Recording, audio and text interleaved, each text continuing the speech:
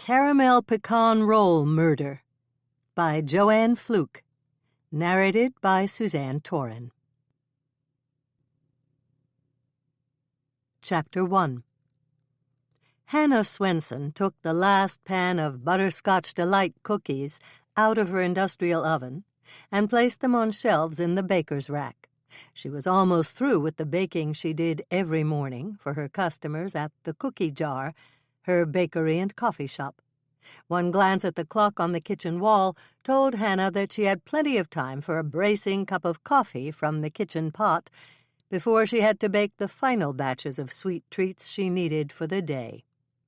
As she was pouring her coffee, the phone on the kitchen wall rang. Rather than wait for her partner, Lisa Herman Beesman, or Lisa's Aunt Nancy to answer it, Hannah decided to do it. "The Cookie Jar," she answered. "This is Hannah." "Hannah!" The man's voice on the other end of the line sounded slightly breathless. "Did Earl come in for coffee this morning?" "Hold on, Mike, I'll check," Hannah said, recognizing the voice of her friend, Winnetka County Detective Mike Kingston. "Is something wrong?" "I'll say. I've got a mess out here on the highway, and I need Earl to come out with the tow truck." "A wreck?" "More than one. Some idiot with a fishing boat jackknifed it coming out of the corner tavern. Somebody from Iowa was going too fast and hit him. Another driver rear-ended the guy from Iowa, and there's going to be more if Lonnie and I don't get this cleaned up fast." "Hold on. Let me see if Earl's here." Hannah hurried to the swinging restaurant-style door that led from the kitchen to the coffee shop and pushed it open. Earl Flensburg and his wife, Carrie, were sitting at a table in the back having coffee and several of Hannah's freshly baked confections. She motioned to Earl, and when he came into the kitchen, she handed him the phone. "It's Mike. Trouble on the highway." "What's going on?" Earl asked, taking the phone from Hannah. He listened for a moment, and then he gave a little nod. "Okay, I got it," he said. "Carrie's here, and we're coming." Earl handed the phone back to Hannah. "Mike wanted to know if Digger's here. When I said he was, Mike said to tell him he needs Digger, too." Hannah shivered. The chill she felt had nothing to do with the temperature of the kitchen. "Somebody died?" Earl shook his head. "No, Mike just wants Digger to get out there with the hearse to slow down the traffic that's coming from Minneapolis." Hannah understood immediately. Digger Gibson was the local undertaker, and there was something about a big black hearse on the road that brought home the fact that people were not immortal. The sight of Digger's hearse caused traffic to slow down and drive more carefully. The Minnesota Highway Patrol called Digger every year when fishing season opened, and Digger drove the stretch from Minneapolis to Lake Eden multiple times on opening day to slow the traffic and prevent accidents. This year, Digger would do double duty, patrolling the highway on the official opening of the fishing season, and now it seemed that Digger would have to go out 1 week early for the first day of the walleye fishing tournament that was being held at the Lake Eden Inn. "Will you ask Lisa to put on another big pot of coffee?" Hannah asked Earl. "I'll pack up some cookies back here, and you and Carrie can take them out there." "Will do," Earl said, going back out the door to the coffee shop. As Hannah packed up the cookies, she thought about the fishing tournament. It wasn't due to start until tomorrow, but it seemed that some contestants were arriving early. This was a slow time of year at the Lake Eden Inn, and Hannah knew that the owners, Sally and Dick Laughlin, were grateful to Wally Wallace for choosing to hold his fishing tournament at their hotel. Wally was practically a Minnesota legend. When he'd taken over the boat-building business from his father-in-law, he had turned it into a huge success. Wallace Watercraft was a money-making enterprise, and Wally Boats were popular fishing crafts all over the country. Once Wally had achieved success with his fishing boats, he had opened a chain of sporting goods stores that were popular nationwide. When tourists from other states came to Minnesota, one of the attractions that they wanted to visit was Wally's flagship sporting goods store. Wally Wallace took his popularity seriously. He understood that being a business tycoon came with a certain responsibility. Wally funded charities, established college scholarships, provided entry-level jobs for countless Minnesota teenagers, and sponsored sports events. When the local high school football team, the Jordan High Gulls, had needed new uniforms and equipment, all it had taken was a letter to Wally, and the uniforms were designed and delivered. Of course, the uniforms had the Wally's Sporting Goods logo on the back, but that was fine with everyone concerned.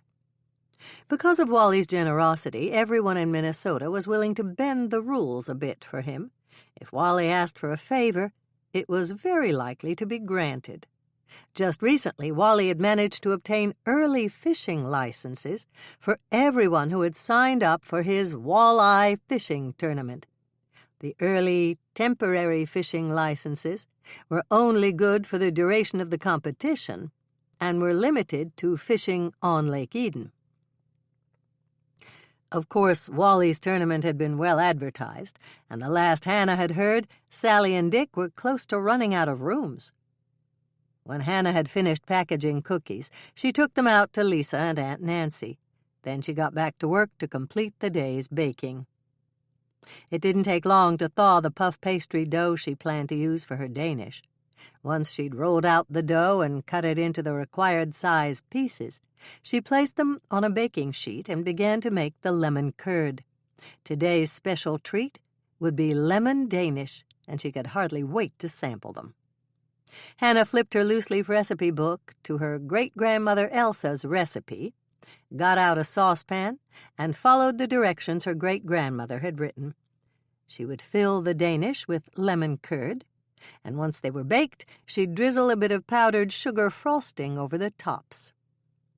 The lemon curd turned out to be easy to make, and Hannah had just pulled it off the stovetop and was giving it a final stir when there was a knock on her back kitchen door. "Norman," she said aloud, smiling as she recognized the knock. She pulled open the door without bothering to look through the peephole that Mike and Lonnie had insisted on installing, and said, "Come in and have a seat." "I can only stay for a couple of minutes," Norman said, hanging his jacket on a hook by the back door and walking to the workstation to take his favorite stool. "Do you have time for coffee?" "Just 1 cup. I need to pick up some cookies to take to Mike." "You have time, then. I already sent the cookies out to Mike with Earl and Carrie." Mike knew that, but he just called me to ask me to bring out more. Another 4 cars couldn't stop in time. It's turning into a big accident scene, Hannah. "Oh, dear." Hannah poured a cup of coffee for Norman and walked over to the baker's rack to see what she could send with him. "Is anyone badly injured?" Mike said it wasn't that bad yet. He was just worried that the situation might escalate. "That's always a possibility." Hannah removed several trays of cookies and began to package them. "Does Mike want more coffee?" "He said it couldn't hurt. I'll go tell Lisa." "Okay." Hannah finished packaging the cookies for Mike and packed up a half-dozen for Norman. As she turned, she glanced out the kitchen window and began to frown. "What's wrong?" Norman asked, coming back in from the coffee shop. "It looks like rain outside." "I know. Let's just hope it blows over." "That's exactly what Mike said. Rain is the last thing we need at the scene of an accident." Norman walked back to his stool at the workstation and picked up his coffee cup. "It's lonely in the mornings without you, Hannah. I guess I'm getting too used to having you stay with me." Warning bells went off in Hannah's head, and she refrained from saying anything at all. It was cozy and comfortable staying with Norman, and she loved the fireplace in the master bedroom. Still, it was temporary, and she missed living at her condo. Having Norman move to the guest bedroom made her feel guilty. If only the bad memories would fade for her and for Moisha, she could go back to her own place. "Did you feed the cats?" she asked. taking a plate of cookies to the workstation and setting them down on the stainless steel surface. "Of course I did. Moisha wouldn't let me forget to feed him. And come to think about it, neither would Cuddles. I think she's learned a trick or two from Moisha because she's not happy unless she gets her breakfast on time." Hannah began to smile. Her cat, 23-pound Moisha, demanded his breakfast and howled about it if he didn't get it soon enough. He also demanded his treats when they got home from work. His bedtime snack of fish-shaped salmon-flavored kitty cookies, and his daily ration of tuna. "I think we've raised 2 spoiled cats." "I think you're right." Norman reached out for a cookie. "What are these, Hannah?" "Butterscotch Delight cookies." "They're pretty, with that drizzle of icing on top." Norman bit into his cookie and began to smile. "And they're really good. Do you mind if I take the rest of these with me, Hannah?" "I don't mind at all. Just save some for you, and don't let Mike eat them all." "I won't. I'll go get the coffee from Lisa and head out to the highway then. Do you want me to pick you up from work tonight?" "Sure. Come over when you're through for the day." "Dinner at home or out?" Hannah came close to frowning. That sounded a bit too domestic for her. She'd been staying at Norman's house for 3 weeks now, and perhaps it was time to make a change. "I could use a hamburger," Norman said. "How about one of Rose's patty melts?" "That sounds good to me," Hannah said quickly. "Thanks, Hannah. See you later, then." Norman grabbed his jacket, put it on, and opened the back door. "I'll be here by 4. "That's good for me," Hannah told him. After Norman left, Hannah went back to her baking. The lemon curd had cooled enough for her to use it. She'd already spooned on the cream cheese mixture, and now it was time for the lemon curd. Once each Danish had its lemon curd in place, she folded over the corners of the puff pastry, brushed on the egg wash, and sprinkled sugar on top. It didn't take long at all to bake them, and less than a half-hour later, she was through baking. She should probably bake another couple of batches of cookies, since she'd sent so many out to the accident scene, but she needed a cup of coffee first. Once she'd poured it, she walked back to the workstation, sat down on her favorite stool, and gave a long sigh.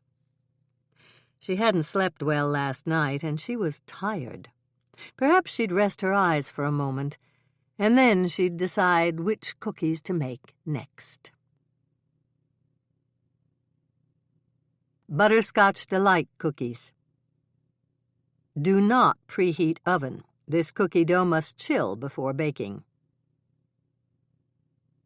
Ingredients: 8 ounces, 2 sticks, 1/2 pound, salted butter, 2/3 cup white granulated sugar, 2/3 cup brown sugar, pack it down in the cup when you measure it, 1 teaspoon salt, 2 teaspoons vanilla extract, 1/2 teaspoon baking soda, 1 teaspoon baking powder, 2 large eggs beaten, just whip them up in a glass with a fork, 3 cups all-purpose flour, pack it down in the cup when you measure it, 2 cups butterscotch chips. I used Nestle. Directions. Hannah's first note. You can mix these cookies up by hand, but it's easiest with an electric mixer. Prepare your cookie sheets by spraying them with Pam or another nonstick cooking spray. Alternatively, you can line your cookie sheets with parchment paper. Melt the butter in a microwave-safe bowl on high for 1 minute, 60 seconds. Let the melted butter sit in the microwave for an additional minute. If it's not completely melted, microwave it in 20-second increments with 20-second standing times until it is melted. Set the melted butter on the kitchen counter to let it cool a bit. Put the white sugar in the bowl of an electric mixer. Sprinkle the brown sugar on top of the white sugar. Add the teaspoon of salt. Turn the mixer on low and mix until the sugars and salt are well blended. With the mixer still running on low speed, add the 2 teaspoons of vanilla extract, then mix it in. With the mixer still running on low speed, add the baking soda and the baking powder. Mix thoroughly.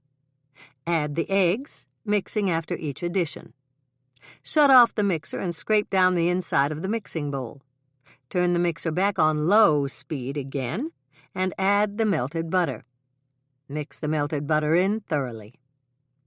Measure out the flour and add it to your mixing bowl in half-cup increments, mixing thoroughly after each addition. Turn off the mixer, scrape down the sides of the bowl, and take the bowl out of the mixer. Use a mixing spoon to mix in the 2 cups of butterscotch chips. That's 1 12-ounce package. Give the cookie dough a final stir by hand.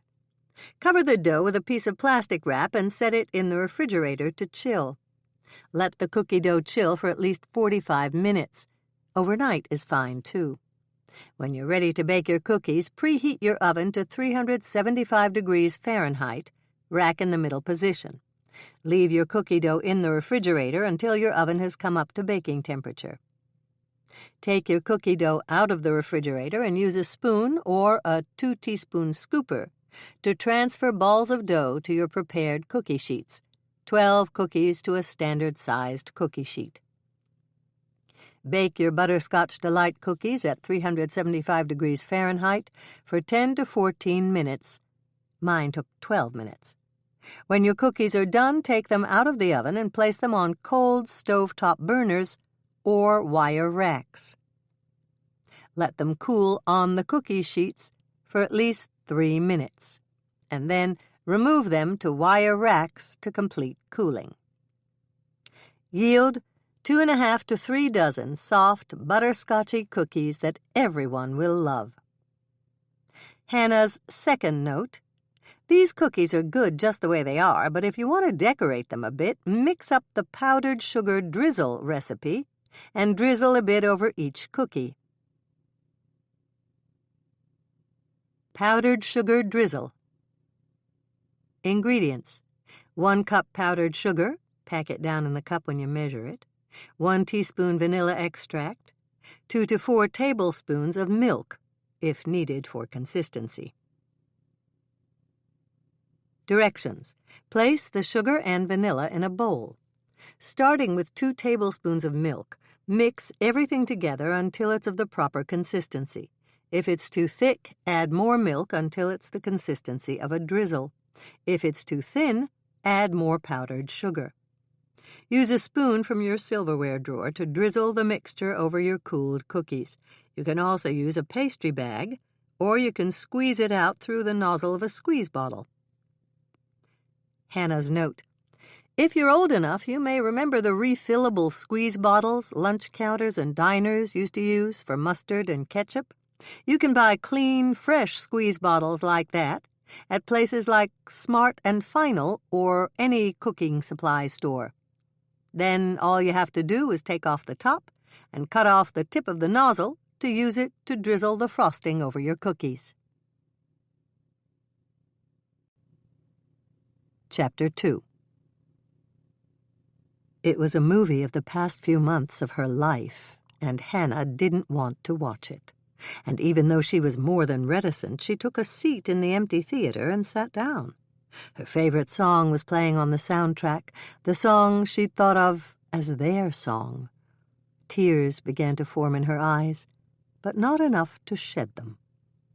They stood there on the balcony of a Las Vegas hotel, and she shivered slightly, even though his arms were warm around her. It was quiet, the early silence that comes before dawn. The sunrise was coming, but the sky was dark and inky black, the black of loss, the black of supreme tragedy. And slowly enough to be almost imperceptible, a faint hint of colors began to appear on the horizon. The sun was preparing to rise, and with it would come the sorrows of the day that she had promised to go to the airport with him to say goodbye. "I love to watch the sunrise," he said softly. "It's like a resurrection for me. I can forget the mistakes I made in the past because everything is fresh and new again, and if I try, I have the power to make it the best day of my life." Hannah didn't say anything. She didn't have to. She simply turned and kissed him as the music came to a crescendo and the screen shifted to the next scene. One more kiss, and he was walking away, through the checkpoint, leaving her with tears in her eyes that threatened to spill down her cheeks. She stood there, unable to force her legs to move for several minutes, and then, finally, she turned away. He was gone, and she felt bereft. Hannah sighed. She'd never felt so alone. She knew he was coming back in a week, but that didn't really help right now. Ross was gone, and she felt desolate. "Excuse me, miss." One of the TSA agents, the one Ross had talked to while he was waiting for his shoes and carry-on, approached her. "Please come with me." "Come with you? Where?" "To the scanner." "But I'm not flying anywhere. I just came here to see someone." Hannah paused as she spotted Ross on the other side of the scanner. "There he is, the man I brought to the airport. What's happening?" "It'll be fine," the agent said, smiling at her. "Just follow me, please." Ross was beckoning to her. If he wanted her to follow the TSA agent, she would. The agent led her to the scanner, and he motioned for Ross to come through. "You'd better ask her in a hurry," he said to Ross. "Your flight leaves in 10 minutes. Ross hurried through the scanner and folded his arms around Hannah. "I couldn't leave without asking you," he told her. "Without asking me what?" Ross took both of her hands in his and dropped to one knee. "Hannah Louise Swensen, will you marry me?" "Oh!" Hannah gasped. Suddenly her knees began to shake, and then she was kneeling on the floor by Ross. His arms closed around her, his lips met hers, and Hannah knew she'd never felt so happy in her whole life. The kiss seemed to last for eons, but then they heard the sound of applause. Hannah and Ross looked up to see a circle of TSA agents surrounding them and clapping. The refrain of their song gained volume, and Hannah did her best to swallow the lump in her throat as the scene changed again. It was her wedding day, and she was in the back of a garbage truck, stuck in the dumpster where she'd hidden from the killer who'd attempted to make her his next victim. No time to dress in her wedding gown. No time for Michelle and Andrea to do her hair. No time to pack for the Mexican Riviera cruise she'd been awarded for winning the dessert chef contest. Of course, Mike had come through. He'd stopped the garbage truck. He and the driver had extricated her from the depths of the dumpster, and she'd run down the aisle of the church, decorated with butter wrappers, spaghetti sauce, and various unidentified food items clinging to her jeans and sweatshirt. She still remembered Grandma Knutsen's comment.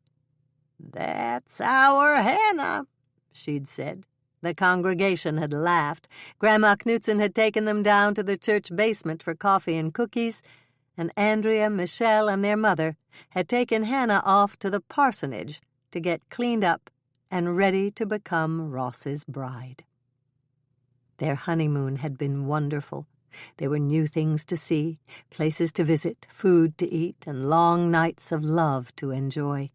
Hannah remembered thinking that she'd never been so happy. But it hadn't lasted. At least, not that long.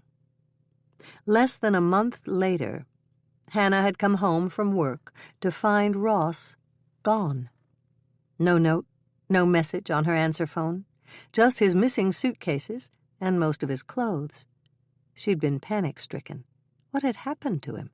Mike and Norman had calmed her down and promised to find out what had happened to Ross. Mike and his detectives had done exactly that. Hannah felt tears roll down her cheeks as she remembered that awful night when Mike had told her that Ross was married. But it wasn't to her. That Ross had gone back to his legal wife, and Hannah's wedding was a fake. And then, an even harder blow had struck. Ross had come back several weeks later, and he'd threatened to kill her if she didn't do exactly what he wanted. Hannah had believed the hard edge in his voice and the icy coldness in his eyes. She had no doubt that he would have killed her if he had the chance. But Hannah and her friends hadn't given him the chance, and Ross had ended up dead on the carpet in her condo. Did she still love Ross? There were times when Hannah thought she did, that love couldn't be extinguished that rapidly. Inversely, there were other times when she despised him for duping her, for making her fall in love with him. She had loved him completely, accepting everything he'd told her as truth. He had duped her, betrayed her trust, and Hannah wasn't sure if she could ever love anyone unconditionally again. "Hannah? What's wrong, Hannah?" A female voice roused her from her unhappy dream, and Hannah sat up so fast she almost tipped over her mug of coffee. "Sally?" she asked, staring at the woman who had come into the kitchen. "What's wrong, Hannah?" Sally repeated. "You were crying in your sleep. Was it a nightmare?" Hannah thought fast. She was almost sure that Sally would keep her confidence, but she didn't want to admit she'd been crying over her failed marriage. "Nothing's wrong," she said quickly. "I fell asleep and I must have had a nightmare." "Well, I'm glad I came in to wake you up. It must have been a doozy of a dream." "Oh, it was," Hannah said, thinking fast. "I was dreaming that I ran out of chocolate." "Good heavens!" Sally began to laugh. "That's awful, Hannah. What would we do without chocolate?" "We'd all sink into a morass of depression," Hannah replied, regaining her equilibrium and managing a smile. "Did you come to pick up your order of cookies, Sally?" "I did. Lisa and Aunt Nancy already loaded them into my car. I already had a cup of coffee with them in the coffee shop. But I'd love to have another with you now. I have something I need to talk to you about." Hannah hurried to the kitchen coffee pot. She refilled her cup for herself and poured fresh coffee for Sally. "Would you like to taste one of my new lemon Danish?" "I'd love to. I was so busy this morning I forgot all about breakfast. You know how it is the day before a big event, don't you?" "Not really. I've never been so busy that I forgot about breakfast." "Well, I had a lot on my mind this morning. It's not going well, Hannah." "The fishing tournament?" "That's part of it.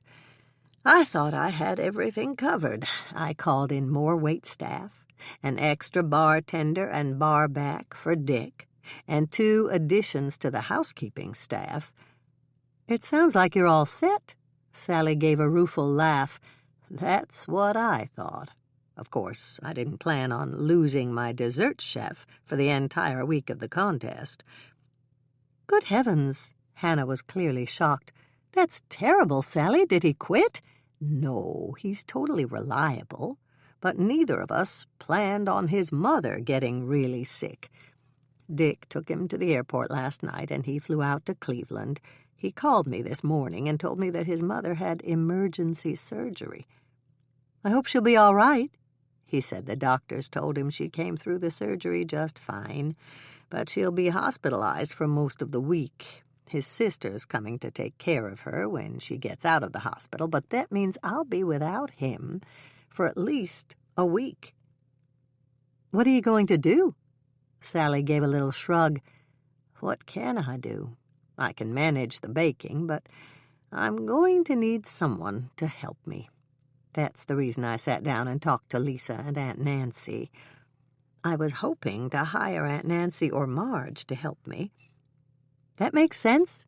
We can all get along just fine here. This is a slow time of year for us."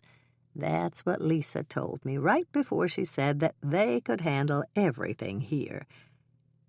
"Then you're going to try to hire Marge?" Sally shook her head.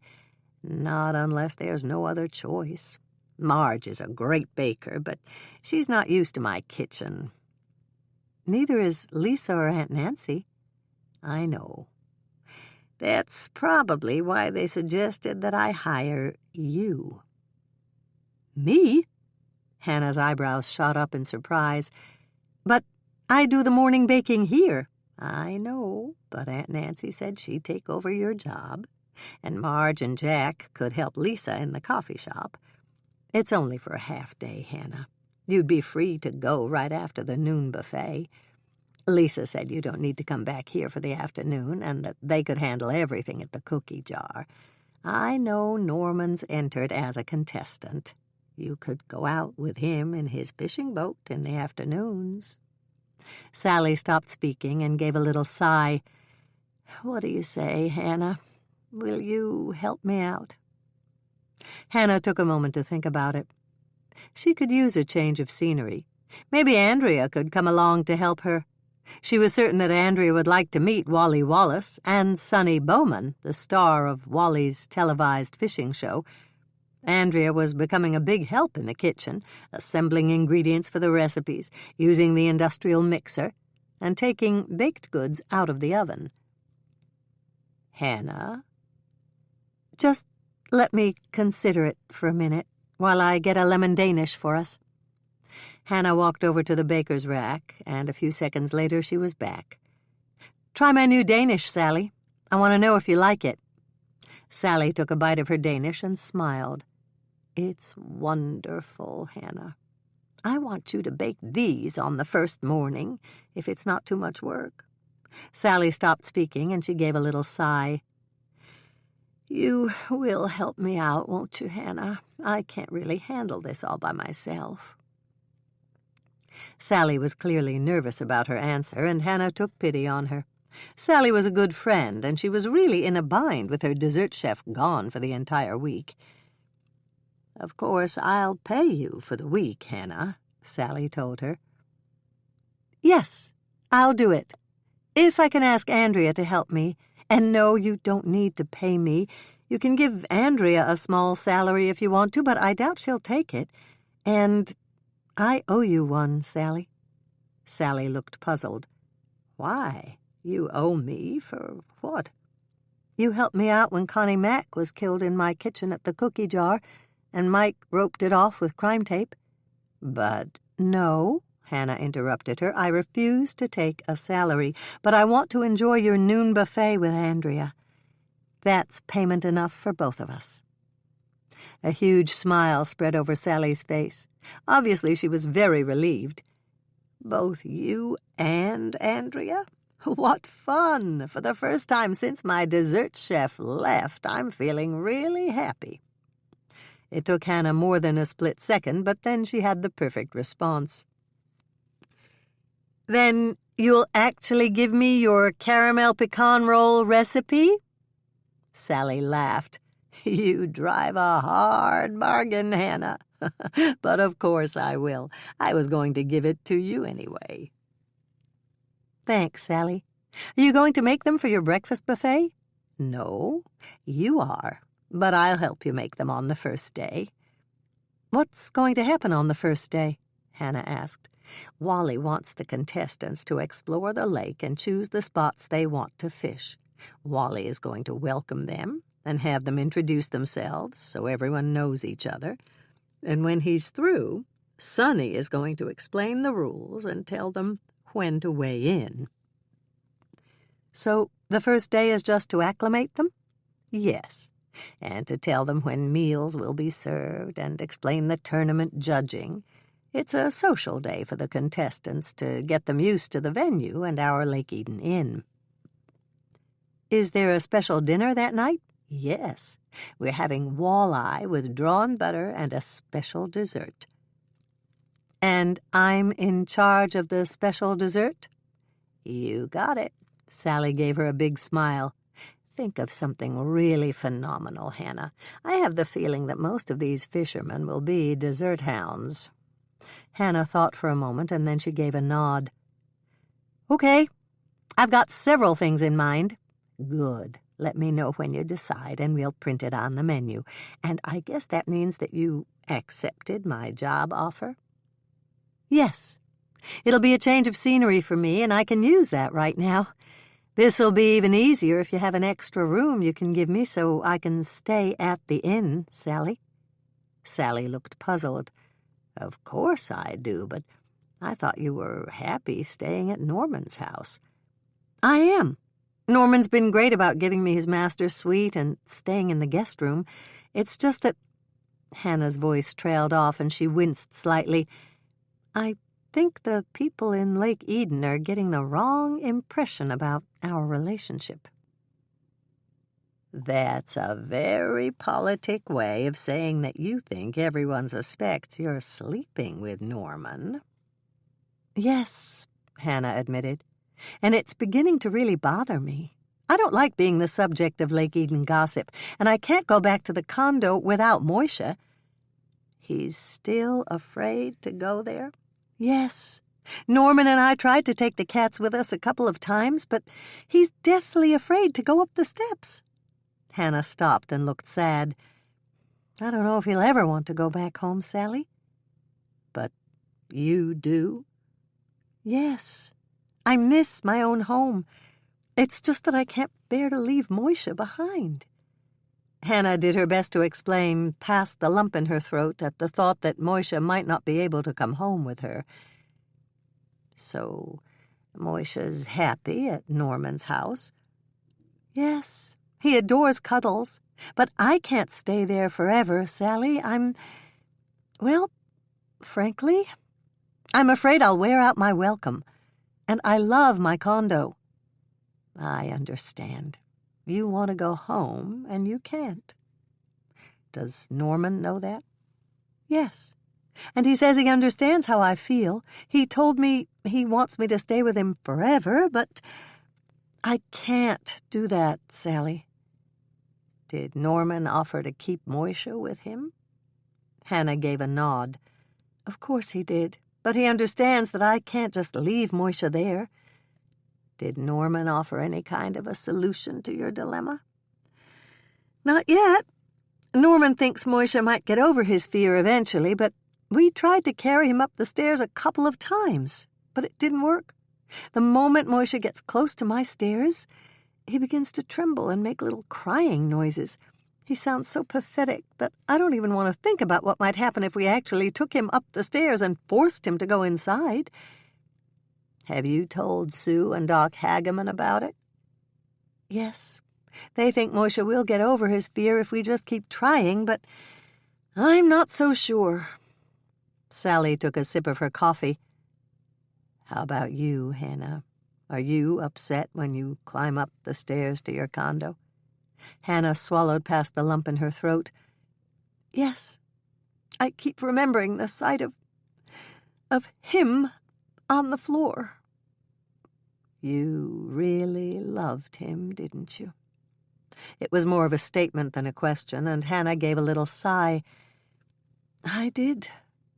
And then when I found out what kind of a man he really was, I felt like a fool for believing him. But I still get a lump in my throat when I think about seeing him there. So... "I know. We all make mistakes, Hannah. But sometimes an even bigger mistake is not trusting ourselves to love again." Lemon curd. A stovetop recipe. 3 whole eggs, 4 egg yolks. Save the whites in a mixing bowl and let them come up to room temperature. You'll need them for the meringue. 1/2 cup water, 1/3 cup lemon juice, 1 cup white sugar, granulated, 1/4 cup cornstarch, 1 to 2 teaspoons grated lemon zest, 1 tablespoon butter. Hannah's note. Using a double boiler makes this recipe foolproof, but if you're very careful and stir constantly so it doesn't scorch, you can make the lemon filling in a heavy saucepan directly on the stove over medium heat. Put water in the bottom of a double boiler and heat it until it simmers. Make sure you don't use too much water. It shouldn't touch the bottom of the double boiler top. Off the heat, beat the egg yolks with the whole eggs in the top of the double boiler. Add the 1/2 cup water and the lemon juice. Combine sugar and cornstarch in a small bowl and stir until completely blended. Add this to the egg mixture in the top of the double boiler and blend thoroughly. Place the top of the double boiler over the simmering water and cook, stirring frequently until the lemon curd thickens, 5 minutes or so. Lift the top of the double boiler and place it on a cold stovetop burner. Add the lemon zest and the butter. Stir thoroughly. If you're using your lemon curd for a lemon meringue pie, you can pour it into a pre-baked pie shell while it is hot. Otherwise, let the lemon curd cool to room temperature. When your lemon curd is cool, you can use it in lemon Danish or miniature lemon cheesecakes. Lemon Danish. Do not preheat your oven yet. You must do some preparation first. Hannah's first note. Frozen puff pastry dough is good for all sorts of things. When you buy it for this recipe, buy 2 packages. You'll only use 1 package in this recipe, but keep that second package in your freezer for later. Thaw it when you want to dress up leftovers by putting them inside little puff pastry packets and baking them, or make some turnovers from fresh fruit. Puff pastry can also be used for appetizers. The pastry. 1 17.5-ounce package frozen puff pastry dough. I used Pepperidge Farm, which contains 2 sheets of puff pastry. 1 large egg. 1 tablespoon water, right out of the tap is fine. White granulated sugar to sprinkle on top. The cream cheese filling. 8-ounce package brick cream cheese, softened to room temperature. I used Philadelphia. 1/3 cup white granulated sugar. 1/2 teaspoon vanilla extract. The powdered sugar drizzle frosting. 1 1/4 cups powdered confectioner's sugar. Pack it down in the cup when you measure it. 1 teaspoon vanilla extract. 1/8 teaspoon salt. 1/4 cup whipping cream. That's heavy cream, not half and half. Directions. Thaw 1 package of puff pastry, 2 sheets, according to package directions. Do this on a lightly floured surface. I used a breadboard. To prepare the surface, sprinkle on a little flour and spread it around with your impeccably clean palms. Directions for the cream cheese filling. In a microwave-safe mixing bowl, combine the softened cream cheese with the sugar and the vanilla extract. Heat the mixture in the microwave for 30 seconds, then take it out, place on a folded towel, and give it a final stir until it is smooth and creamy. When it's cool, cover the bowl with plastic wrap and leave it on the counter. Hannah's second note. You will not be making the drizzle frosting yet. You will do this after your lemon Danish are baked and cooling. Preheat your oven to 375 degrees Fahrenheit, rack in the middle position. While your oven is preheating, prepare 2 baking sheets by lining them with parchment paper. Check your puff pastry to see if it is thawed. If it is, it's time to prepare it to receive its yummy contents. Unfold 1 sheet of puff pastry on your floured board. Sprinkle a little flour on a rolling pin and roll your puff pastry out to a 12-inch square. Hannah's third note. I use a ruler to make sure I have a 12-inch square when I'm through. Use a sharp knife to make 1 horizontal line through the middle of the square and 1 vertical line through the middle of the square. This will divide it into 4 equal or nearly equal pieces. Break the egg into a cup. Add 1 tablespoon of water and whisk it up. This will be your egg wash. Transfer 1 of your cut squares of puff pastry to your prepared cookie sheet. Use a pastry brush to brush the inside edges of the square with the egg wash. This will make the edges stick together when you fold the dough over the cream cheese and lemon curd. Measure out approximately 1/4 cup of the cream cheese filling and place it in the center of the square. Spread the cream cheese over the square evenly to within 1/2 inch of the edges. Spread 2 tablespoons of the lemon curd from the previous recipe over the cream cheese. Pick up 1 corner of the square and pull it over the filling to cover just a little over half of the filling. Then pick up the opposite corner and pull that over to overlap the first corner. Since the egg wash you used on the square of puff pastry dough acts as a glue, that second corner should stick to the first corner. If it doesn't, Simply use a little more of the egg wash to stick the two overlapping corners together. Hannah's fourth note. This sounds difficult, but it's not. You'll catch on fast once you complete the first one. It takes much longer to explain than it does to actually do it. When you've completed the first 4 squares, repeat this procedure for the second sheet of puff pastry. Once you have all 8 lemon Danish on the cookie sheets, brush the top of the pastry with more egg wash and sprinkle on a little granulated sugar. You won't drizzle your Danish with the powdered sugar drizzle frosting until after you bake them. Preheat your oven to 375 degrees Fahrenheit, rack in the middle position. When your oven comes up to temperature, bake your lemon Danish for 25 to 30 minutes, or until they're golden brown on top. Remove the cookie sheet from the oven and place them on a cold stovetop burner or a wire rack, and let the pastries cool for 10 minutes. While your lemon Danish are cooling, make the powdered sugar drizzle frosting. The powdered sugar drizzle frosting. Place the powdered sugar in a small bowl and mix it with the vanilla extract and salt. Add in the whipping cream slowly while stirring until the frosting is the proper consistency to drizzle on top of your lemon Danish. Use your favorite method to drizzle frosting over the tops of your lemon Danish. A pastry bag or a plastic bag with one of the corners snipped off works well for this.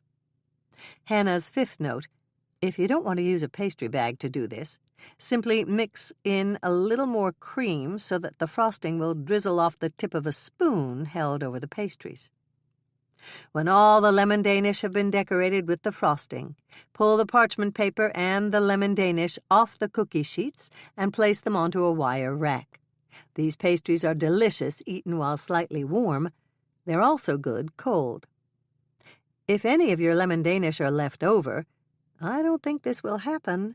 Wrap them loosely in wax paper and keep them in a cool place. Hannah's sixth note. The lemon curd recipe I gave you will make more than you need for your lemon Danish. Store the leftover lemon curd in a tightly covered jar in the refrigerator and use it to make miniature lemon cheesecakes.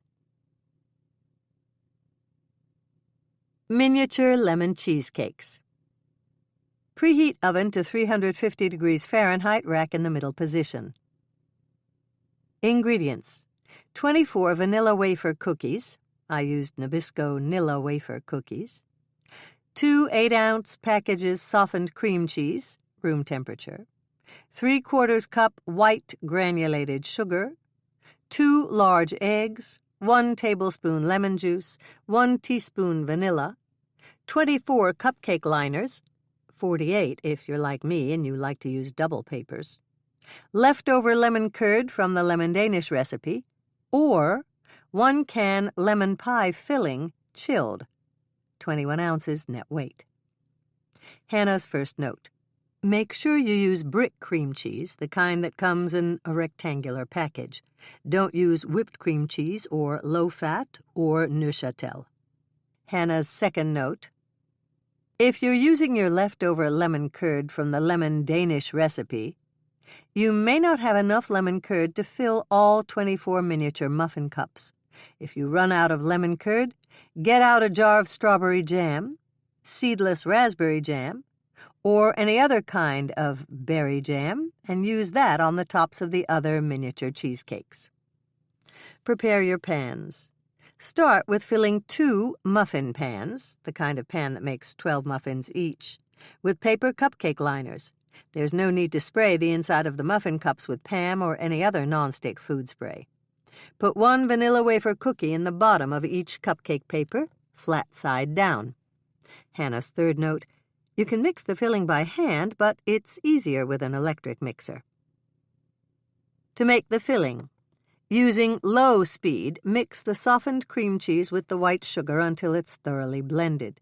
With the mixer still running on low speed, add the eggs one at a time, beating after each addition. Continue to mix until everything is well blended and of a uniform color. Mix in the lemon juice and the vanilla extract. Beat until the resulting mixture is light and fluffy. Shut off the mixer, scrape down the insides of the bowl, and take the bowl out of the mixer. Spoon the cheesecake batter into the muffin tins, dividing it as equally as you can. When you're through, each cupcake paper should be between half and 2/3 full. They're going to look skimpy, but they'll be fine once they're baked, and you put on the lemon curd or jam topping. To bake the cheesecake filling, put both cupcake pans in the preheated oven and bake the cheesecake filling at 350 degrees Fahrenheit for 15 to 20 minutes, or until the top of the filling has set and has a satiny-looking finish. The center may sink a bit, but that's okay. The topping will cover that. Take the muffin pans out of the oven and set them on cold stovetop burners or wire racks. Cool your miniature lemon cheesecakes until they reach room temperature. To add the lemon topping. When the cheesecakes have cooled, take the leftover lemon curd out of the refrigerator and give it a stir with a spoon from your silverware drawer. Then add topping to bring the muffin cups to about 3/4 full. When and if you run out of lemon curd, fill the remaining muffin cups with berry jam. Refrigerate your miniature lemon or berry cheesecakes in the muffin tins for 30 minutes to 1 hour before serving. To serve, take your cheesecakes out of the refrigerator and carefully remove them, still in their cupcake papers. Place them on a pretty platter for an elegant dessert. Make sure to have hot, strong coffee and icy cold glasses of milk available. Butterscotch sauce, a stovetop recipe. Ingredients for butterscotch sauce: 1/2 cup salted butter, 1 stick, 4 ounces, 1/4 pound. 1 cup brown sugar, pack it down in the cup when you measure it. 1/3 cup whipping cream, heavy cream. I used Knudsen. Hannah's first note. Sally serves this butterscotch sauce with her pancakes, waffles, and French toast at her breakfast buffets. Everyone raves about it. Hannah's second note. Gather up all your ingredients before you start to make this recipe. If you find that your brown sugar has clumped up in hard little nuggets, don't panic. There's an easy way to make your own brown sugar, as long as you have white granulated sugar and molasses. Simply place the cup of white sugar in a small bowl and drizzle 1 teaspoon of molasses over the top of the bowl. Then mix in the molasses until it is thoroughly combined with the sugar, and the result is a nice, even color of brown. I always keep molasses on hand at the cookie jar for this reason. All you have to remember is to mix it with white sugar to get brown sugar. Directions. Place the salted butter in a medium-sized saucepan on the stove. Turn the burner on medium heat and melt the butter. Once the butter is melted, use a whisk to add the brown sugar to the melted butter. Whisk until the brown sugar and butter are thoroughly combined. Add the heavy cream to the mixture in your saucepan and continue to whisk until the cream is combined. With the burner still on medium heat, whisk until the mixture comes to a boil. Set a timer for 3 minutes and continue to whisk for exactly 3 minutes. Pull the saucepan off the heat and over to a cold burner, then shut off the hot burner. You won't need it again. Let the butterscotch sauce cool until it comes to room temperature. Then pour it into a glass jar with a lid or a sealed container. Refrigerate your butterscotch sauce until you need it. If it's tightly sealed and refrigerated, it will keep for weeks. Chapter 3. Hannah stood in back of the breakfast buffet table, watching to see which dishes needed to be replenished. Andrea was several feet from her by the stacks of pancakes and large pan of crispy bacon. The pan with the breakfast sausages was between them, and Sally stood at the other end, helping to dish up squares of the breakfast bakes the 3 of them had prepared earlier. The array of breakfast dishes was impressive. While Hannah and Andrea had baked the cookies they'd need for mid-morning and mid-afternoon snacks, Sally and her kitchen crew had assembled a variety of breakfast bakes: scrambled egg and cheese casseroles and biscuits. Then, leaving her crew to finish their tasks, Sally had joined Hannah and Andrea to teach them how to make her caramel pecan rolls. The caramel pecan rolls were not as difficult as Hannah had thought they would be, and the fishermen seemed to love the buttery breakfast treat. So far, Hannah had refilled the large platter 3 times, and it was almost time to do it again. She could understand why more than one contestant had come back for multiple rolls.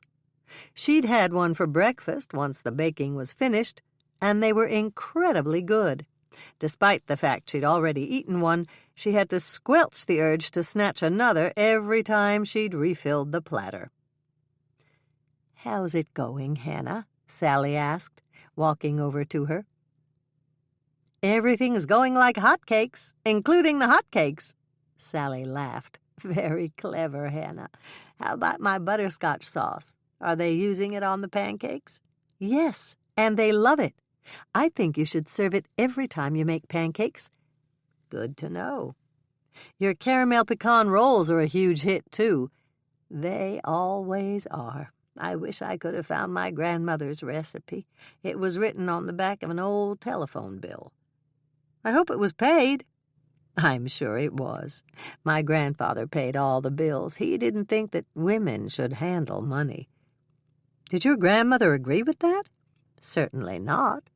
But she never told him that. She had a chicken coop and she sold the eggs." "Did your grandfather know about her egg money?" "Yes, but he didn't think it was important. Actually, she made quite a bit of money from the eggs, but he never bothered to find out how much." "What did she use the money for?" "For us. My grandparents lived way out in the country, and they only went into town once a month. While Grandpa was paying the bills, Grandma used to get groceries and go to the mercantile stores to buy clothes and presents for the grandkids." "And that was all right with your grandfather?" "Oh, yes. It wouldn't have been all right if she'd worked outside the home. But he felt that farm wives were entitled to their egg money." Hannah noticed that a man dressed in fishing clothes was walking up to the podium that had been set up next to the stage Sally used for entertainment. "Is that Sonny?" she asked. "No, that's Wally. I'll introduce you later. Wally's going to greet the contestants, and then he'll turn things over to Sonny and Joey." Wally clicked a button on the microphone and tapped it to make sure it was working. "Hello, fishermen," he said. "It's good to see a group of sportsmen all ready to enjoy the great outdoors." There was a smattering of applause, and he smiled before he went on. "Today is the first unofficial day of the walleye fishing tournament. Today is the day you'll get time to explore Lake Eden and get acclimated. I know that most of you have fished for walleyes before, but our fishing expert, Sonny Bowman, is going to go through the rules of the contest with you and give you a few tips about walleye fishing. How many of you have fished in Eden Lake before?" Hannah was glad to see at least a dozen men raise their hands. There were quite a few locals signed up for the competition. "Our tournament doesn't officially begin until tomorrow morning, so use today to explore the lake and find your favorite spot to fish," Wally went on speaking. "Come up here, Sonny, and explain the competition rules and tell them about the prizes." Hannah couldn't help but stare as Sonny Bowman walked up to the podium. He was criminally handsome, with sun-bleached hair and a physique that had obviously benefited from frequent workouts at the gym. "He's something, huh?" Andrea whispered, coming up to Hannah. "He's certainly handsome, and he knows it," Andrea added. "He looks good on camera, though, and that's probably why Wally chose him for the show." "But he's an expert fisherman, too, isn't he?" "I don't know. I asked Bill about that. I figured he'd know since he always watches all the fishing shows." "What did Bill say?" "Bill said he'd never heard of Sonny before Wally put him on the show." "Really?" Hannah asked. "I thought he was famous." "He is now. but we drove to Wally's flagship store, and Bill met Sonny. Bill asked him a couple of questions about fishing and was not impressed. Why? What did Sonny say? He said he had to cut his time short because Wally wanted to meet with him, and he told Bill to find Joey Z and ask him. Hannah reached the obvious conclusion. So you don't think Sonny knew the answers to Bill's questions? That's right. Sonny could hardly wait to get away. Did Bill find Joey and ask him? He did, and Joey answered every one of his questions and even gave him some fishing tips. He likes Joey, but he thinks that Sonny is a fake. That's one of the reasons Bill didn't sign up for the tournament. Hannah began to frown. I thought Bill didn't sign up because he was going to the big sheriff's conference. You're right. But if he'd really wanted to enter the competition, Bill would have done it. As it turns out, it's a good thing, since they changed the dates on the sheriff's conference. So he's going to the conference instead? Rick Murphy's going with him. Bill asked Mike and Lonnie to stay here in case there was any kind of an emergency. Hannah heard the arpeggio that Andrea used for her ringtone and watched as Andrea pulled her cell phone out of her apron pocket. Here's Bill now. He probably wants to know what time I'm coming home so I can help him pack. That man can't fold a shirt to save his soul. If he had to do it himself, he'd roll them up in a ball and throw them in the bottom of his suitcase. Hannah filled the caramel pecan roll platter again as Andrea answered her husband's call. She was just putting the platter back on the table when she saw the shocked expression on her sister's face. Is Bill okay? She asked quickly. Andrea gave a quick nod and turned back to her phone. I'll leave here as soon as I can, honey. And don't be nervous. Your speech is wonderful, and everyone's going to love it. Problems? Hannah asked when Andrea dropped her phone back into her apron pocket. Not really. It's just that Bill always gets nervous when he has to give a speech, and this one is a lot more important than either one of us thought it would be. How so? They just called him from the convention center and told him that their keynote speaker had to cancel, and then they asked Bill to be the keynote speaker. They told him it's going to be televised and everything. That sounds like a real honor, Andrea. Bill's going to do it, isn't he? Yes, but you know how nervous he gets speaking in public. It's a good speech, Hannah. Andrea gave a little laugh. I should know. I had to listen to him go through it 4 times last night. Hannah laughed. Will we be able to see him on television? Yes. KCOW-TV is going to run it as a community service program. You can see him, but you'll have to record it. I checked with Lynn, and they're going to air it at 8 in the morning, and we'll be out here working with Sally. Call Mother and tell her about it. She'll record it, and we can all watch it at the penthouse. Good idea. Mother and Doc just got a new big screen, and we can all watch it there. Andrea reached into her apron pocket and pulled out her cell phone once again. That's probably Bill telling me that he's arrived at the hotel. One glance at the display, and she frowned slightly. It's Michelle. She clicked on her phone to answer. Hi, Michelle. What's up? Hannah refilled one of the buffet dishes while Andrea spoke into her phone. She was smiling as she hung up. What did Michelle want? Hannah asked. She invited us to join Lonnie and her at Dick's bar at 5 for drinks tonight. She's going to invite Mike, too. I'll have to ask Norman first, but that's fine with me. Andrea looked around the room. Where is Norman? I thought he'd be here. He planned to be, but he got a call from Doc Bennett. He was supposed to fill in for Norman every day this week, but Doc Bennett forgot he had a doctor's appointment this morning. Doc Bennett's okay, isn't he? Andrea sounded worried. He's fine. This is just a checkup, but he didn't want to cancel at the last minute. He told Norman he'd probably be through by noon, and Norman's coming out here then. Hannah reached out to move a platter slightly so that it would be easier for the breakfast crowd to reach. How about you, Andrea? You can make it out here tonight, can't you? No problem. Grandma McCann is taking the kids out to a movie tonight, and I wasn't exactly looking forward to sitting at home all alone. I'll call Norman when we finish with the buffet and ask him about tonight, but I'm sure it'll be fine with him. He has to run back to his house to feed the cats, but that won't take long." Hannah stopped speaking and began to frown. "It's not karaoke night tonight, is it?" Andrea laughed. "No, Michelle told me that right away." "Good. I don't think I could take another rendition of Alice and Digger singing together. It's even worse than Mother and Carrie singing Bye-Bye Love." Andrea looked extremely doubtful. "They can't be that bad." "Take my word for it, they are. If anyone's an expert about singing off-key, it's me," Hannah said, laughing. "Do you want me to pick up you and Norman?" Andrea said. Hannah hesitated. No, I'll be here already. I'm staying out here for the week of the fishing contest." "How about Norman? I could pick him up." Hannah hesitated. Thanks, but that's not necessary." Andrea gave her a long, level look. "You mean you and Norman are staying out here together?" "Not together," Hannah said quickly.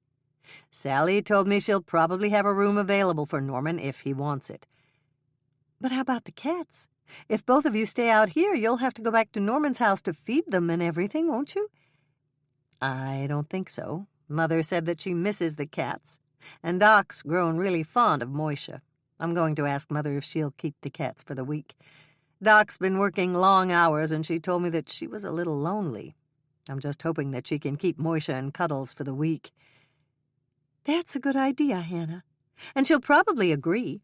She told me that Stephanie Bascom comes over every afternoon for tea, and they both love to watch the cats try to catch ladybugs in the garden." "I know. Everyone gets a kick out of that, especially because the cats never catch them. And Doc says that Moisha always looks completely amazed when the ladybugs fly off." Andrea looked highly amused. "Moisha caught one the other day. Mother told me." "Oh, dear.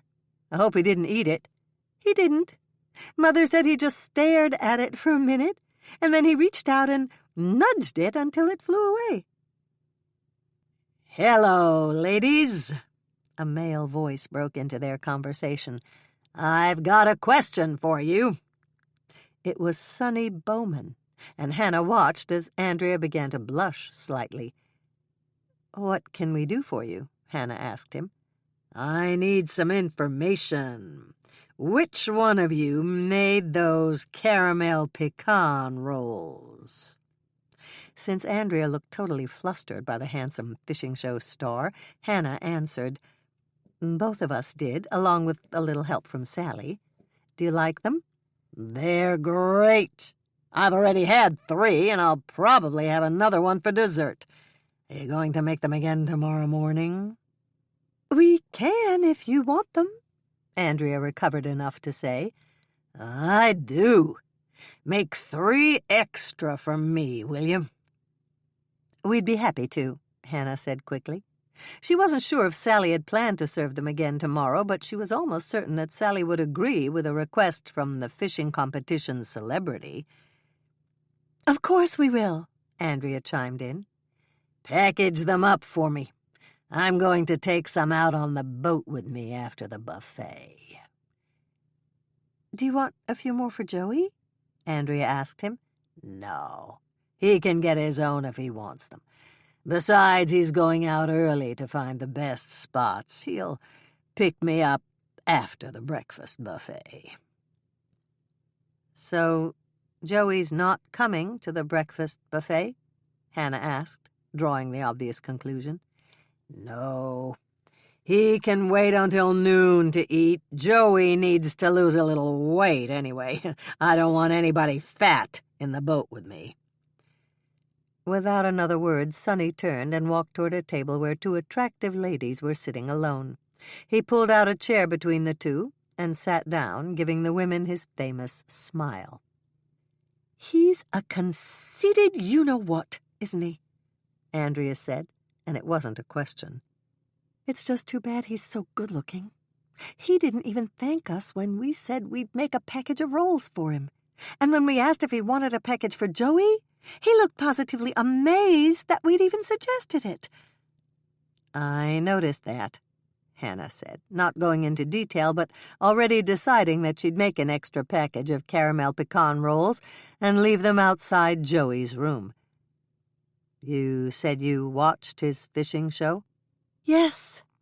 Bill likes it because he always goes to a different lake in Minnesota. He says it's good advertisement for our state. That's probably true. Has he gone to Lake Eden before? I don't think so, and I've watched every episode with Bill. We always record it and watch it together. I didn't realize that you liked fishing that much. I don't. I watch because it's something I can do with Bill. It's time that we get to spend together. If I didn't watch, he'd probably turn on the TV in his office and watch it there. Hannah was impressed. Her sister was doing her best to be a good wife. You ought to watch it sometime, Andrea told her. It's just a crime the way Sonny treats Joey. I think they just chose Sonny because he looks really good on television. You're probably right. I'm sure it all has to do with demographics. Fishing shows are primarily a guy thing, but women will watch it for Sonny. She glanced over at the table where Sonny was sitting with the two women. You're right. Andrea was obviously impressed with Hannah's insight.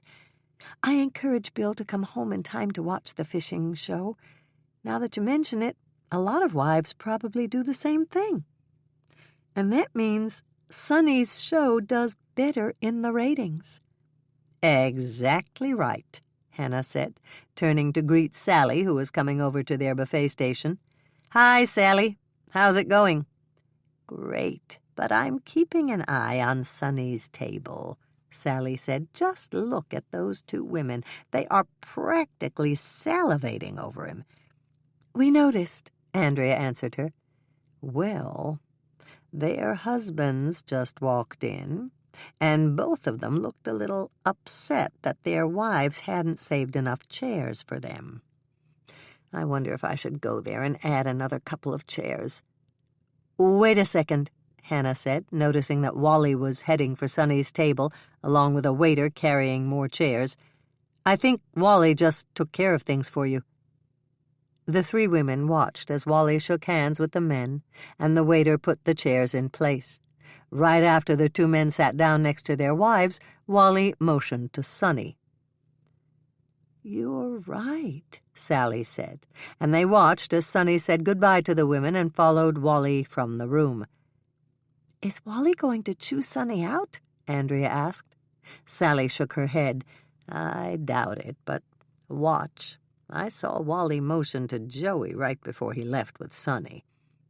Very smart, Andrea said, watching Joey get up from his chair and walk over to the table that Sonny had vacated. Look at the men now, Sally commented. They're all smiles. That's probably because they have the chance to ask Joey fishing questions, Sally suggested, beginning to smile. Dick got a chance to talk to Joey last night, and he said that Joey knows more about fishing than anyone else he's ever met. She turned to Hannah. I hope you girls are going to make those rolls for Sonny in the morning. Personally, I can't stand the guy, but I need him to convince Wally to come back here every year for a walleye fishing tournament.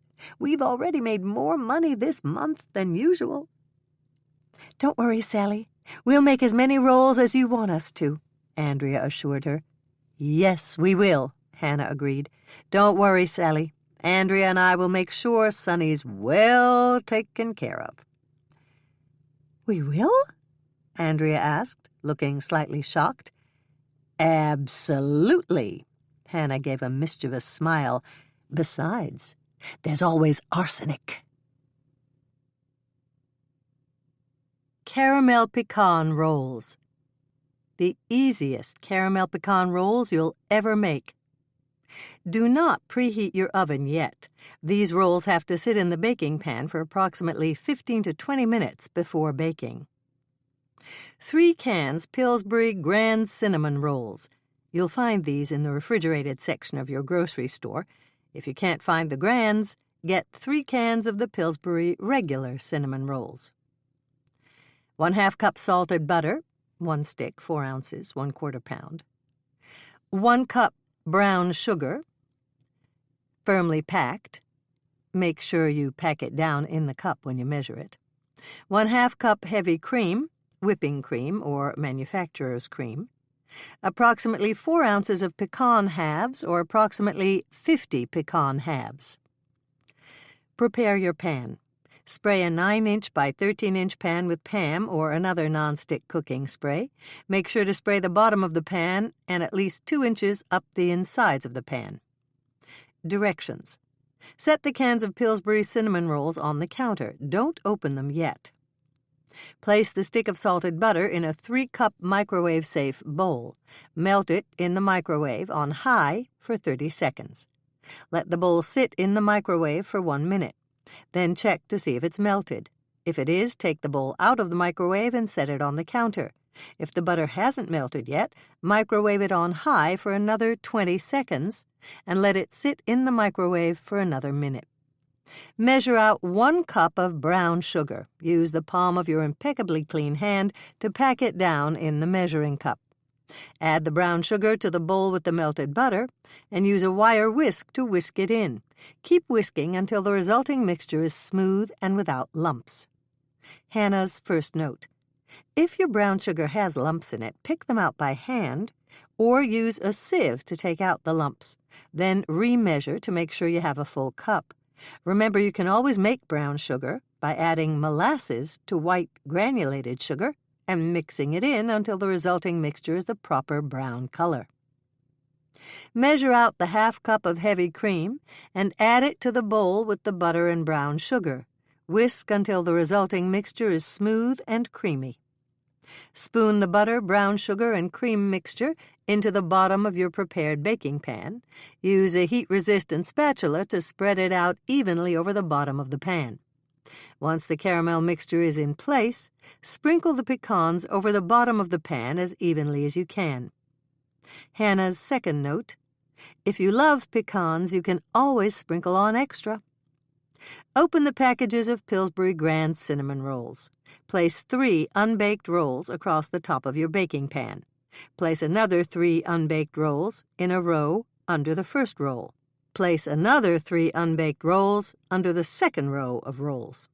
Place another 3 unbaked rolls under the third row of rolls, which should bring you to the bottom of your baking pan.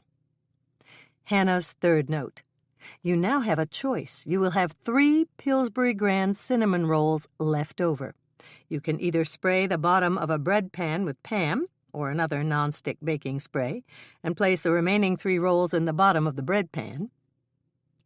Once they are baked, frost them with the icing that came with the canister of rolls. Alternately, you can cut the 3 rolls in half and squeeze 3 halves, rounded side up, between the second and third row, and another 3 halves, rounded side down, between the third and fourth row. I've done it both ways, and I prefer to bake them separately and frost them after baking. Hannah's fourth note. If you couldn't find the Pillsbury Grand Cinnamon Rolls and you bought the regular Pillsbury Cinnamon Rolls instead, open the 3 cans of rolls and arrange them with 4 rolls on the top row, 2 rolls in the second row, another 4 rolls in the middle row, 2 rolls in the next row, and 4 rolls in the bottom row. This will total the 16 rolls that are contained in 2 regular cinnamon roll cans. Once the unbaked rolls are arranged in your pan, preheat your oven to 350 degrees Fahrenheit, rack in the middle position. Cover your baking pan loosely with a sheet of foil or plastic wrap while you're waiting for your oven to come up to temperature. When your oven is at the proper temperature, take the covering off your baking pan and put the pan in the center of your oven. Hannah's fifth note. If you used a bread pan for your 3 extra Pillsbury Grand Cinnamon Rolls, put them in the oven on one side of your baking pan.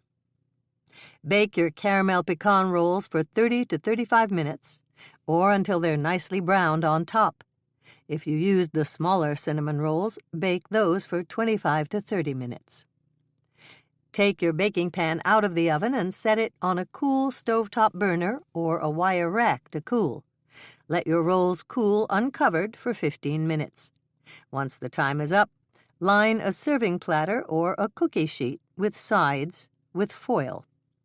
Place the serving platter or the cookie sheet with sides over your pan of rolls and use pot holders or oven mitts to flip the hot rolls over onto the platter or cookie sheet. If some of the caramel sticks to the bottom of your baking pan, use a heat-resistant spatula to scoop it up and transfer it to the top of your rolls. To serve, let your caramel pecan rolls cool for at least another 15 minutes, and then serve them to your guests or your family. These rolls are good warm or cold. Make sure to provide soft butter for those who want it, plenty of hot coffee, orange juice, or big glasses of milk. If there are any rolls left over, which is highly unlikely, you can reheat them for 15 seconds or so in the microwave. Chapter 4. Hannah had just finished mixing up a batch of molasses crackles to bake in the morning when Norman came through Sally's kitchen door. "Hi, Hannah," Norman greeted her. "Sally said you were working in here and I should just come in." "Hi, Norman." Hannah began to smile. "I'm just mixing up some things to bake tomorrow. Would you like a cup of coffee? I've got some left in Sally's kitchen coffee pot." "Thanks. That sounds good. Do you have anything I can eat, Hannah? Doc Bennett just got back from his doctor's appointment, and I drove straight out here. Do you have any leftover cookies I can munch on? I missed the lunch buffet, and all I had for breakfast was a couple pieces of toast." "How about a big piece of quiche? I have one that was left from the lunch buffet." "That sounds perfect. Thanks, Hannah. What time did you leave this morning? I didn't even hear you, and when I woke up, you were gone." "I left early. The weather's not really predictable this time of year, and I didn't want to be late." "What time did you get up?" "I got up at 3. I wanted to make sure I could get out here to start the baking by 4. Hannah poured a cup of coffee for Norman, and then she made a quick trip to the walk-in cooler. "What time did you leave the house?" "I left at 6. It was lonely without you, Hannah, and I thought I'd be here in time for the lunch buffet." "How was Doc Bennett's appointment?" Hannah asked, carrying a huge piece of quiche to the microwave to heat it for Norman. "He said it went just fine. He saw one of Doc's interns, and he got a clean bill of health. He told me that the intern couldn't believe he was the age that was listed on his chart." "That's great." Hannah turned on the microwave and came back to get another sip of her coffee at the little table Sally had in the kitchen. "Is that your corned beef hash, quiche?" Norman asked. "Yes. Is that all right with you?" "That's great with me. I love your corned beef hash quiche. That and your quiche Lorraine are my favorites." The microwave dinged. Hannah removed the plate and brought it and a fork to Norman. Then she sat back down at the table. Norman took a bite, smiled at her, and took another sip of his coffee. "You shouldn't have to get up at 3 in the morning, Hannah. Why don't you see if Sally has a room you can use for the week of the fishing contest? It would be a lot easier on you if you stayed out here. Then all you'd have to do is take a quick shower, get dressed, and go downstairs to the kitchen." "Sally suggested that," Hannah said truthfully, "but that would mean we'd have to run back to your house after the contest closed for the day to feed the cats." "I don't mind. I don't have to get here until 7:30. "I know, but—" Hannah paused and took a deep breath. "I might have another solution." "What's that?" "Sally thinks they may have another vacant room, and you could stay out here too." "But what about the cats?" "I'm not absolutely positive about this, but Mother's been saying she's lonely lately with Doc working so many hours, and she loves to watch the cats play in the garden. She might agree to keep the cats with her if I asked her." "But she's finishing another Regency romance book, isn't she?" "Yes, but there's a limit to how many hours a day she can work. The cats come in the office with her when she's there, and they sleep while she's working, and then Mother takes them out in the garden, under the dome, and watches them play. She told me that it's very relaxing. Then when Stephanie drops by after the mayor's office closes, they sit out there, drink champagne, and watch Moisha and Cuddles play." Norman began to smile. "Is there another piece of that corned beef hash quiche left, Hannah?" "Yes. Are you still hungry?" "No. But Doc Knight might be, and we can ask him what he thinks about keeping the cats for a week." "That's a good idea. But I don't think we should disturb him in the middle of his workday." "You're right. Let me go check his office and see if he's busy." Hannah felt her confusion grow. "You're going to drive out to the hospital to see if Doc's busy?" "No. Doc's right here. Wally asked him to stay here during the day to take care of any fishing-related accidents that might happen. Sally gave him the empty office across the hall from you, and he's in there now." "I didn't know that. When did he get here?" "Just a little while before I did. He was setting up his office when I walked by to come here." Norman got up from his stool. "I'll go see if he wants to join us, Hannah. Then we can ask him about keeping the cats." Hannah hurried to put on another pot of coffee and got the rest of the corned beef hash quiche out of Sally's walk-in cooler. By the time Norman came back, she was ready with a hot cup of coffee. "Hi, Doc," she said as Doc came in. "I didn't know that you were working out here this week." "Neither did I until Wally called me," Doc said, spying the full cup of coffee and wasting no time in sitting down to take a sip. "I meant to come see you earlier, Hannah, but I was getting organized. Tomorrow's the first day of the contest, and Wally said we're bound to get a couple of HRIs.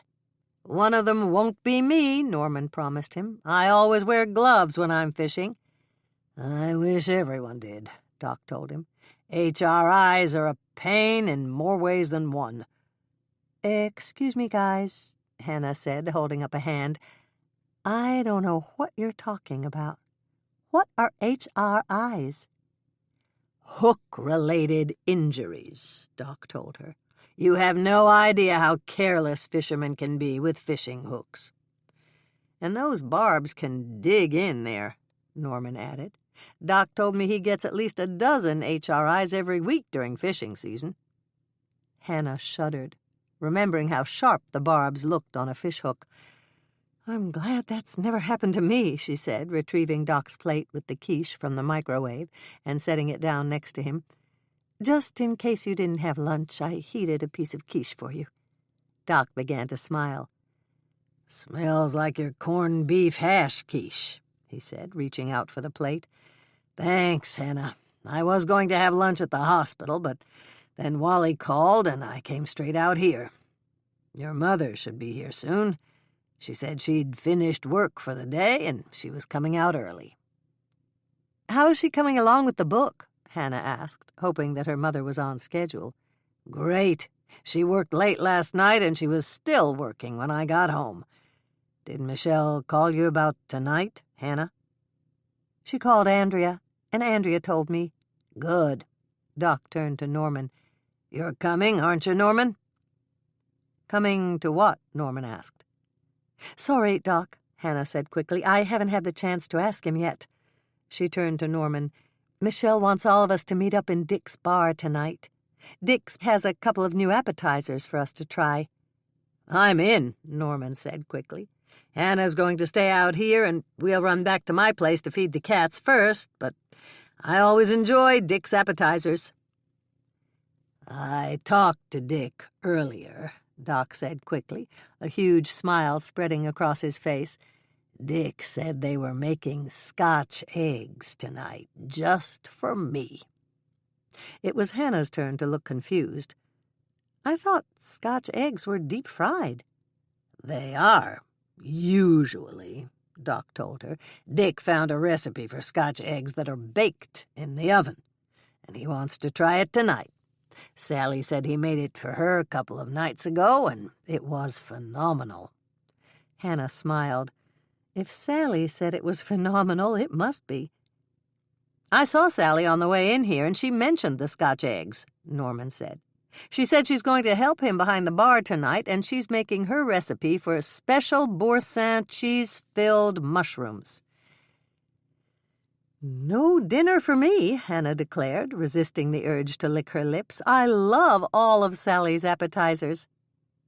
"What time can you leave to go feed the cats?" Norman asked Hannah. "I'm through now," Hannah told him, glancing over at Sally's baker's rack.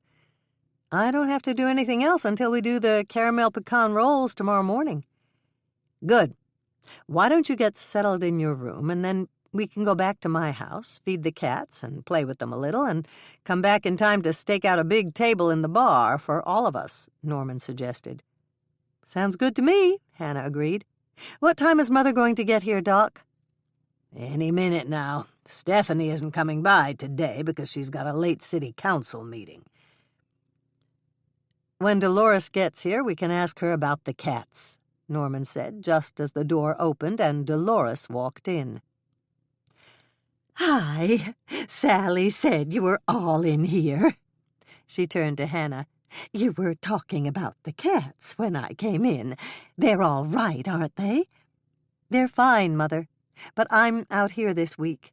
Sally's pastry chef had a family emergency, and I'm taking his place," Hannah hurried to explain. "Sally offered to let me stay out here, but Norman and I need to find someone to keep the cats for the week." A smile spread over Dolores's face. "Doc and I will keep them," she said quickly, and then she glanced at Doc. "That's all right with you, isn't it, dear?" "That's fine with me," Doc agreed. "Oh, good," Dolores said, and then she frowned slightly. "Both of you are staying out here?" "Yes, but we'll have separate rooms," Hannah reassured her. "I checked with Sally, and she's got an extra room for Norman. There's enough gossip about us around town already, and Sally's going to make it clear that Norman and I have separate rooms." "That's good, dear," Dolores said quickly. "I think all this speculation about the two of you is ridiculous. You and Norman are adults, and people should have the courtesy to mind their own business and let you make your own decisions about your living arrangements." Hannah bit back a smile, remembering the shock she'd felt when she'd spotted her mother's car at Doc's house in the middle of the night. She'd never told anyone about that, not even Andrea or Michelle, and she probably never would. "You're right, Mother," Hannah said. "And you won't have to do any damage control for us. I checked with Sally, and she's going to make it clear to anyone who asks that Norman and I have separate rooms." "Good. That might stop some tongues from wagging. Unless—" Dolores stopped speaking and looked a little worried. "They're not connecting rooms, are they?" "No, Mother. Sally told me that Norman's room is down the hall from mine." "Oh, good. That'll help." Dolores turned to Norman. "Will you bring the cats over to us tonight? Doc and I are going to try Dick's appetizers, and then we'll go straight home and get things ready." "Yes, but we'll bring everything you need, Dolores," Norman promised. "That's nice, dear, but I think I probably have everything. I have their favorite food and water bowls, and I picked up some beds at the pet store, and of course I have treats. I bought the fish-shaped salmon-flavored ones that Moisha loves, and the little triangular ones that Cuddles likes. And I have cat food, the same kind you feed them at home." Norman smiled. "That was good of you, Dolores." "Thank you. But that's not all. The cats really like to stay in the office with me when I work, and I bought one set of kitty beds for there, and another set for our bedroom." "Do you really think they'll actually sleep in pet beds, Laurie?" Doc asked her. Dolores laughed. "Of course not, but the pet store had a 2 for sale, and I thought it was worth a try." "Are those all those packages I unloaded from your trunk, Laurie?" Doc asked her. "Yes, but only part of them. I remembered how Moisha always crowds you off your pillow. So I bought 2 more goose-down pillows at Cost Mart, one for Moisha and one for Cuddles." But Cuddles never tries to get my pillow, Doc reminded her. I know, but it's not fair to get one for Moisha and leave Cuddles out in the cold. It could hurt her feelings.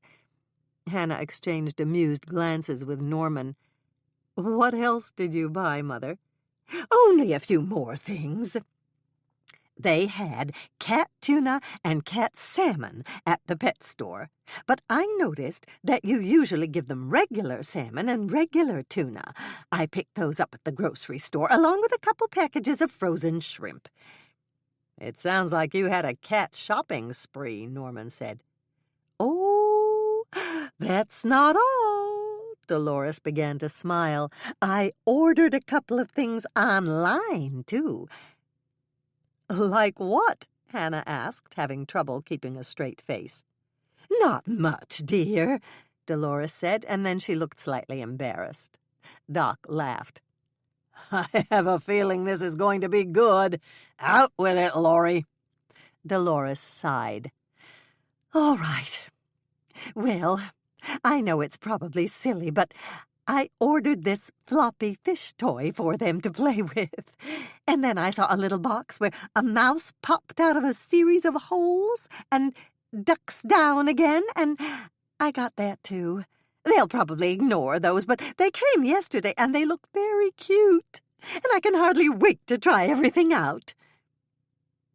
Anything else? Norman asked, grinning at Dolores. Just one thing, and I probably wasted money on that. I got one of those new litter boxes that cleans itself. I'm not entirely sure how it works, but it came with instructions, and Doc's really good at figuring out things like that. Thank you, dear, Doc said sweetly, but Hannah could hear the laughter in his voice. Well, you are, Dolores declared, flashing him an ingratiating smile. I never would have figured out the new microwave without you. It's very complicated. How about other cat toys, Mother? Hannah asked. I always get stuck buying something new when I go to the pet store. You're right, Dolores admitted. I did forget a couple of things. Like what? Doc asked her. Like kitty sweaters to wear if it's cold. And new collars, nice ones, with a light-up feature, so we can see where they are in the garden in the dark. And a few of the little mice that Moisha likes. And a couple of yarn balls for Cuddles. She likes to chase balls when Doc throws them. And I got a squeaking squirrel for the garden. A squeaking squirrel? Doc asked. Are you talking about a toy that squeaks if they bite it? Dolores shook her head. Heavens, no! I wouldn't get them something like that, because it might teach them to bite, and then the ladybugs in the garden wouldn't be safe. The squeaking squirrel has a remote control, and I thought I'd hide it behind a bush in the garden. Then we could use the remote to make it squeak and let the cats hunt for it. Norman turned to Hannah. Your mother is going to spoil our fur kids, Hannah. I know, Hannah said, giving a fake sigh. But there really isn't anything we can do about it, Norman. That's what all grandparents do. Chapter 5. Hannah glanced around at the other tables in the bar. She'd managed to take a short nap this afternoon while Norman had gone out on the lake to check out the likely spots to fish, and she felt rested and more than a little hungry to try Dick's new appetizers. Over here, Mike! Lonnie stood up to wave at Mike as he came through the old-fashioned saloon-style entrance. I ordered a lemonade for you. Thanks, Mike responded, taking the vacant chair next to Michelle. Sorry I'm late, but I had to finish up some paperwork at the station. He turned to smile at everyone at the table. Glad to see you here, Andrea. Bill called, and he and Rick are getting settled in. Andrea nodded. I already set my TV to record it. So did we, Dolores said. And I checked it to make sure she got it right, Doc added. How about you, Norman? I set mine when Hannah and I went back to the house to feed the cats, since Hannah and I are staying out here for the week. Dolores and Doc are going to babysit." "And I didn't even touch it," Hannah said with a smile. "As a matter of fact, I didn't even step inside the den. Unless I can cause havoc remotely by just walking past the doorway, it's going to work." Everyone laughed. They all knew that Hannah was severely challenged when it came to anything electronic. "I set the one in Hannah's condo, too," Michelle told them. "I had Lonnie check it, and he said I'd done it right." "That's true," Lonnie gave a little nod. "And since all of us set our equipment to record, we're bound to get at least one good recording of Bill's speech." "Don't jinx us, Lonnie," Mike warned. "Right," Lonnie nodded in agreement. "We can all watch it together," Dolores said. "Great idea, Dolores," Mike chimed in. "Thank you, Mike," Dolores smiled. "We'll work out the details later." Just then Sally came up to their table. "Hello, guys. Hannah told me that all of you were coming tonight." She turned to Doc. "She said that you wanted to try Dick's baked Scotch eggs." "Scotch eggs are my favorite," Doc said with a smile. "Can we start with those?" "Yes, but I need a glass of wine first," Michelle told him. "Today's my only night off this week, and I plan to enjoy myself." "Our drink order first is a good idea," Doc said quickly. "What kind of wine do you want, Michelle?" "A Chardonnay," Michelle answered. "I let Dick choose it, Sally. I've never been disappointed in a wine that he's recommended." "That's good to know." Sally turned to Hannah. "How about you, Hannah?" "Does Dick have any champagne open?" Hannah asked. "I'm sure he does, and if he doesn't, I'll open a bottle. Anyone else for champagne?" Dolores nodded. "Count me in. How about you, Andrea?" "I'll have the same Chardonnay Michelle does," Andrea decided. "Just one glass, though. I have to drive home later." "You do tonight," Hannah told her, "but I'm staying over here at the inn, and I have 2 beds in my room. Just pack up what you need for the rest of the week and bring it with you in the morning. If it's okay with Grandma McCann, you can stay over with me." "Great!" Andrea looked very excited. "I haven't been away from home in forever, and since Bill's not there, I'll take you up on that." "It'll save you from having to make that early morning drive," Sally told her. "What would you like to drink, Doc?" "Jameson's with a water back," Doc told her. "How about you, Mike?" "Cold Spring Export. Since Lonnie and I don't start our shift until tomorrow morning, we can relax a little tonight. Red wine for you, Lonnie?" Lonnie nodded. "I'll have Cabernet, whatever Dick recommends. He knows what he's doing when it comes to choosing wine." Sally looked pleased. "I'll tell him you said that. And baked Scotch eggs all around once you finish your first drink?" Everyone nodded, and Sally hurried off to place their order. Since they'd all arrived early, they were the first table filled in the bar. They made conversation for a few minutes, and gradually the other fishing contestants began to arrive.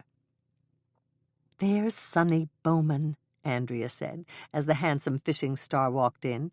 Mike nodded. "Yes, I recognize him from the fishing show." They all watched as Sonny walked over to a table and pulled out a chair. "I think this isn't his first trip here today," he commented, as Sonny sat down rather awkwardly. "Either that, or he's got a bottle in his room," Lonnie said with a nod. "It's a good thing he's got a suite out here. I wouldn't want to run into him if he was driving on the road." "Right you are," Mike agreed, watching as Sonny reached out for some of the chips Dick had placed in a basket on every table. "I'm glad he's eating something. Maybe it'll help. He's a big guy, and I wouldn't enjoy carrying him up to his room."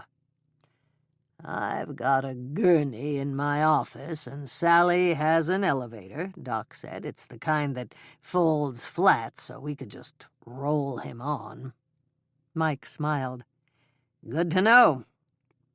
"Here comes Sally with a tray," Hannah told them, spotting Sally weaving her way past several tables to get to them. "Let's make room for her to set it down." Michelle picked up the basket of chips, and Lonnie grabbed the stack of bowls. "Got it," Michelle said. "Thanks," Sally said, lowering the tray and setting it on the table. "I brought you a little extra surprise. Dick's serving these with the appetizers tonight." Hannah stared at the miniature martini glasses on the tray. Martinis? "Yes, special martinis. Dick calls them walleye martinis."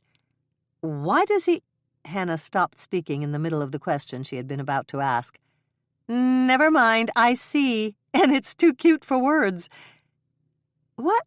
Andrea started to ask, but she began to laugh. Never mind, I get it. They all watched as Sally added 2 large, green, pimento-stuffed olives to the rim of each glass.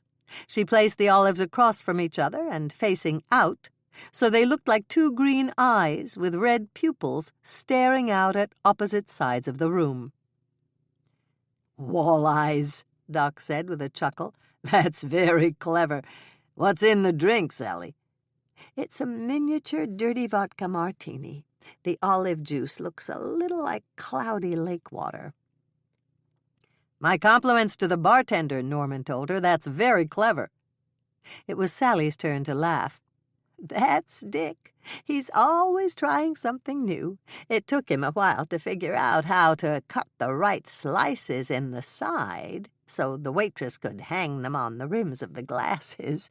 And once he got that figured out, he gave me a job to do." "To serve them?" Dolores asked her. "Yes, but I always do that. My difficult job was to find the miniature martini glasses. That took me an hour and a half online before I finally found a company that made miniature disposable glasses." Doc gave a little nod. "And Dick wanted them to be miniature because vodka martinis are all liquor, and he didn't want any of the competitors to get too drunk." "Exactly right," Sally said, smiling at Doc. "Enjoy your walleye martinis, and I'll go get your first appetizer." "Our first appetizer?" Dolores looked puzzled. "But we only ordered one, didn't we?"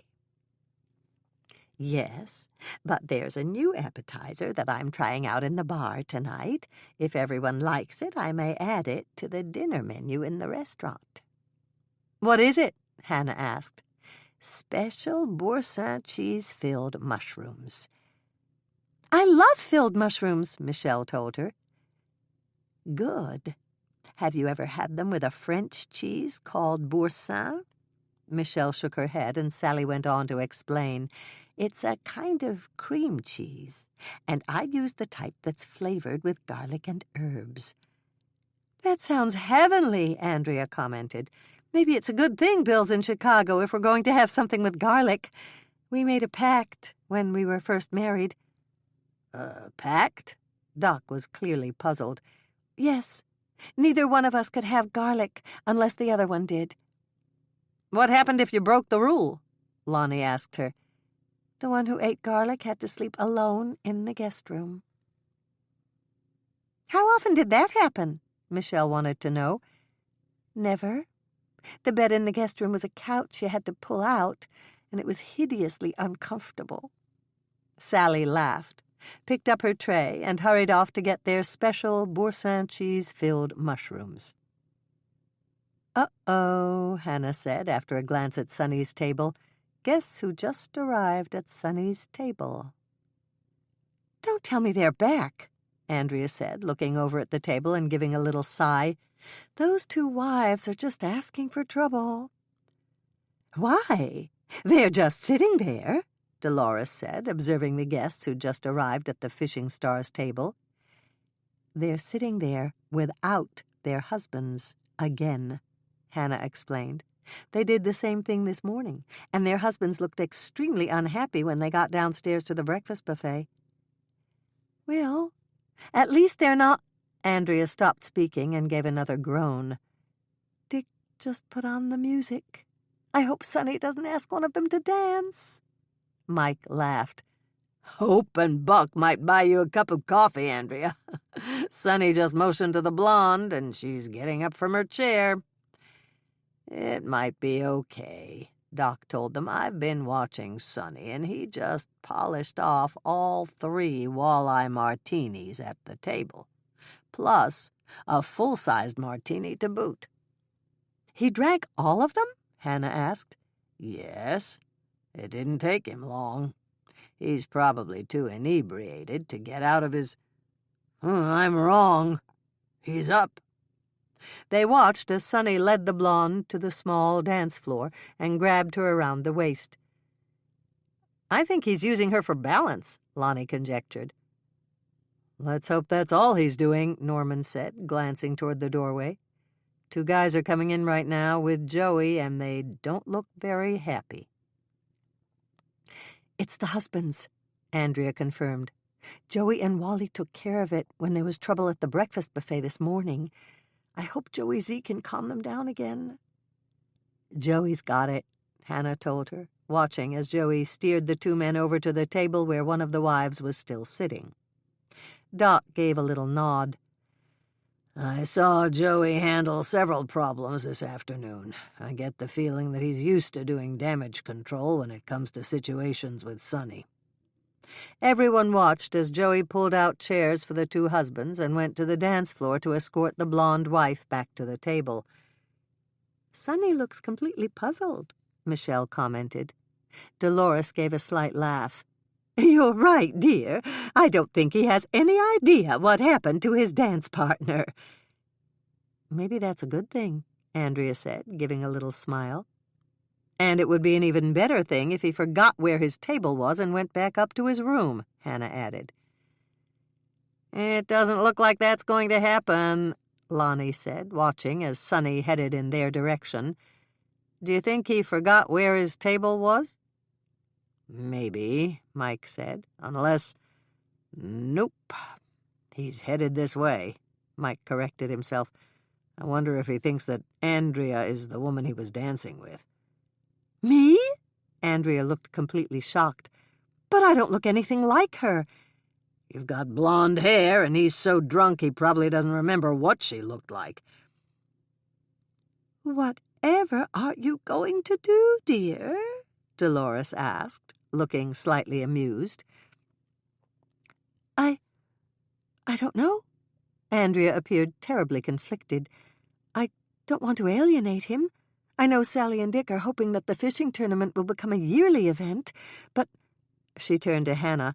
"Do I have to actually dance with him?" "Yes, but not for long," Michelle jumped in.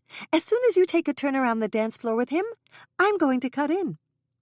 "Thank you, Michelle." Andrea looked very relieved. "But then you'll be stuck with him."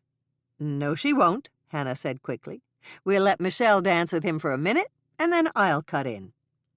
"And once you take your turn with him, I'll cut in," Dolores spoke up. "And once I do what I'm going to do, you men can pick him up and take him to his room." "What are you going to do, Laurie?" Doc asked her. "I'm going to trip him. It won't be hard because he's already practically falling on his face.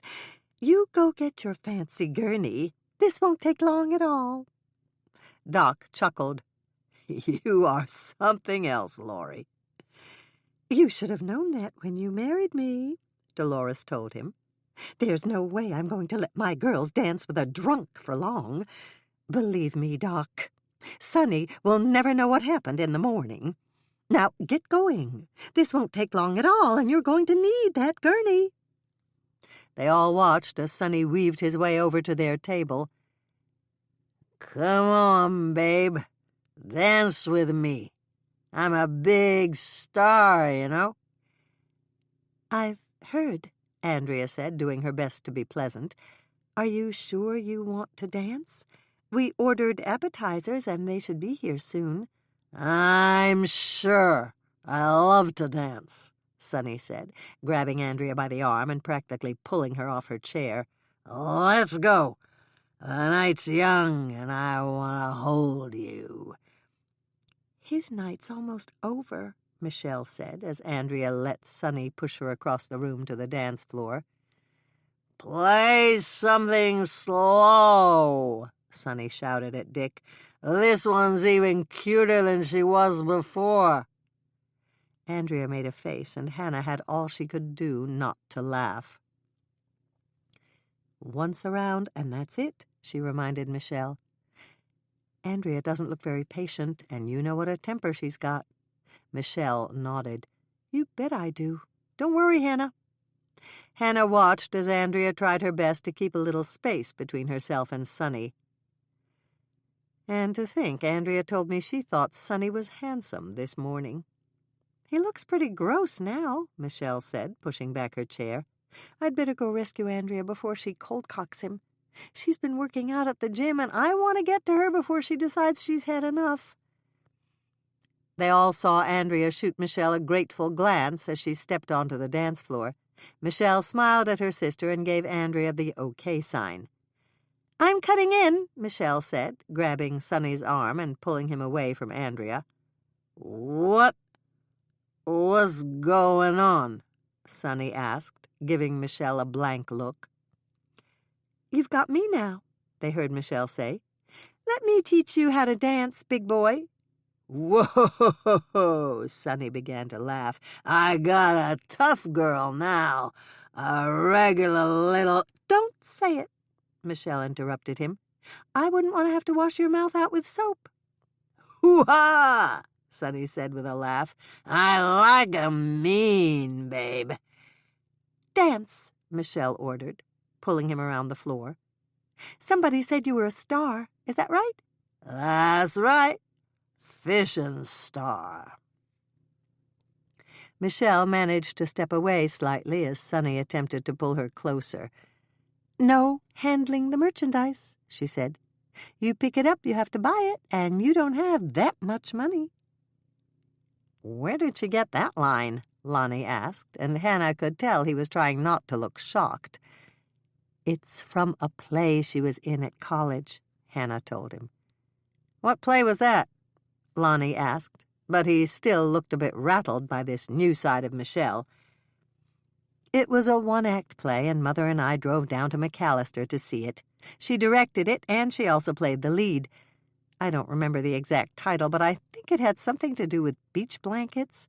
Mother and I were a bit shocked, and Michelle thought that was hilarious."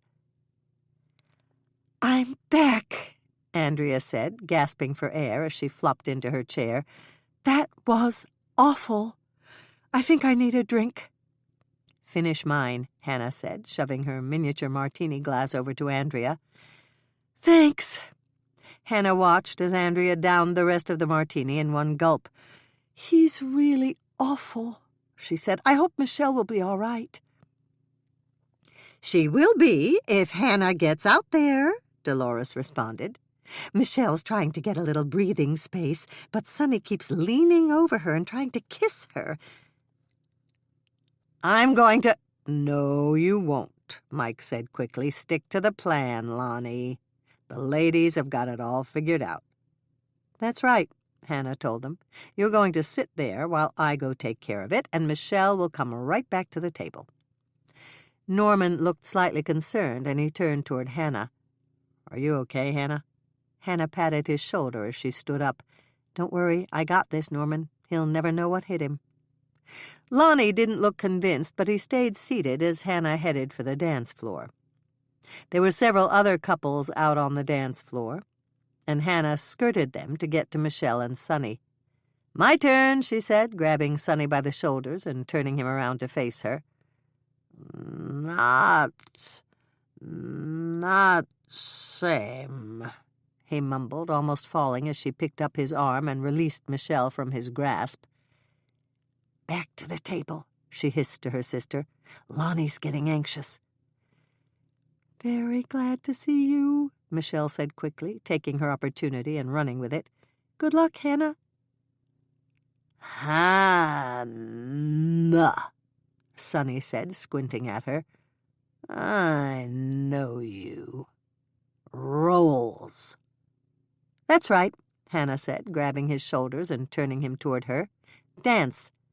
"Roll, girl," Sonny said again, wavering a bit on his feet. "Make more." "You'll have them tomorrow morning," Hannah promised, shoving him around the floor. "Move your feet, Sonny. Don't pass out on me. I'm not going to catch you."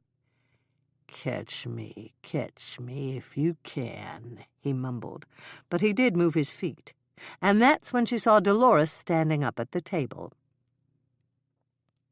"I didn't have that much time on the ice," she said, echoing one of her favorite hockey expressions. "Just don't fall down yet, Sonny, and spoil Mother's fun." Dolores was smiling as she came across the room with Doc, Mike, and Lonnie. "My turn," she said to Sonny, lifting his arms, putting them around her shoulders, and tromping on his foot. "Ow!" Sonny groaned. "What's you do that for?" "For this," Doc said, motioning to Lonnie, who grabbed Sonny's left arm, and Mike, who grabbed Sonny's right arm. "Ow!" Sonny complained again, limping a bit as the two men half-walked, half-carried him across the room.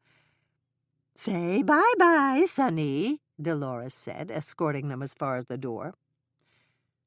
"Looks like Doc's got a DRI, Hannah said, sitting down next to Norman. Dance-related injury, he guessed. Either that or Dolores-related injury. They both apply. Hannah turned to Dolores. "Nice footwork, Mother."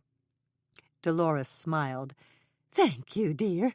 Here comes Sally with our drinks." Sally arrived at their table, slightly breathless. "You did a really good job handling Sonny," she told them, setting the tray on the table and distributing the glasses. "Dick said Mike called down to say they were on their way back. He's keeping your appetizers warm, and he'll bring them over when everyone gets here. And by the way, tonight's drinks are on us. We appreciate all the help you gave us with Sonny." "Joey called Wally to tell him what happened, and Wally thanks you, too." "Where is Wally?" Hannah asked, realizing that the organizer of the fishing tournament wasn't in attendance.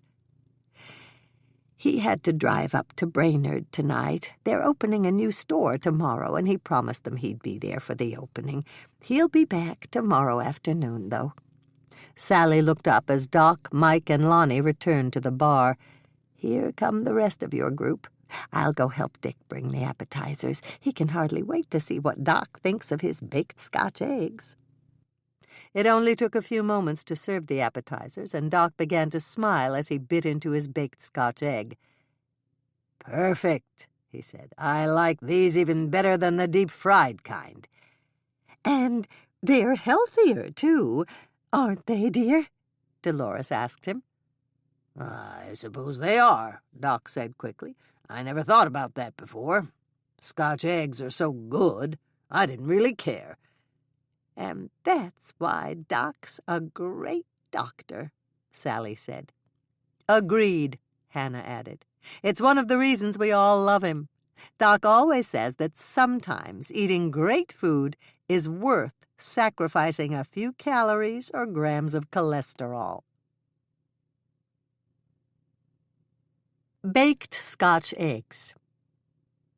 Do not preheat oven until you have read Hannah's first note. Hannah's first note? There is a bit of preparation you must do before you can make these baked Scotch eggs. The day before you plan to make them, hard-boil 4 large eggs, or 8 large eggs if you plan to double this recipe. Once the eggs are hard-boiled, place them in the refrigerator overnight to chill.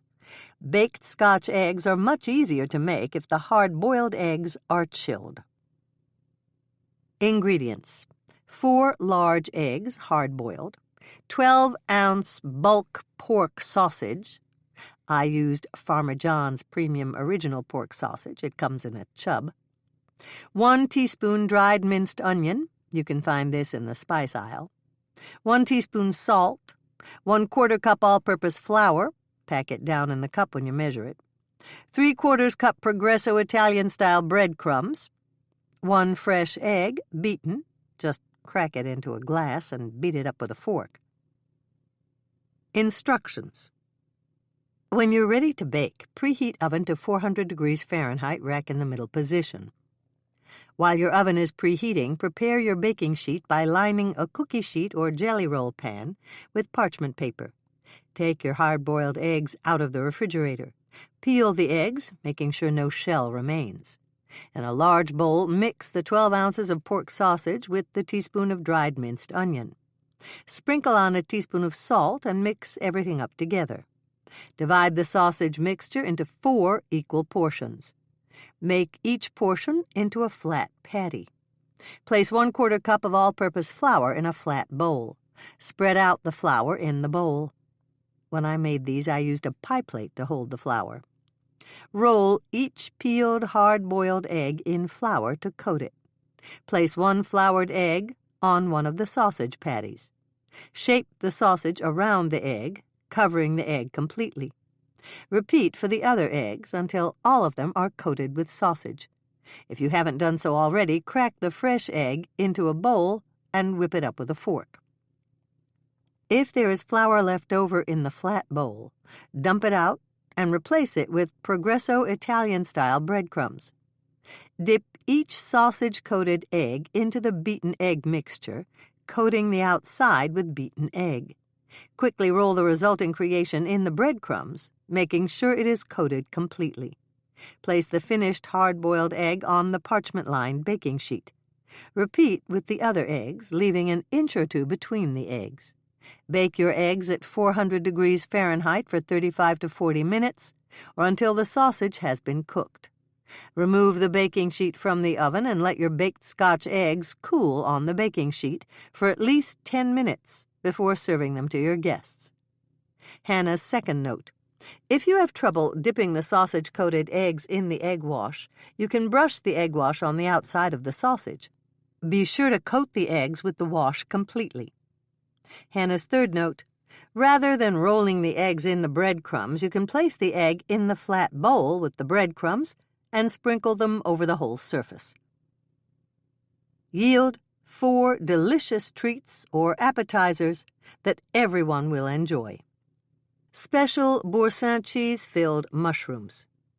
Preheat oven to 350 degrees Fahrenheit, rack in the middle position. Ingredients: 20 large, fresh mushrooms. Get a few extra just in case. 5-ounce container of Boursin cheese. I like to use the kind that comes mixed with herbs. 1/4 cup breadcrumbs. I used Progresso Italian style. 1/8 teaspoon salt. Directions. Start by preparing your baking sheet. Line a baking sheet, I prefer a jelly roll pan because it has sides, with parchment paper. Begin by washing and drying your mushrooms. Do this gently and pat them dry using paper towels. If your mushrooms have stems, twist and then pull them out. Throw away the stems. You won't need them for this recipe. Place your mushrooms on your baking sheet. Get out a microwave-safe bowl that will hold at least 1.5 cups. Take your Boursin cheese out of the refrigerator. Remove the top of the container.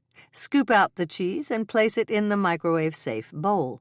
Heat the cheese in the microwave for 30 seconds on high. Stir in the salt. Let the cheese rest in the microwave for another 30 seconds. Remove the bowl from the microwave and stir the cheese around with a fork from your silverware drawer. If it stirs easily, set it on the kitchen counter. Measure out the 1/4 cup of breadcrumbs. If the kind you bought doesn't contain seasonings, add a few Italian seasonings to the crumbs. Hannah's first note. My Italian-style breadcrumbs had onion powder, garlic, salt, parsley, and a few other Italian spices. Add the breadcrumbs to the bowl with the salt and the softened cheese, mixing them in as you go. Hannah's second note. This is easier if you don't just dump in the breadcrumbs all at once. Add them little by little, mixing with the fork before you add more. Pick up one of the mushrooms and wipe the outside of the cap with softened salted butter. This is easy to do if you use a square of folded cheesecloth to dip into the butter and wipe it on the outside of the mushroom cap. Do this with all of your mushrooms before you begin to fill them with the cheese mixture. Choose a small spoon from your silverware drawer to scoop out a spoonful of the cheese mixture and fill the cavity of the mushroom caps. Hannah's third note. Fill your mushrooms all the way to the top of the cavity, but don't mound them too much on top. You don't want your delicious filling to melt over the sides of the mushrooms. Hannah's make-ahead tip. If you like, you can do all this in the morning before you want to serve your special Boursin cheese-filled mushrooms. If you fill all of the mushrooms ahead of time, cover the baking sheet securely with plastic wrap, and place it in the refrigerator. You can get them out when your company arrives, let them warm up 15 minutes on the kitchen counter, and then bake them. Bake your mushrooms at 350 degrees Fahrenheit for 15 minutes. Then take them out of the oven and let them cool on a cold stovetop burner or a wire rack.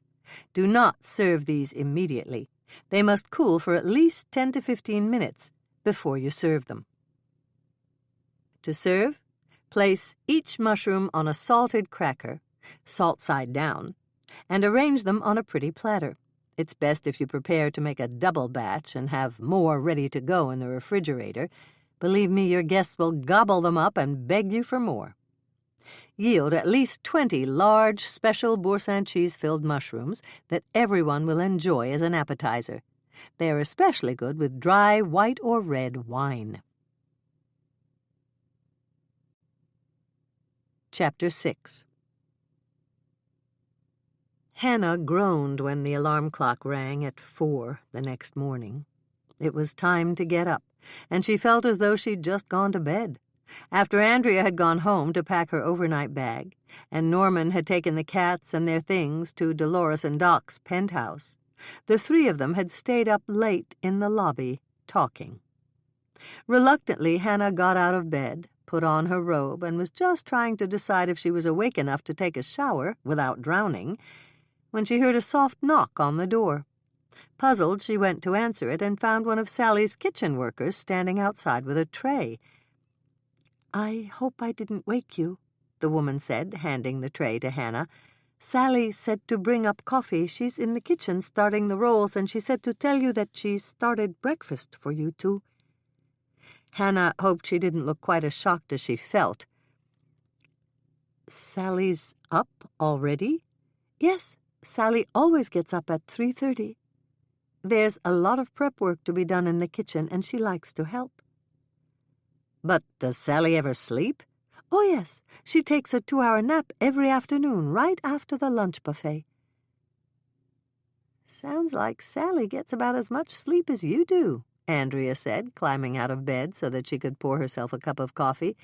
"Shall I pour one for you, Hannah?" "Not yet. I'm awake now, so I'll take a quick shower and get dressed first." "I love room service," Andrea said, sitting down on the side of her bed and sipping coffee. "It's coffee you don't have to make, and food you don't have to cook. What could be better than that?" "Not a whole lot," Hannah replied, heading off to the shower. Taking a shower didn't take long. Hannah stepped out of the spacious shower enclosure 10 minutes later, wrapped in a large bath sheet. She reminded herself to go to Costmart to pick up the kind of bath sheets that Sally used as she toweled off. Then she wrapped herself in the old-fashioned chenille robe she'd picked up at Lake Eden's thrift store, Helping Hands, and walked back out into the bedroom. "Your turn," she said to Andrea. "The shower's set on hot, and it's hot enough to cook shrimp in a couple of minutes, so reduce the temperature if you don't like it very hot and almost scalding." "Will do," Andrea said. "Thanks for telling me. There's a croissant left on the tray if you want it. And Sally sent us 2 dishes of cut-up fruit. I ate mine and left yours." "Thanks," Hannah said, heading to the closet to choose the long-sleeved billboard T-shirt she wanted for the day. She pulled a forest green one with the words, "The Cookie Jar," emblazoned across the chest in red, and spread it out on her bed. Then she dressed quickly, slipped on a forest green sweater, and went to pour her first cup of what many people of Scandinavian descent called Swedish plasma in Lake Eden, Minnesota. The coffee she poured was hot and strong, and Hannah drank it greedily. As she sipped, she decided that she agreed with Andrea. Room service was one of the joys of staying in a hotel on vacation, and even though this wasn't exactly a vacation, there were times, like now, when she almost felt like it was. One glance at the pastry basket told her that Andrea had eaten her croissant and one of the muffins that had probably been there. She picked up the second muffin, slathered it with butter, and smiled as she tasted it. The butter was salted, and the muffin was delicious. It took her a moment to recognize the flavor of the fruit inside, and she began to smile as she realized that it was rhubarb. Rhubarb was a favorite fruit in Minnesota. Almost everyone Hannah knew who owned a house had rhubarb growing somewhere in their yard. Because it was so plentiful and people didn't have to go to the grocery store to buy it, it was used in a multitude of bakery goods. There were rhubarb muffins, rhubarb pie, rhubarb cookies, rhubarb cakes, and rhubarb cookie bars. There was also a plentiful supply of rhubarb sauce in almost every household. It was served even more often than cranberry sauce. It graced the table with every meat, fish, or poultry, and some people, including Hannah's great-grandmother Elsa, had even spread it on bologna sandwiches to add a little interest. Actually, now that she thought about it, Hannah could only think of one baked item using rhubarb that she'd never heard of. "I'm ready," Andrea said, coming out of the bathroom fully dressed. "Is there any more coffee?" "There's plenty. Sally sent up 2 pots," Hannah told her. "Do you know anyone who's ever made a rhubarb soufflé?" Andrea thought about that for a moment and shook her head. "No. Did the rhubarb muffin bring on that train of thought?" "Yes. I was trying to think of some baked item that hadn't used rhubarb." Andrea thought it over for several seconds, and then she shook her head. "I don't think I've ever heard of a rhubarb soufflé." "Neither have I. Maybe I should try making one." "You could, but maybe it'll be like Michelle's duck soup." Hannah was slightly taken aback. "Michelle makes duck soup?" "That's past tense. Michelle made duck soup," Andrea corrected her. "Only once, and everyone agreed that she should never make it again." "What was wrong with it?" "It was dreadful. She tried it while you were away at college and invited Bill and I over for dinner. That was before Tracy was born." "Did she make it like turkey soup?" "Yes. She told us she used a turkey soup recipe and just substituted the duck. It was awful, Hannah." "But why?" "I'm not sure. Bill and I like duck, and so did Dad and Mother. I'm not exactly sure why we didn't like the soup, but none of us could eat more than a spoonful before we had to go pick up pizza." Hannah considered that for a moment. "I'm not sure why it wouldn't work, but now that I think about it, I've never seen a recipe for duck soup. There's baked duck, warm duck salad, and duck pâté, but no duck soup." "Take it from me, there's a reason. Once you've tried Michelle's duck soup, you'll duck soup for the rest of your life." Hannah groaned and rolled her eyes. "Are you going to eat that croissant?" Andrea asked. "There's another?" Hannah asked, pulling the napkin back a little farther. "Yes, and I think it's a chocolate croissant." "Ah, yes, I see it. Do you want it, Andrea?" "Yes, if you don't. I miss Bill a little, and I think the chocolate might make me feel a little happier." Hannah bit back a smile. It was one of the lamest excuses she'd ever heard, but Andrea deserved to have it. Sally had mentioned that Andrea had refused to take a salary, and she was working long hours right along with Hannah. "You can have it," Hannah said, passing the basket to Andrea, "and when you're finished, we'd better get down to the kitchen." The woman who brought up the breakfast tray said that Sally had already started the caramel pecan rolls. "Right," Andrea said, taking a bite of the chocolate croissant, giving a little sigh of enjoyment, and retrieving her socks and shoes. "This won't take me long, and then I'll be ready to go." True to her word, Andrea was ready to leave the room in less than 5 minutes. Hannah picked up her saddlebag-sized purse to follow her sister, when she realized that Andrea was carrying the bag she usually carried with her when she went to work at the real estate office. "Why are you taking your work bag, Andrea?" Hannah asked her. "I'm taking it because I have to run back to the office right after we finish with the buffet, and I didn't want to have to go back up to the room again. It's okay if I leave it in the kitchen while we're doing the buffet, isn't it?" "I'm sure it is," Hannah said quickly. You're coming back later then, aren't you? Of course I am. I just need to go in to print some flyers and show one house. I'll be back in time to watch the weigh-in for the fishing contest and take a couple of pictures to send to Bill. He's going to call me on my cell phone later, and he wants to know who's ahead on the first day. The two sisters walked down the hall, and Hannah pointed to the door on the end. "That's Sonny's suite," she said. That's one of Sally's bridal suites, isn't it? "Yes. It's the same one that I stayed in," Hannah said, feeling a slight pang of regret. "It's beautiful, Andrea. The bedroom is huge, and the living room has everything you could ever want in a living room, and the bath has its own jacuzzi." "Sounds nice," Andrea commented. "Somehow, I don't think Sonny was in any shape to appreciate all that space last night." Hannah gave a little laugh. "I'm pretty sure you're right. Mother told me that Doc gave him something to keep him asleep until this morning, so he couldn't cause any more trouble in the bar." "I wonder if he's up yet," Andrea said. "I doubt it. Doc told Mother that he would probably sleep until noon." "But Wally's not here. Who's going to handle the fishing contest?" "Joey. Doc warned him that he might have to take over in the morning, and Joey said that was fine with him. Everybody really likes Joey." "I know, and I bet they won't miss Mr. Fishing Star at all," Andrea said. "Probably not." Once the elevator stopped and they got off, they walked through the lobby and headed directly to the kitchen. When they got there, they found Sally sitting at the kitchen table drinking a cup of coffee. "Hi, Sally," Hannah greeted her. "What do you want us to do first?" "Have a cup of coffee with me," Sally said with a smile. "Did you two girls sleep well?" "I did," Andrea responded immediately. "So did I," Hannah said. "Are you sure there isn't any prep work you need us to do, Sally?" "Nothing yet. I'll get started on the cakes for the lunch buffet.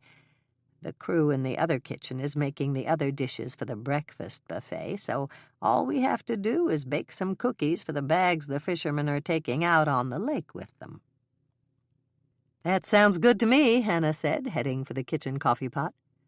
"Thanks for the tray this morning, Sally. I'm not sure I would have made it without the coffee you sent up to us." "Me neither," Andrea said quickly. "Thank you, Sally. That was a real help." "I told Beatrice to bring the same thing up to you every morning," Sally told them. "We had 10 walk-in late contestants last night, and that brings the total up to the contest limit. Joey told me that this is the best-attended event they've ever had, and Wally was extremely happy about that."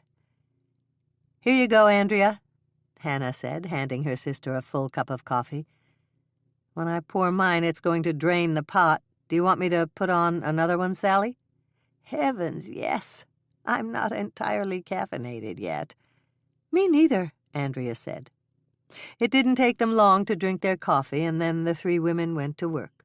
There were moments of silence when all three of them were concentrating on the tasks they were completing, but there was also some conversation about the fishing competition, the contestants, and the work that remained to be done. "Break time," Sally announced when the rolls had been baked, the cakes for the lunch buffet were cooling on the baker's rack, and the cookies had been shaped and were baking in one of the ovens.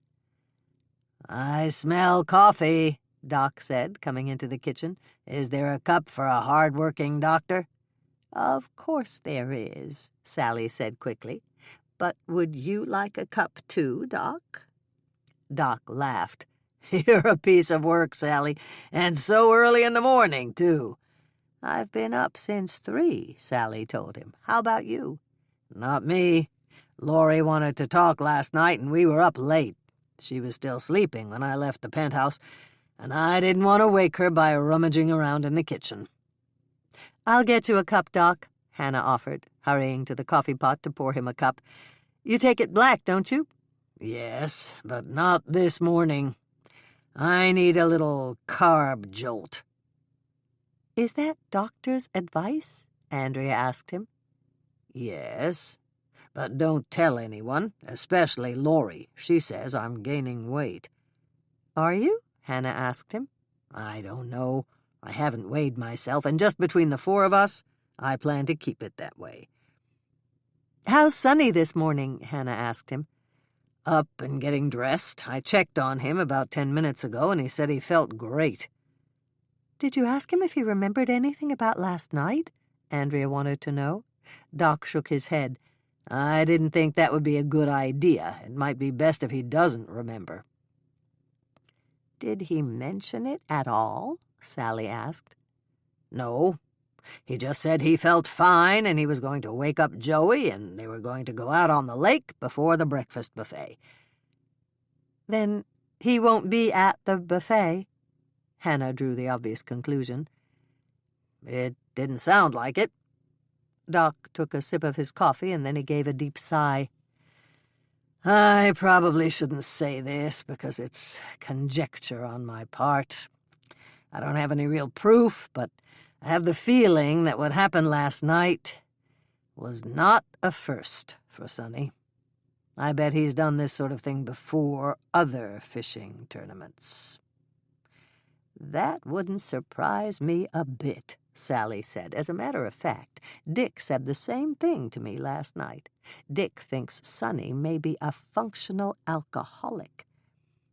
"What's a functional alcoholic?" Andrea asked her. "I thought most alcoholics weren't functional at all." Functional alcoholism is interesting, Doc told them. I've done some research on it. Most people don't even realize they're dealing with someone with a drinking problem. When I was in medical school, I rented an apartment with 3 other guys, and our neighbor next door was a functional alcoholic. He held down a job during the week and didn't drink a drop of alcohol. Then, when he got off work on Friday, he started binge drinking, and he didn't stop until 6 o'clock in the evening on Sunday. The 4 of us watched him rapidly fill up the garbage bin with alcohol bottles. But when he went to work on Monday morning, he was stone-cold sober. Hannah gave a little shiver. "That's an awful way to live," she commented. Yes, but it worked for him. I talked to him one Friday when he got home from work, and I asked him about it. He told me he'd been doing it for years, and he never drank during the week because he had such a responsible job. "What did he do?" Andrea asked. He worked at a munitions factory in Minneapolis. "That's frightening." Sally sounded nervous about what she'd just learned. "Are you absolutely sure he never drank at work?" No. Doc shook his head. All I have is my own opinion, but I believed him when he said he never touched alcohol during the week. I did manage to check his work record, and he'd been working at the same place for 27 years, and there wasn't a single employee complaint in his file. I also found out he'd been promoted several times, and he was a shift supervisor in charge of hundreds of workers. That convinced me that he was telling the truth. "That's still pretty frightening," Andrea said. "What if one of those workers had made a mistake when they were making bullets, or whatever they made? They could have blown up and killed people." "That's true," Doc said. I often wondered what happened to him after we left our apartment for one in a better area. Then one day I saw a photo of workers who had retired from that munitions factory, and he was in the front row. "That makes me feel a little better," Sally told him. It made me feel better, too, Doc admitted. Since they retired him with honors, I guess he must have managed to get through his whole work career without any alcohol-related mishaps. Doc finished his coffee and got up. "I'd better let you ladies get back to work. I have to call the hospital to check in and see how my interns are doing." "That was interesting," Hannah said when Doc had left. "I learned something new. I knew there were functional alcoholics, but I always thought they'd slip up eventually." "I think a lot of them do," Sally said. "I'll ask Dick if he knows any more about it. Since we bought this place and he became the head bartender, he's been learning a lot from his bar customers." "Like what?" Andrea asked, obviously unwilling to give up their conversation quite yet. Like how to cut someone off without making them angry. That takes a certain talent. There's only one person I can think of who's better at it than Dick is." "Who's that?" Hannah asked. "Your mother. Stepping on Sonny's foot and pushing him into Mike and Lonnie's arms was a stroke of pure genius." Chapter 7. 3 hours later, the morning baking was finished, and Hannah and Andrea were standing behind the breakfast buffet table. They were serving those who needed help and refilling various platters and dishes as needed. They'd had a few minutes to run up to their room to freshen up, and now they were back on duty again. "There's the blonde wife and her friend," Andrea said as the two women walked into the dining room. "I see them," Hannah told her. "The blonde looked around for a few moments, and now they're heading for an empty table." "I bet she was looking for Sonny," Andrea said. "It's a good thing he's not here at the buffet this morning, because here come their husbands." Both sisters watched as the husbands spotted their wives and joined them at the table. "At least there won't be a problem this morning," Andrea commented, sounding relieved. "Do we have a backup pan of breakfast enchiladas, Hannah? This pan only has 2 left." Hannah lifted the tablecloth and checked the shelf under the buffet table. "Do you want the red or the green?" "These are red, so we'd better go with that," Andrea told her. "I can add these 2 to the full pan." "Sally's breakfast enchiladas are really popular with this crowd," Hannah remarked. "I know. I was a little surprised when Sally told us that we were making enchiladas for breakfast." "So was I until I read the recipe. Everything inside is practically a staple for breakfast." "You're right. You can't go wrong with scrambled eggs, cheese, potatoes, and ham. If we have any left, I'm going to try one to see what it tastes like." "I'm going to try 2. A red and a green," Hannah decided. "Do you want me to hold out one for each of us?"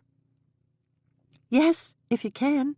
"I can," Hannah said, salting away the 2 red enchiladas that were still in the pan and passing a full steam table tray to Andrea. "I wonder why Sally's so fond of Mexican food," Andrea said. "I could understand if we lived in a big city where there were lots of ethnic restaurants." "I think I know why," Hannah said.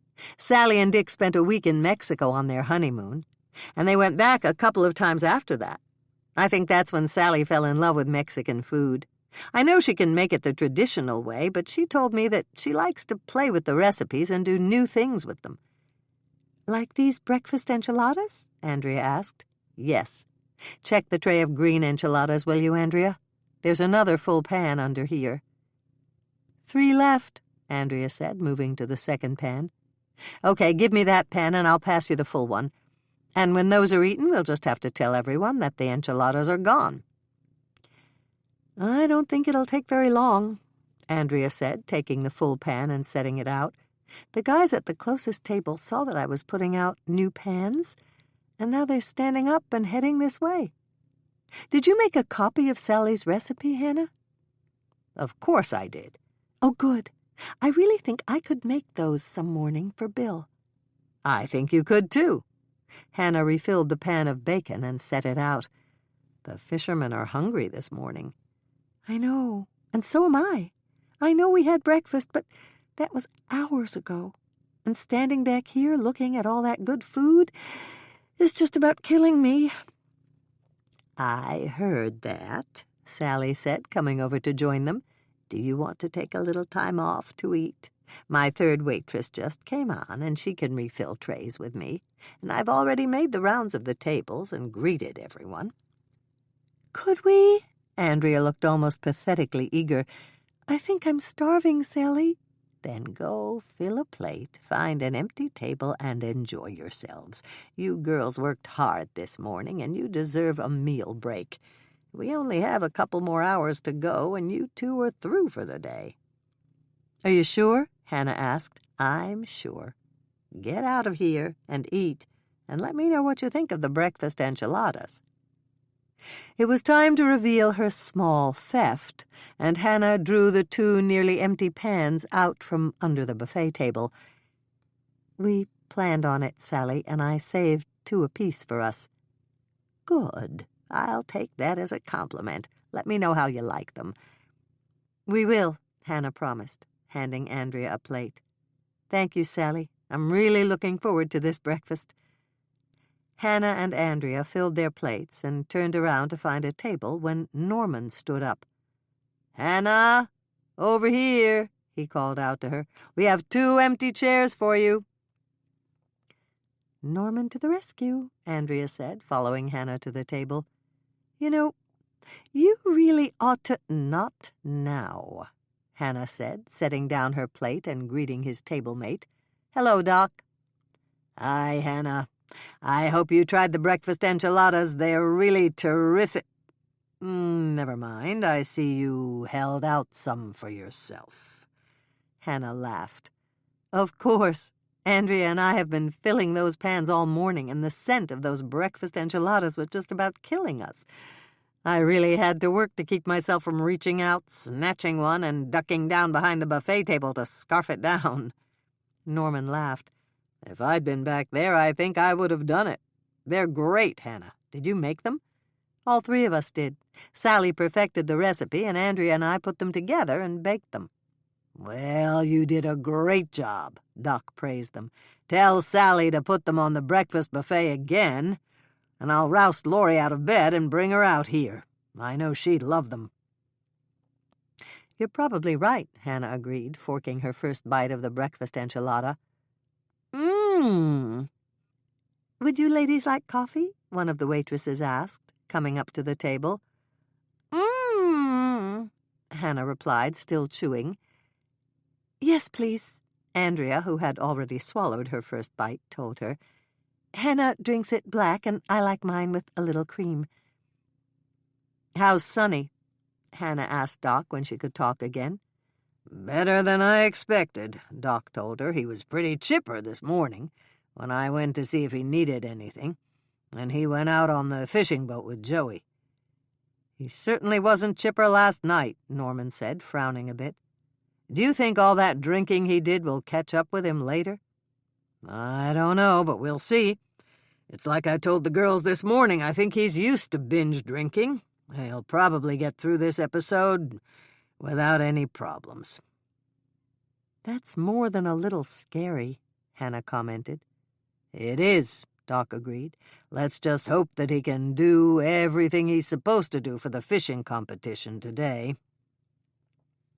I'll be around for the weigh-in at 1 this afternoon, and we'll see." Norman rose from his chair. "Speaking of weigh-ins, I'd better get out there if I'm going to catch any fish. Do you have any tips, Doc?" Doc laughed. "Not unless you run into a school of suicidal walleyes." Andrea looked surprised. "Are there suicidal fish?" Doc laughed. "I think every fish I've ever caught was suicidal, because I sure don't have any talent as an angler.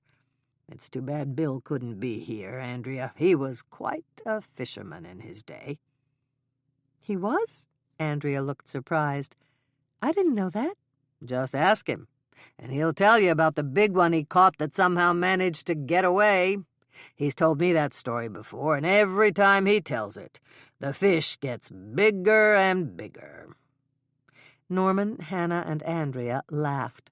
Doc was pulling their legs, and it was funny. "How about you, Doc?" Andrea asked. "Did you ever catch any really big fish?" "Hundreds. Just buy me a shot of Scotch whiskey, and I'll tell you all about it. And now you two had better get back to work, and Norman had better get out on the lake to see if he can win this tournament."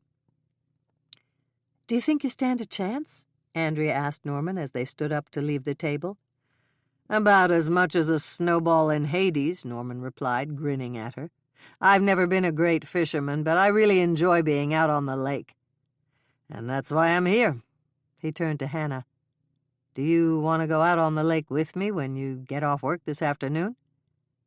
"I do," Hannah said quickly, making up her mind immediately. "But how about your afternoon nap?" Andrea asked, looking slightly worried. "I'll forego it today," Hannah told her. "I've never seen a suicidal fish before, and I want to be there to save its life and throw it back into Eden Lake." Hannah yawned as she changed into jeans and a sweatshirt. It was a warm day, but it was always a bit chilly on the water. She pulled her hair back in a makeshift ponytail, picked up a cloth hat with a brim, and hurried down the stairs to meet Norman. They'd agreed to meet in the lobby, and Hannah found Norman waiting for her. "Sorry that I'm a little late," she apologized. "I went back to the kitchen to pack up a couple of sandwiches and some cookies." "Thanks, Hannah," Norman said, looking slightly amused. "I don't think I'm going to get hungry." "Maybe not, but I brought something just in case. Sally had some of her pear cobbler left, so I wrapped up a couple of pieces for us." Norman glanced at the large bag that Hannah was carrying. "We've only got a couple of hours left on the lake before the end-of-day weigh-in. I really doubt we'll be able to eat everything you brought." "Oh, this isn't all food." Hannah gestured toward the bag. "I've got a lightweight jacket, an extra pair of sunglasses, and some sunscreen in there." "It's a cloudy afternoon, Hannah," Norman reminded her. "I know, but you can get sunburned on cloudy days, too." "You're right about that," Norman agreed. "When I was a kid and I went fishing with my dad, I got the worst sunburn of my life." Hannah gave a little nod. "The same thing happened to me. It was a hot day and I was wearing my bathing suit. At the time, I got a sunburn so bad I couldn't wear any clothes except my bathing suit for 3 days." Norman slipped an arm around her shoulders, and they walked down to the lake shore. "I'm glad you're going with me, Hannah," he told her as she climbed into the rented fishing boat. "It's a beautiful boat," Hannah told him, heading for one of the bucket seats in the front. "Do you want me to untie us from the dock?" "Yes, if you don't mind." Hannah loosened the rope that tethered the boat, and Norman started the motor. "It's not an outboard motor?" she asked, glancing at the back of the boat. "There's an outboard back there, but it's a small one, and it's just for trolling. This one's an inboard, and it starts like a car. All I have to do is turn the key and press the start button." "Things have changed since the last time I went fishing," Hannah said, once they'd pulled away from the dock. "I remember my dad pulling the cord about 1,000,000 times to start the motor." "Same here. Everything is easier now, Hannah. I've been thinking about buying this boat, or one just like it. I talked to Dick about it, and he said he rents summer dock space for fishermen who want to leave their boats here." "He has that much room?" Hannah asked, surprised. "Not on the dock we just left, but he has another dock right past the convention center. I brought the boat up and tethered it here while I was waiting for you to get ready to go. The other dock is U-shaped, and it's a lot larger. It's the perfect setup for fishing, Hannah. Dick even has a bait shop and a boat rental business down there." "Are you going to be using live bait?" Hannah asked, crossing her fingers for luck. She really hoped Norman wouldn't ask her to put angleworms or grubs on the hook. Everybody said that worms couldn't feel it, but she didn't believe it, and she always felt sorry for them. "Live bait isn't permitted in this contest," Norman said, causing Hannah to give a little sigh of relief. "Wally's promoting his new line of tackle, and he gave every contestant a full tackle box with his gear in it when we signed up for the tournament." "What's in it?" Hannah asked. "Take a look. It's right in back of your seat, and it's a really nice tackle box. I'm sure Wally is hoping that everyone will come to Wally's sporting world when the competition is over and add some of his new lines of tackle." "Does he have very many lines?" "Yes, and he has other tackle boxes for them. If you want to, you can buy a tackle box for every kind of fish, depending on whether you're lake fishing or fly fishing." "And you got the walleye tackle box?" "Yes. Take a look, Hannah. There's all sorts of goodies in there." Hannah turned around and spotted a small red tackle box. She retrieved it, placed it on her lap, and opened it. "There's practically everything in here, and it's all labeled," she said, impressed at the way the tackle box was organized. I bet this would cost a fortune if you bought it at one of Wally's sporting goods stores. You're probably right. The tackle box has got a whole section in here labeled spoons. They look like something my dad would have used when we used to go fishing. What do you do with this one, Norman? Hannah inquired. That's called a Silver Streak Mini. I would probably rig that on a line weighted down to run at about 25 or 30 feet deep and troll along at about 3 miles per hour or so. Some people really like to use crankbait on walleyes, but you have to go slower with crankbait at those depths. I like to fish a bit deeper than most Lake Edenites because I have a feeling that is where the really big fish hang out. Have you ever caught a really big walleye, Norman? That's quite a leading question to ask any fisherman, Hannah. I suppose I could tell you about the one that got away. Really? Hannah asked with a small smile. The one that got away, huh? Just how big was it? It was so big that for a minute I thought that Jonah would pop out of his mouth. Hannah laughed. Seriously, is there anything I can do for you, Norman? Norman turned to smile at her. Just keep me company, Hannah. You've been working all morning. There's a bench seat in the back of the boat, and if you get sleepy, you can take a little nap while you enjoy the breeze on the lake. But you might need me to help you net a fish. Dad taught all 3 of us girls to handle a net. I'll let you know if I need help. I thought we'd head out to that area by the water lily pond. It seems the most likely place to catch walleyes. Really? Hannah asked, a bit surprised. Why is it the most likely place? Because walleyes have very photosensitive eyes. They like the shadows when it's bright daylight, so in the daytime they prefer water with some plant cover or overhanging limbs. The plant cover protects them from predators, yet it spreads out enough to still let some light get through the water so that they can identify their prey. Well, that makes sense, I guess. What do walleyes usually eat? Smaller fish, like minnows, shads, insects, and other small live things. Then why did Wally say no live bait? I'm sure it's partially because he wanted us to try his new line of walleye tackle, but there's probably another reason, too. Using live bait can contaminate the water, and Eden Lake is known for its clear water. I'm sure Wally didn't want to do anything that might hurt the environment. That makes sense, and I'm sure Wally was concerned with public opinion, too. I doubt he'd want the conservationists on his back. You're right, Norman smiled at her. Most fishermen care about the environment, especially in Minnesota. We try to keep our lakes clean and our wildlife, including our fish, healthy. Hannah smiled back at Norman. Even though he'd spent some of his adult life in other states, he was a true Minnesotan at heart. As they made their way out on the lake, Hannah looked up at the sky. What she saw made her frown. The moment she'd left the air-conditioned inn, she'd noticed that it was very muggy. The air was heavy and very still. Normally out on Eden Lake you could hear the gulls and some of the shorebirds. This afternoon it was silent. Except for the occasional buzzing of an insect, there were no sounds at all. "It's quiet out here today," she said, turning to look up at the sky. It was gray, and as she swiveled to look toward the west, she realized that it was growing darker. "Do you think it's going to rain?" she asked. "Maybe. I've got 2 raincoats in the bench seat. All you have to do is lift it and pull it out if you need one."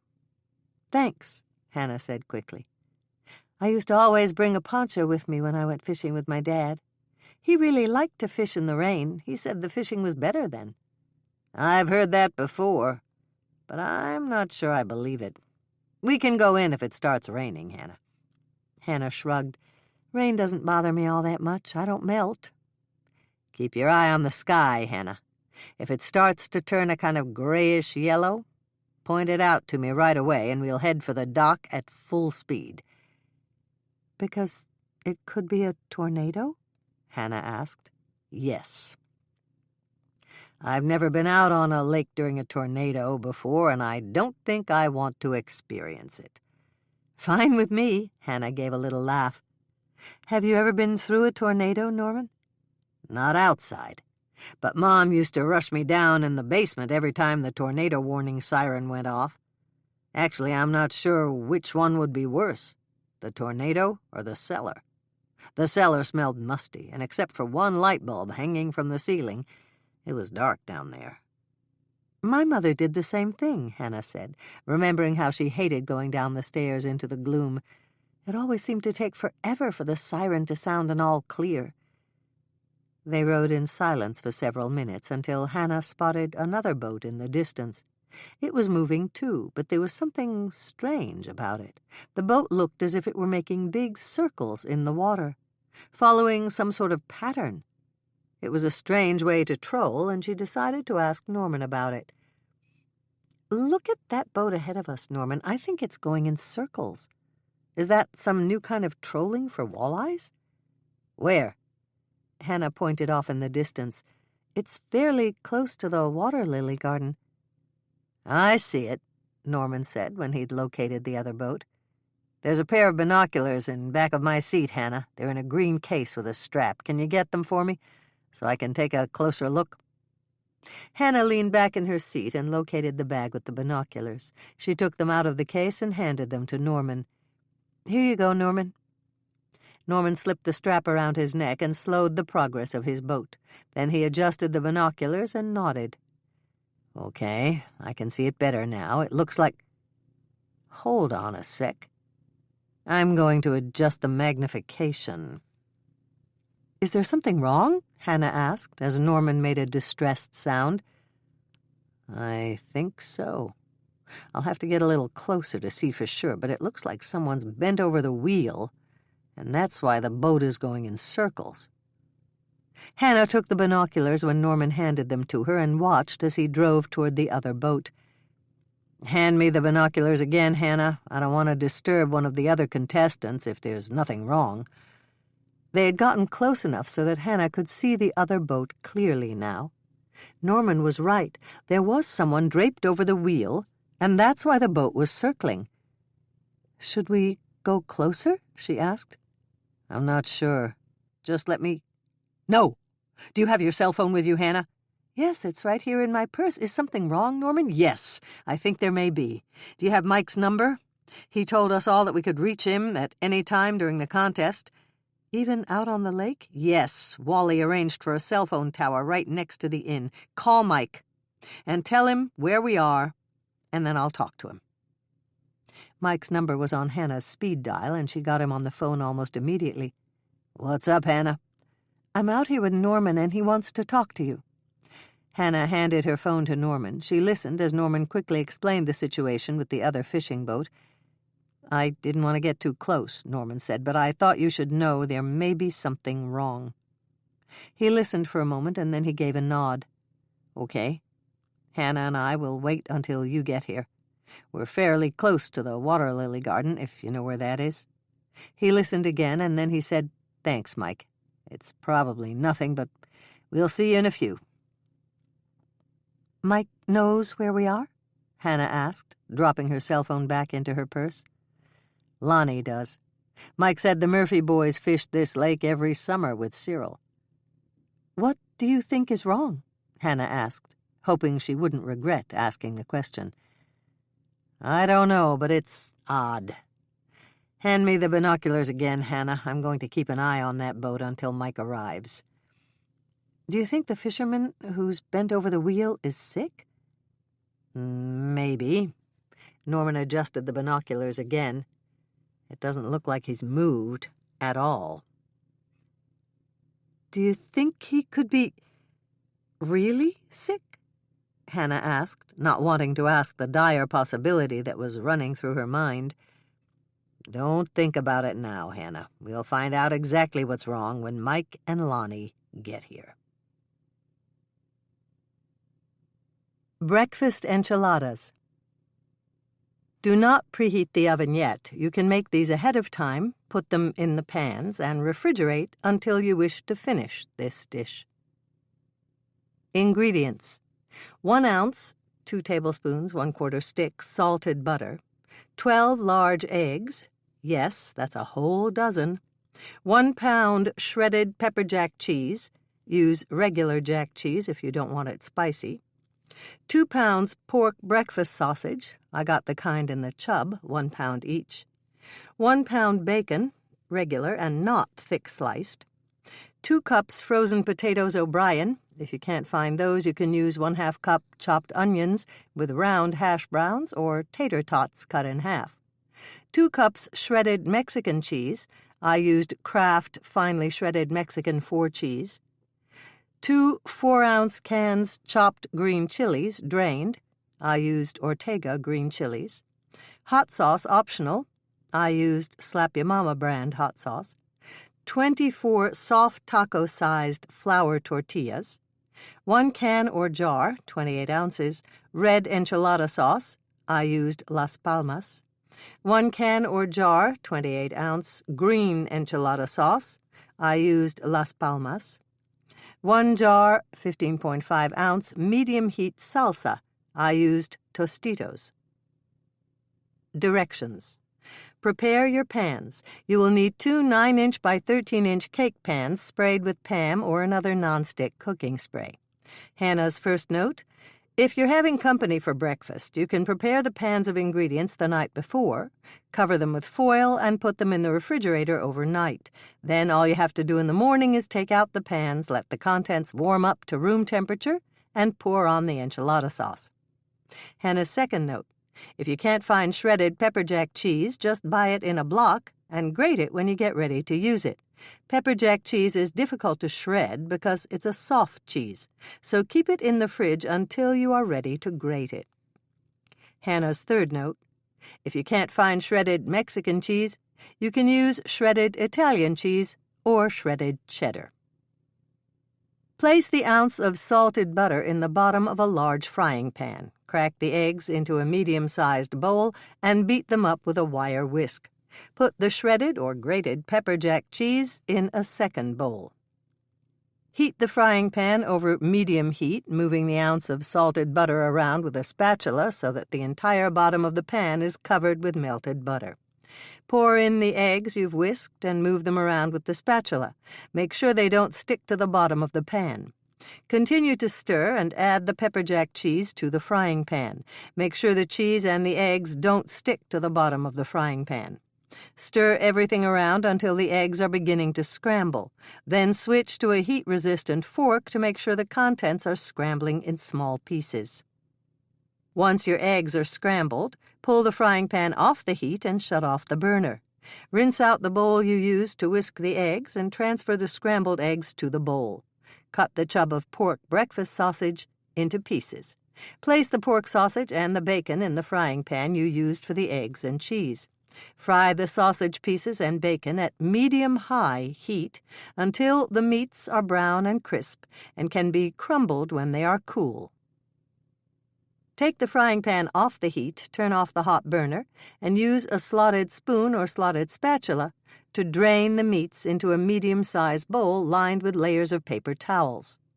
Carefully, the meats could still be hot, pat the top of the meat with paper towels to blot the grease. Scrape the bottom of the frying pan to remove any bits of meat that may have stuck to the bottom, and place it on the burner you used to fry the meats. Turn that burner on medium-high heat again. Add the potatoes O'Brien, or your substitute potatoes, to the frying pan and fry them until they are brown and crisp. Pull the frying pan off the heat and transfer the potatoes to another medium-sized bowl. Open the can of chopped green chilies and use the strainer again to drain them. Mine didn't need draining. This may depend on which brand of chopped green chilies you use. Stir the chopped green chilies into the bowl with the potatoes O'Brien. When the pieces of meat are cool enough to crumble, remove the paper towels from the bowl and use your impeccably clean fingers to crumble up the sausage and bacon. After your meats are crumbled, stir in half of the shredded Mexican cheese. You now have 3 bowls on your counter. There's the scrambled egg bowl, the meat and cheese bowl, and the potato bowl. Eye the contents of the 3 bowls and get out a bowl that is large enough to hold all 3. Then add the contents of the scrambled egg bowl, the meat and cheese bowl, and the potato and green chili bowl. Use your impeccably clean fingers to mix everything up together in the large bowl. Once you've mixed everything together thoroughly, use a spoon from your silverware drawer to taste a sample of the mixture. If you think it needs to be spicier, add a few drops of Slap Ya Mama hot sauce and mix that in. Check for seasoning and add salt and pepper if needed. If you add anything at this point, make sure that you mix it in thoroughly. Hannah's fourth note. Rather than make things too spicy, make sure you have an extra bottle of Slap Ya Mama hot sauce to put on the table. That way people can choose the level of spicy that they prefer. It's time to assemble your breakfast enchiladas. Take the flour tortillas out of the package and make sure that you have at least 24 tortillas. Spread out a sheet of plastic wrap on your counter. It should be about 12 inches long when you tear it off the roll. Center a flour tortilla on the sheet of plastic wrap. Place 1/3 cup of your filling in the center of the flour tortilla. Check to make sure you have some of the scrambled egg mixture, the meat and shredded cheese mixture, and the potato and green chili mixture. Spread 1 tablespoon salsa over the top of the filling. Pull the bottom edge of your tortilla over the filling and up to meet the top edge. This will roll the filling into the proper place. Fold one side of the tortilla over the filling to the middle. Fold the opposite side of the tortilla over the filling to the middle of the tortilla. The sides may overlap a bit, and that's the way it should be. Starting from the bottom, roll the enchilada up tightly, creating a cylinder that will not leak when you transfer it to the baking pan. Repeat until you have used all the filling. This should be approximately 24 enchiladas. Open both cans or bottles of enchilada sauce. Pour a little red enchilada sauce in one baking pan and use a spatula to spread it around the bottom of the pan. Pour a little green enchilada sauce in the other baking pan and use a spatula to spread that around to cover the bottom of the pan. Place your unbaked enchiladas in the baking pans. You will be placing approximately 12 enchiladas in each baking pan. As you place your enchiladas in the baking pans, make sure you leave at least 1/2 inch of space between each roll. If you pack them in too tightly, you will not be able to separate them easily when you serve them to your guests. Hannah's fifth note. If you don't want to bake both pans, you may cover one with foil, put it in a freezer bag, and freeze it until you want to use it. When you have finished rolling and placing your enchiladas in the baking pans, pour the rest of the red enchilada sauce over the pan with red sauce in the bottom. Then pour the rest of the green enchilada sauce over the pan with the green sauce in the bottom. Sprinkle the rest of your Mexican shredded cheese evenly over the top of both pans. When you have used up all the enchilada sauce, you're ready to bake your creation. Preheat your oven to 375 degrees Fahrenheit, one rack in just above the center position, and the other rack just below the center position. Make sure your cake pans fit on the racks before you begin to preheat the oven. When your oven has come up to temperature, bake your pans of enchiladas at 375 degrees Fahrenheit for 20 to 25 minutes, or until the enchilada sauce is hot and bubbly. Take your pans of enchiladas out of the oven and let them cool on cold stovetop burners or on wire racks. Wait at least 5 minutes before serving your enchiladas. Then, if you wish, put a bowl of sour cream and another bowl of extra shredded Mexican cheese on the table. Make sure you have a bottle of Slap Ya Mama hot sauce, especially if you invite Mike. Yield, this recipe serves from 8 to 12 people depending on their appetites. Hannah's sixth note. If you have any enchiladas left over, simply cover the pan with aluminum foil and stick it in the refrigerator. If you have overnight guests, it shouldn't surprise you if you find you don't have many left in the morning. Chapter 8. "So where's this boat you called me about?" Mike asked when Lonnie got close enough to talk to Hannah and Norman. "Up there." Norman pointed at the boat in the distance. "We didn't want to interfere if there was nothing wrong, but I looked through the binoculars and there was someone draped over the wheel face down. Maybe he's sleeping, but I thought it was odd enough for me to call you." "Is there anyone else in the boat?" It didn't look like it to me." "Okay, I'll take a look." Mike got out his binoculars and studied the boat for a minute. "You're right, Norman. There could be something wrong. The only way to tell is to get a lot closer." He turned to Lonnie. "If the guy's passed out or something, I may have to get into his boat. Can you match his speed?" "I can try, but it'll be tricky," Lonnie told him. "I think I can help," Norman offered. "I can get alongside him and slow him down." Hannah glanced at Norman, surprised by his offer. "Do you really think you can?" she asked. "Yes. I used to practice a move like that when I was racing. It's called side drafting. You match the other driver's speed and move up next to him, match speeds, then slow so your teammate can slingshot by them. It's not that easy, but I know how to do it." "In a boat?" Lonnie asked. "Why not?" Mike asked him. Norman gave a little shrug. "It can't hurt to try." Mike glanced at Lonnie, and he nodded. "It's worth a try," Lonnie told him. "Can you get into Norman's boat now, Mike?" "Sure," Mike said. "Just pull up beside him, and I'll switch boats." "What do you want me to do?" Lonnie asked him. "Just get close enough, and I'll jump over." Hannah watched as Lonnie pulled up beside them, and Mike stood up. Hannah grabbed onto the side of Mike's boat, and Mike jumped in. "Nice," she said, admiring his balance. "Thanks. I've been doing some balance practice at the station gym. We have one treadmill that bumps and tilts when you're walking on it. At first I had to hold on to the side rails, but after a week or so, I could stay on without any handholds."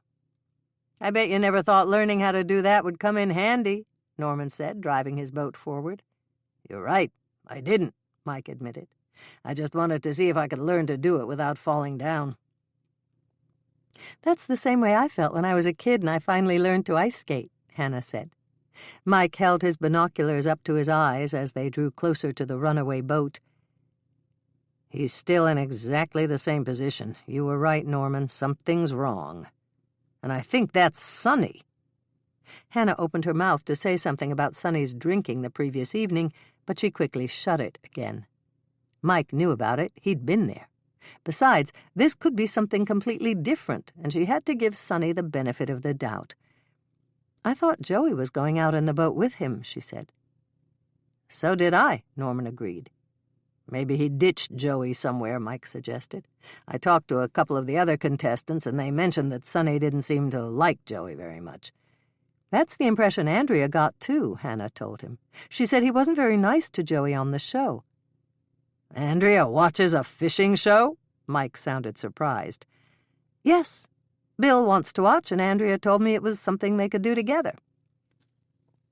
Mike thought that over for a second or two, and then he smiled. "That's nice. Hannah, were you up when Sonny left to go out on the lake this morning?" "Yes, but I didn't see them leave, if that's what you're asking." "That's exactly what I was asking, because it looks like Sonny's alone now." Hannah felt a chill. She hoped Joey was all right. He seemed like a very nice, polite person. Wally certainly seemed to like him, and she idly wondered why Sonny didn't get along with him. "Here we are," Norman said. "Are you ready, Mike?" "I'm ready," Mike said, patting his pocket. "Be careful," Hannah warned, and then she wished she hadn't. It had looked to her as if Mike was checking to make sure his service revolver was still on his hip. "Just tell me when you're in the best position," Mike said to Norman. "And Hannah?" "Here we go," Mike said, jumping to Sonny's boat. "I'm okay. You can let go now, Hannah. Drop back a little, Norman. I'm going to shut her down." Norman cut his speed and got behind Sonny's boat. Both of them watched as Mike moved between the seats and reached Sonny, who was still slumped over the wheel in exactly the same position. Neither Hannah nor Norman said a word as they watched Mike leaning over Sonny. Both men seemed frozen in their positions for a moment, and then Mike cut the motor on Sonny's fishing boat.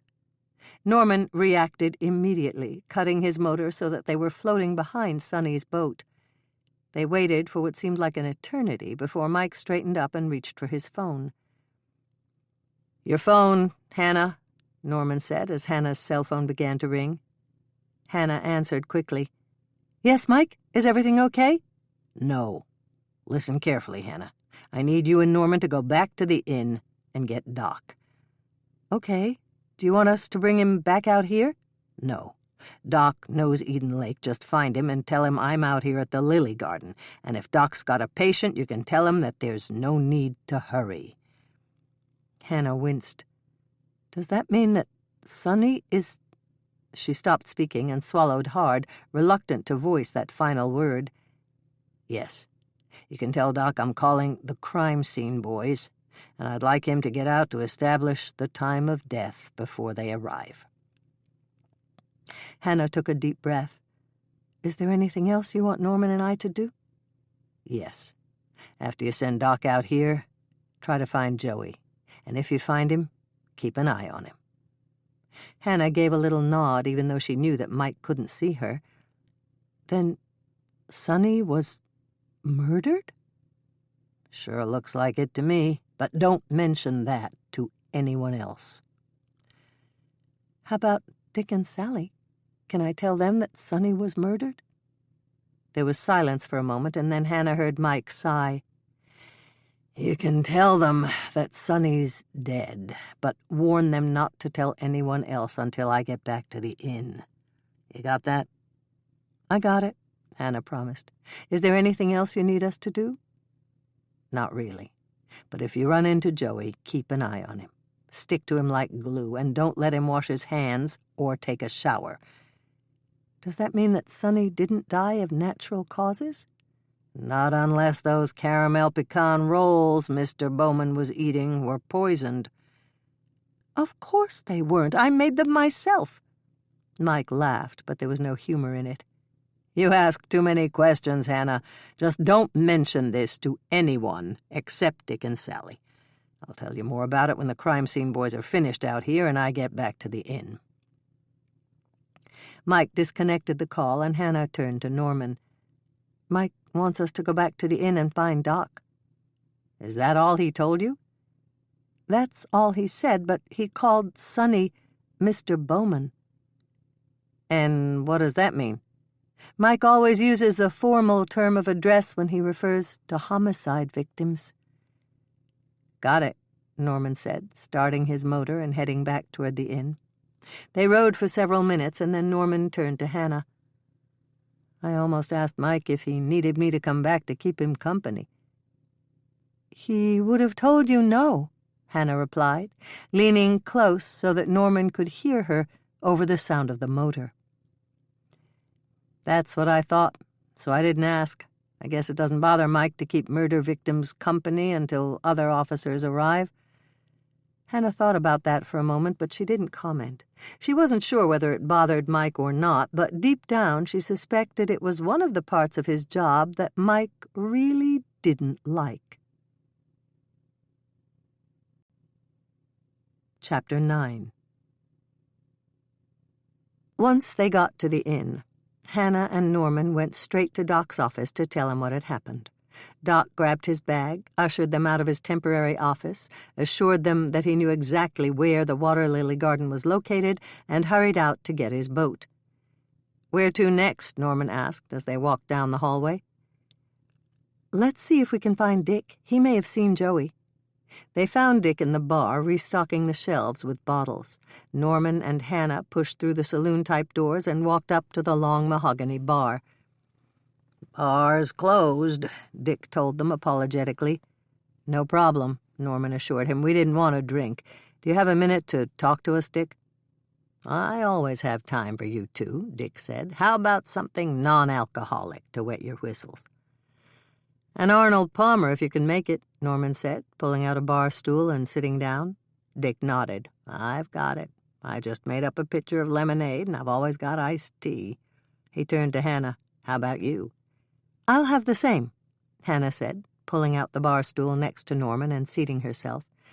"What brings you so early? I thought you were out for the afternoon," Dick asked them once he'd poured their drinks. Hannah and Norman exchanged glances. Mike had told them to tell Doc what had happened, but they hadn't thought to ask about Dick. Hannah considered that for a moment, and then she gave Norman a slight nod. They needed to get some information from Dick, and that meant they had to share the reason they needed it. Norman gave a nod back, and Hannah suspected he'd guessed what she was thinking.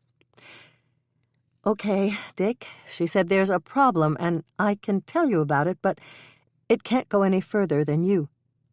"How about Sally?" Dick asked. "Shall I call her to come here so the four of us can talk in private?" "Good idea," Norman said immediately. "Please do that, Dick." Hannah felt a bit uncomfortable. Would Mike be upset that they'd told Dick and Sally what had happened? She took a few moments to consider the possibility, and she decided that Dick and Sally had the right to know that one of their guests had been murdered. Mike had asked them to locate Joey, and they couldn't search the whole hotel without giving Dick and Sally a reason. It didn't take long for Sally to arrive once Dick had called her.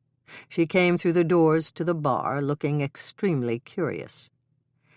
"What are you two doing back here so early?" she asked, spotting Hannah and Norman at the bar.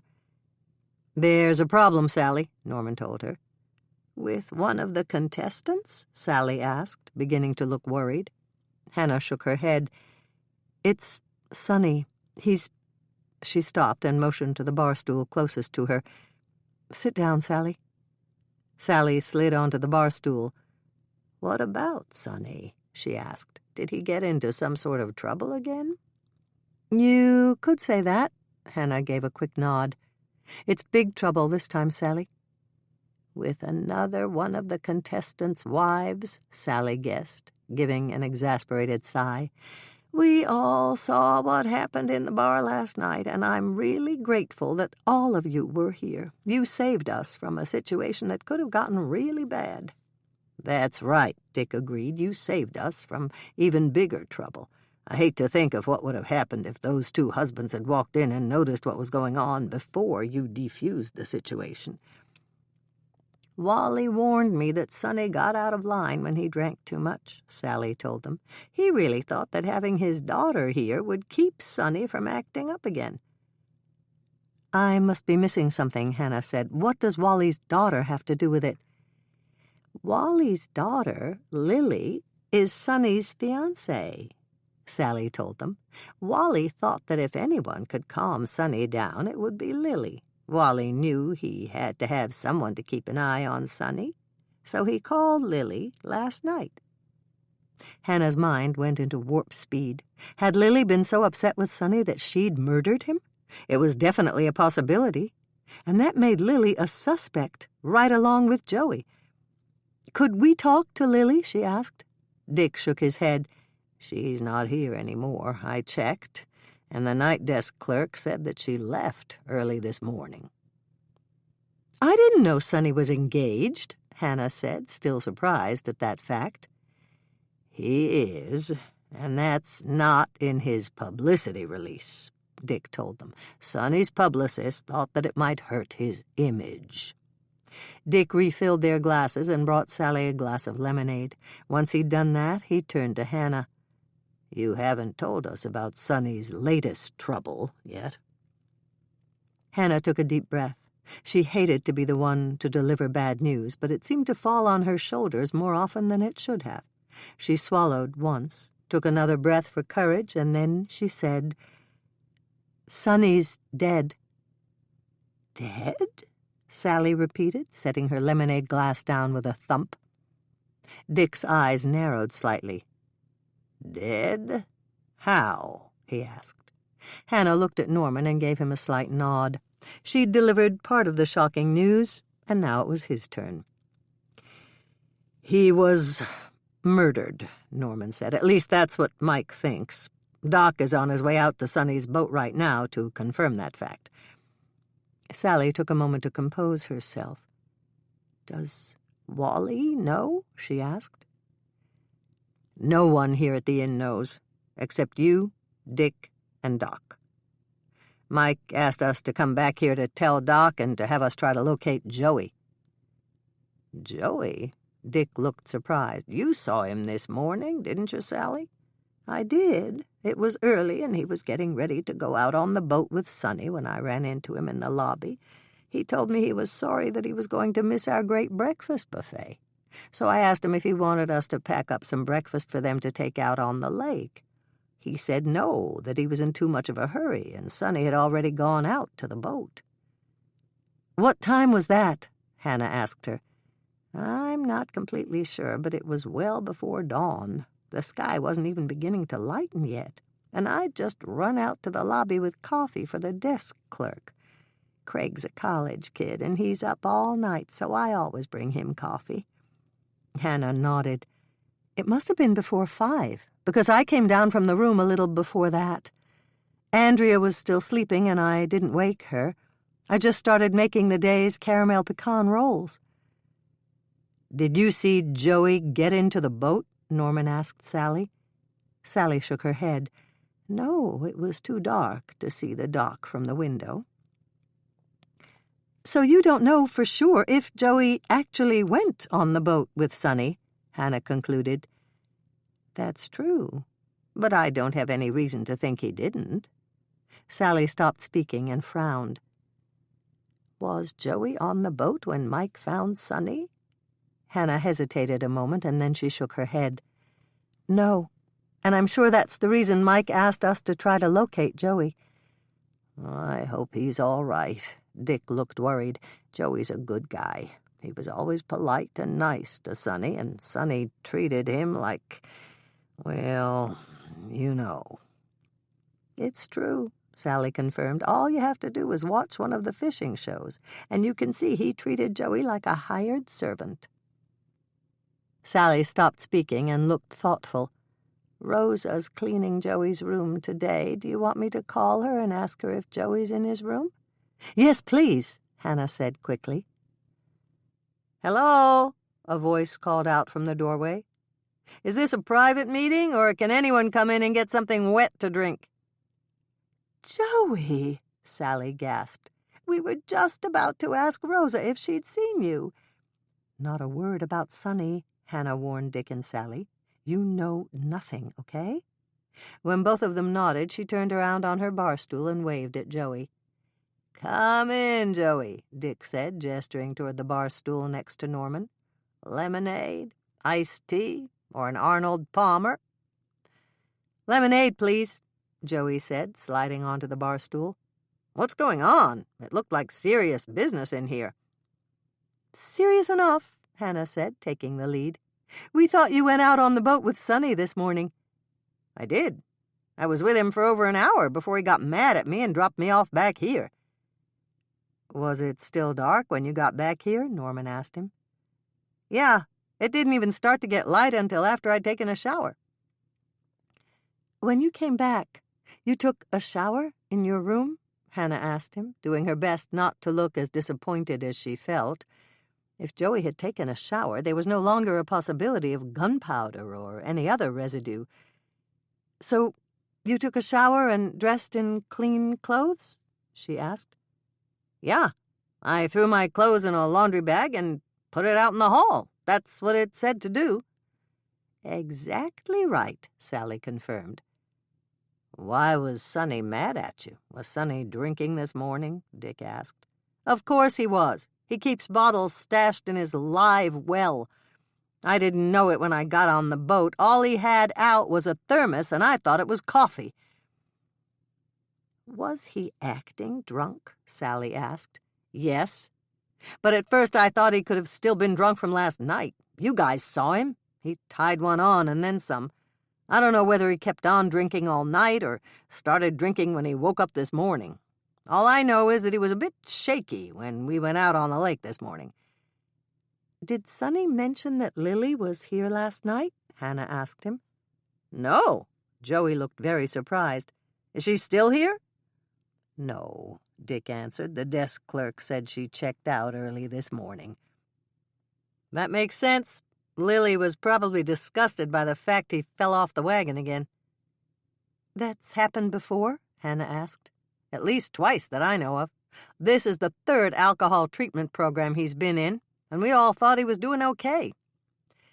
"So you didn't realize that he was still drunk when you got in the boat with him?" Hannah asked. Joey shook his head.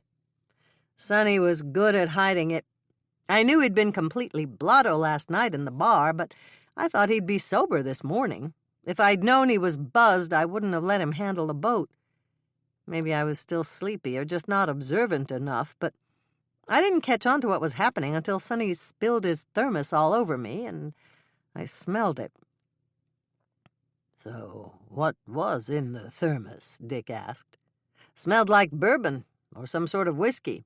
That's why I had to peel off my clothes and take a shower the minute I walked into the room. I could hardly wait to get out of those clothes." "You must be hungry, Joey," Sally said, changing the subject. "We missed you at the breakfast buffet." "I missed you, too," Joey replied, smiling widely. "And I especially missed all that delicious food. My stomach's growling like crazy. Is there any way I can get something to eat, Sally?" "Why don't you take Joey to the kitchen, Dick?" Sally suggested. "I'm sure you can find someone to rustle up something for Joey to eat." "Sure," Dick said, coming out from behind the bar and motioning to Joey. "If everyone there is busy, I'll make Joey one of my famous Reuben omelets." "A Reuben omelet?" Joey looked interested. "Is that like a Reuben sandwich?" "Yes, except there's no bread. It's corned beef, sauerkraut, and Swiss cheese." "That sounds good to me," Joey said, sliding off his bar stool to follow Dick. "My dad used to make Reuben sandwiches every time Mom had one of her meetings." Hannah waited until Joey and Dick had left, and then she turned to Sally. "Will you call Rosa and ask her to get Joey's laundry bag?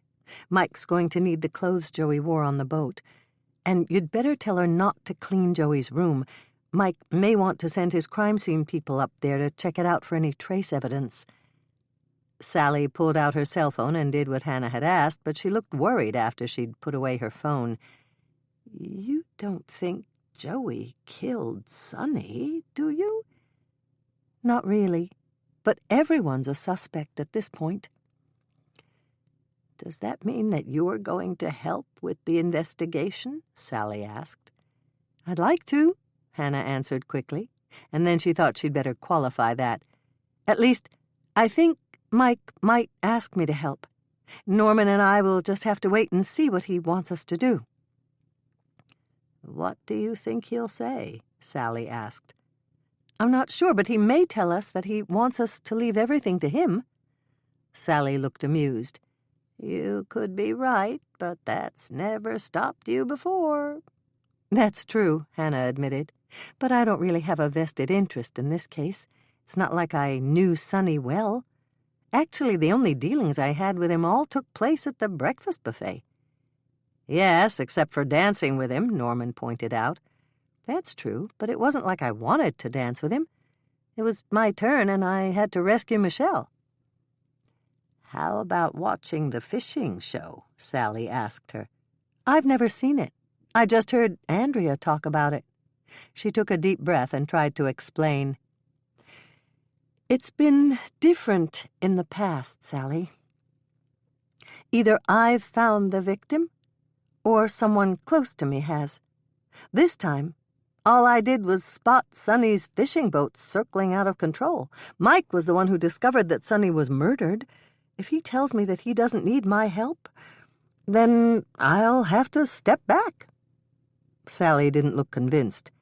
"You said you didn't have a vested interest, but you do. You were here when the murder was committed. You were kind enough to help me out with the cooking, and Sonny ate the food that you prepared. He even told you that he liked the caramel pecan rolls. You might not have liked him that much, but he paid you a compliment by saying that." She turned to Norman. "That's a vested interest, isn't it?" "Absolutely," Norman agreed quickly.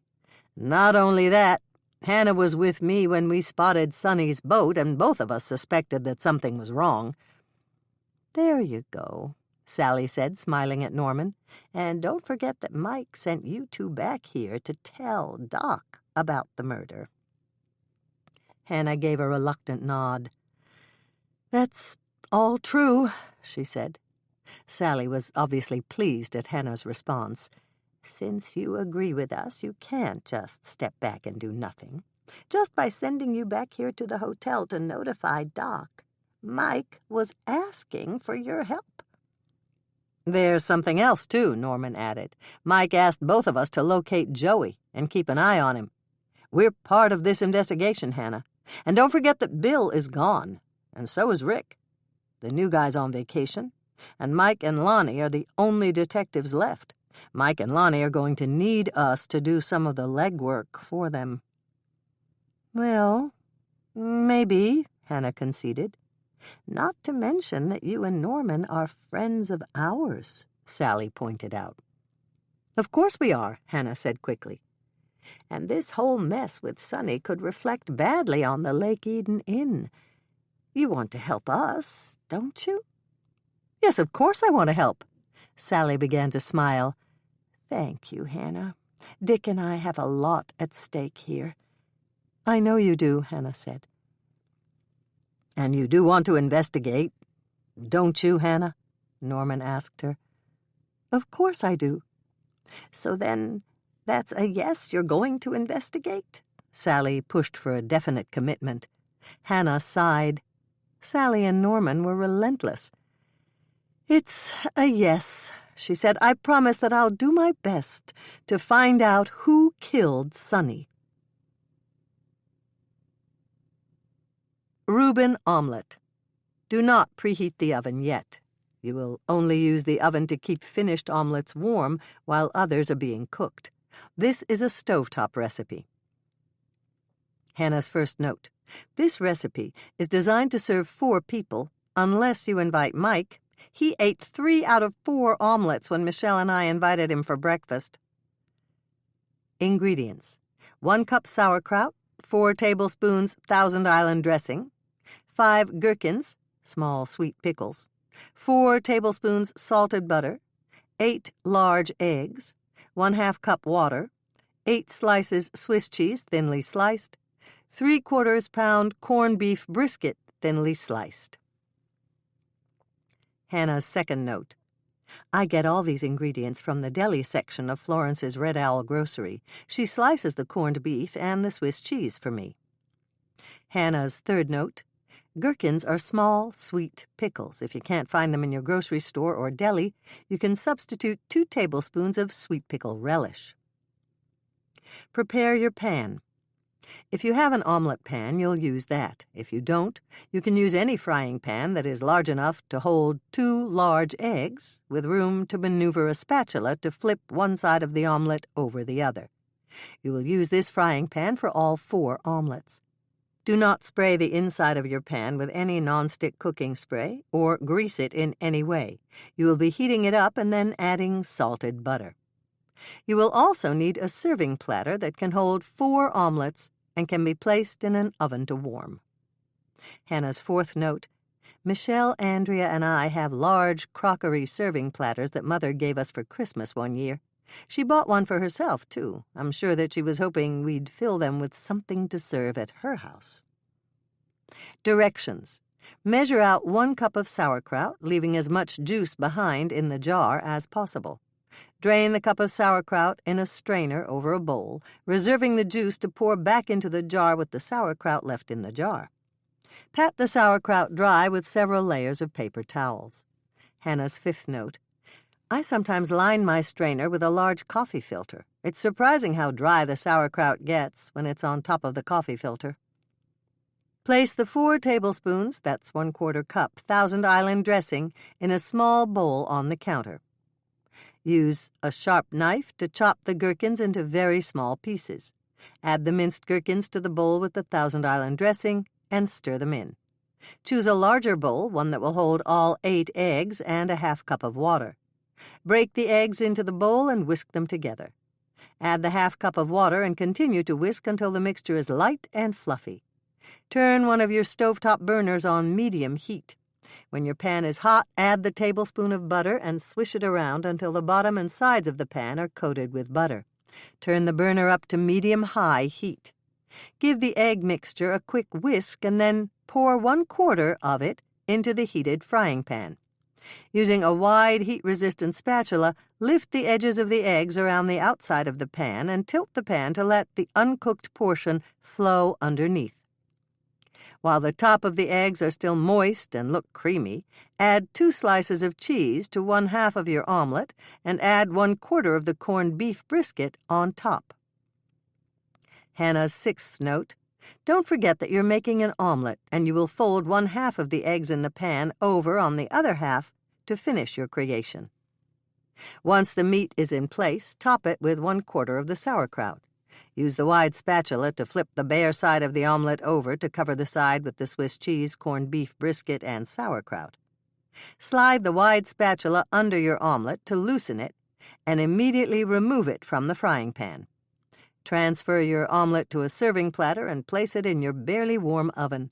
Cover the platter loosely with foil so it's ready to receive the rest of your Reuben omelets.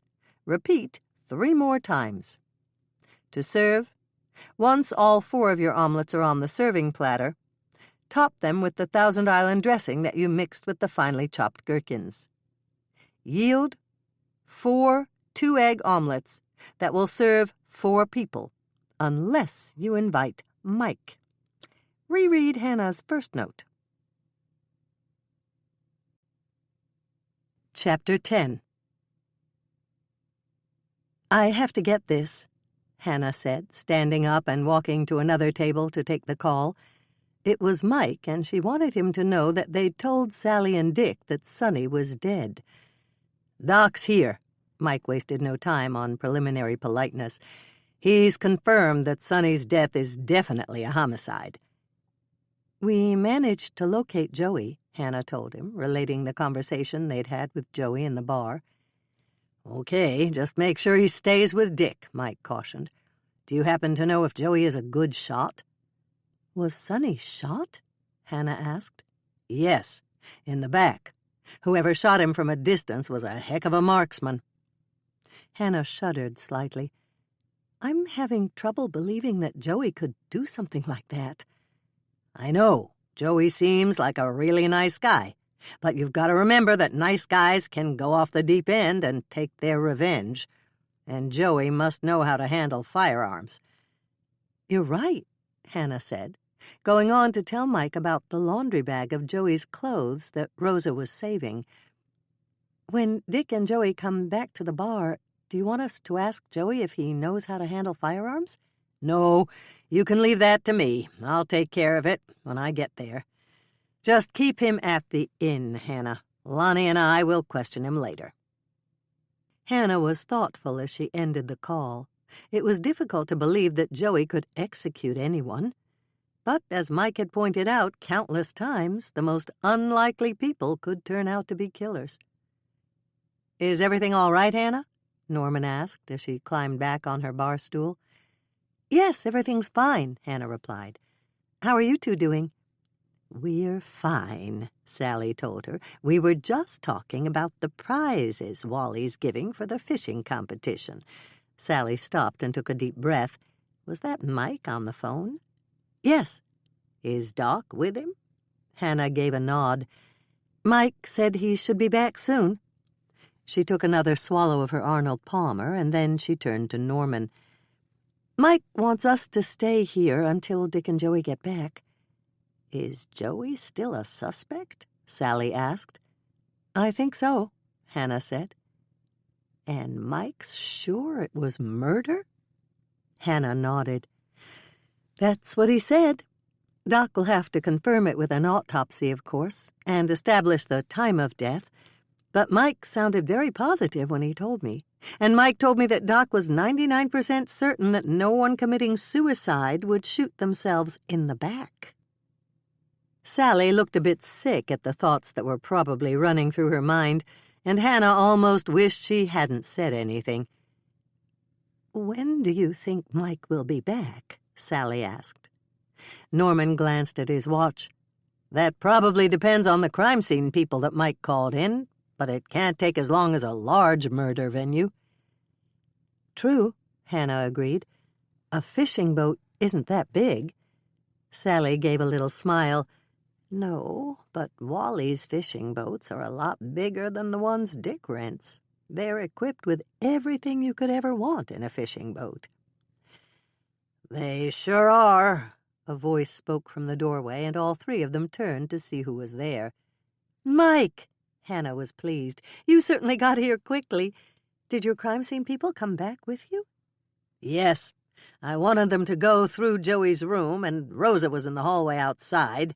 She said Sally told her not to let anyone inside the room, and she handed me the laundry bag with the clothing that Joey put out this morning when he got back to the inn." "Oh, good." Hannah was relieved. "I asked Sally to talk to Rosa and keep everyone else out of that room."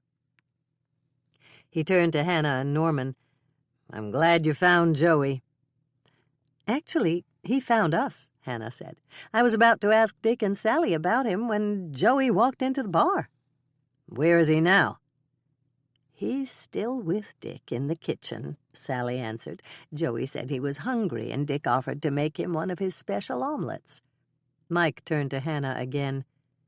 "Does Dick know not to mention Mr. Bowman's death to Joey?" "Dick knows," Hannah assured him. "And so do I," Sally told him. "Hannah and Norman told us to keep mum about everything until you and Lonnie came back. And since everyone knows the bar's not open yet, there haven't been any other people in here." "Good work," Mike said, smiling at all three of them. "You're making our job a lot easier." "Would you and Lonnie like something to drink, Mike?" Sally asked him. "Yes, but nothing alcoholic. Doc will be here in a minute, and he'll probably want something too." "How about lemonade?" Sally suggested, going behind the bar to serve them. "Sounds great," Mike said with a nod. "Sure does," a voice from the doorway called out, and Doc came into the bar. "This isn't a private meeting, is it?" "Yes, and you're in it," Mike replied. "Right here, Doc." He patted the stool beside him. "I need to caution you not to mention anything about Mr. Bowman to anyone." Doc gave a nod. "Noted. Then you're not going to let anyone know that he's deceased?" "Not tonight. And maybe not tomorrow morning, either." Sally looked surprised. "Why is that, Mike?" "Because I'm going to hang out in the bar tonight with Lonnie and pick up any information about Mr. Bowman that we can." "You need to know what the other competitors thought of Sonny?" Norman asked. "Yes. We'll be looking for any long-term or new grudges, any motives any of the other fishermen or their wives may have had for wanting him dead, and anything else that might apply in some way to the case." "I can help with that, and so can Dolores," Doc offered. "Good," Mike agreed immediately, and then he turned to Hannah and Norman. "You two are staying out here, aren't you?" "Yes, and we'll be in the bar if you need us," Norman promised. "I do." "How about Andrea?" Hannah asked him. "She's staying out here, sharing my room with me." "Andrea could be really helpful," Mike said. "Bill always says that she could charm the birds right out of their trees." "I'll be there, too," Sally told him. "I'm helping Dick in the bar this week. It's going to be crazy busy." "One more thing," Hannah said quickly, when Mike pushed back his bar stool. "What are you going to tell everyone when Sonny doesn't show up at the bar tonight?" "That's where you and Dick come in," Mike told Sally. "I want you two to tell everyone that Sonny is up in his room, sleeping." "We can do that," Sally promised. "How about Wally? What if he calls to check in? Shall I tell him?" Mike shook his head. "Just say that Sonny left a message with the desk asking that no one disturb him." Hannah frowned slightly. "How about Lily? Are you going to call to tell her that Sonny is dead?" "Not yet. At least not until we find out if she's a suspect or not." "Everybody's a suspect." Lonnie walked into the bar, grinning. "Everybody's a suspect until we clear them. Right, Mike?" "That's right," Mike told him. "Stay here, Lonnie. I need to go check on the crime scene boys to see if they're done yet. When they are, I will tell Rosa that she can clean Joey's room." He turned to Sally. "Can you and Dick keep Joey here for another 20 minutes or so?" "No problem," Sally said quickly. "Just ask Rosa to give me a call when Joey's room is done so I can let him go back upstairs." Mike asked, "What time is dinner, Sally?" Sally glanced up at the clock behind the bar. "Not till 7, Mike." Mike gave a long, drawn-out sigh. "I'm really hungry now," he said. "What's in those special omelets that Dick made for Joey?" "Corned beef brisket, Swiss cheese, and sauerkraut," Sally answered. "Dick calls them Reuben omelets, and he serves them with Thousand Island dressing with chopped gherkins on top." "Sounds good," Mike said, beginning to smile. "I like Reuben sandwiches, so I should like Dick's omelets, right?" "Right," Sally said. "Shall I call Dick and ask him to make one for you?" "Yeah, that'd be great." Mike turned to Lonnie. "You want one too?" "Sure," Lonnie agreed. "Consider it done," Sally told them as they got up from their bar stools. "Head on back to the kitchen right now, and I'll tell Dick you're coming.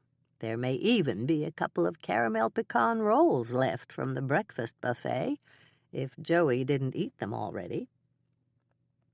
Once Mike and Lonnie had left, Doc turned to Sally. "Better tell Dick to make more than 2 omelets," he warned her. "If Mike wasn't here for the breakfast buffet, he'll probably eat at least 3. Chapter 11.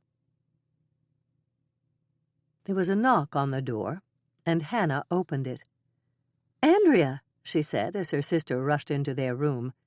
"I just ran into Mike in the hallway, and you should have called me right away," Andrea said, and she looked as shocked as she obviously felt. "I can't believe he's dead." "Believe me, he is," Hannah assured her, "and you can't tell anyone about it." "I understand, but—" Andrea gave a little shiver. "Why can't I tell Bill when he calls me tonight? He's the sheriff, and he ought to know that there's been a murder." "That's not wise, Andrea. Do you really want him to come home early and miss the opportunity to give his televised keynote speech?" Andrea thought about that for a moment. "You're right," she said. "I just hope Bill isn't mad that we kept him in the dark about the murder." "I don't think he will be," Hannah said quickly. "After all, Bill chose Mike to fill in as acting sheriff while Bill was gone. Bill expects Mike to make his own decisions and not to check in with him every other minute." "I guess that's true," Andrea said, but she still sounded slightly doubtful. "I just hope he's not mad at me for not telling him." "He won't be," Hannah assured her, although she wasn't sure at all. "Since Mike is the acting sheriff while Bill is gone, we have to do what he tells us to do." Andrea started to smile. "I don't believe you just said that, Hannah." "Neither do I," Hannah gave a little laugh, "but I really do think we'd better trust Mike's judgment when it comes to alerting Bill." "All right," Andrea reluctantly agreed. "I won't tell Bill until Mike says it's okay." Andrea lifted the suitcase she'd brought in with her and put it on her bed. "This is heavier than I thought it would be, but I promised Tracy I'd bring it." "You brought more clothes?" Hannah asked. "No. It's something Tracy thought of, so we went shopping right before I drove out here." "What did you buy?" Hannah asked, moving a little closer. "Goldfish. We got a whole carton of them." "You bought live goldfish?" Andrea began to laugh. "No, silly. Tracy and I bought goldfish crackers. They're for Dick to put out in the bar in the baskets he uses for bar snacks. Tracy thought it would be perfect for the fishing tournament." Hannah smiled. "That is perfect. When you talk to Tracy, tell her I think she had a great idea. Dick and Sally are going to love it." "We're going down to the bar tonight, aren't we?" Andrea asked, taking the large box out of her suitcase. "Yes, since you're okay with not telling anyone that Sonny is dead. Will you help us listen for gossip in the bar tonight?" "Of course I will. I'm good at things like that. People tell me gossip, and they trust me not to tell anyone else." "We know. That's why Mike and I and Lonnie don't tell you any secrets." Andrea looked shocked. "Oh, really?" "I'm kidding, Andrea. Actually, it's one of the reasons we need you with us in the bar. People do tell you secrets." Andrea smiled. "Thank you. You're good at it too, Hannah. And so is Mother. Everybody tells Mother all their secrets. And she tells them to us," Hannah thought. But she didn't share that thought with Andrea. The local competitors know who you are, but the ones from out of town don't. Do you think you can circulate tonight and talk to the out-of-towners?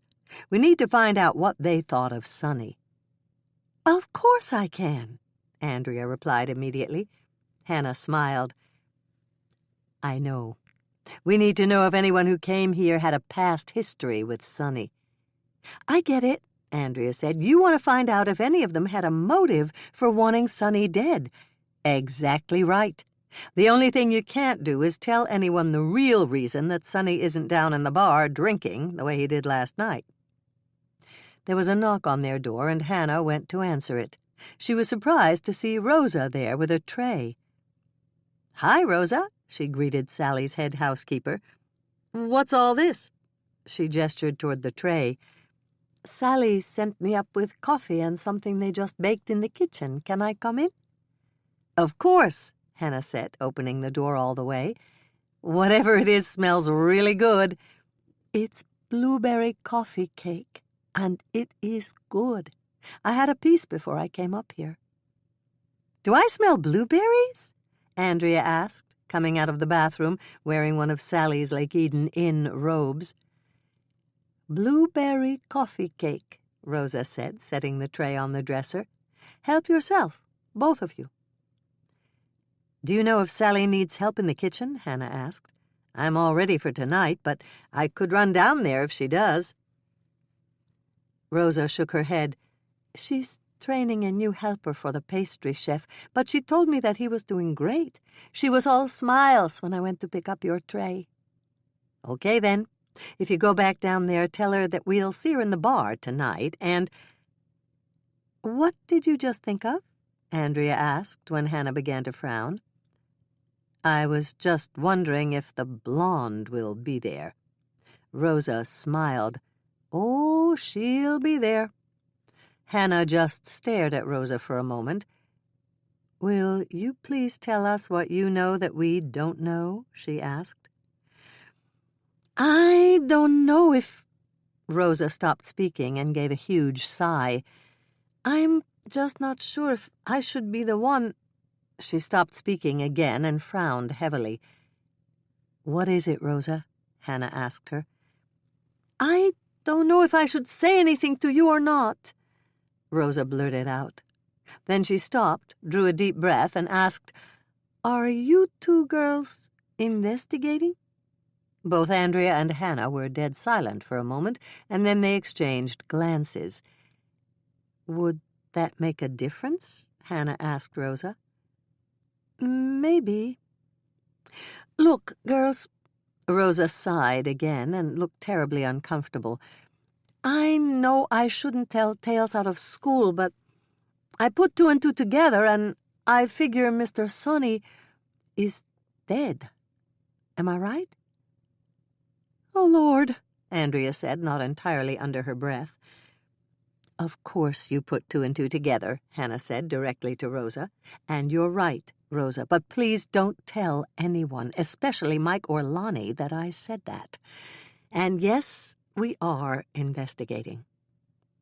"Then it's murder?" Rosa asked. Hannah nodded. "That's the conclusion that Mike, Lonnie, and Doc came to." "That doesn't surprise me at all," Rosa admitted. "He was bound to come to a bad end the way he was drinking and womanizing. And Lily is the sweetest thing. I sure hope she's not the one who killed him, although I wouldn't blame her a bit if she did." "Sit down, Rosa," Hannah said, patting the side of her bed.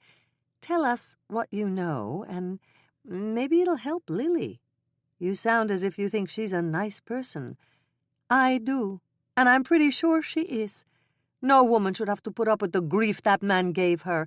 I would have been out of that relationship in 2 seconds flat if my man ever treated me that way."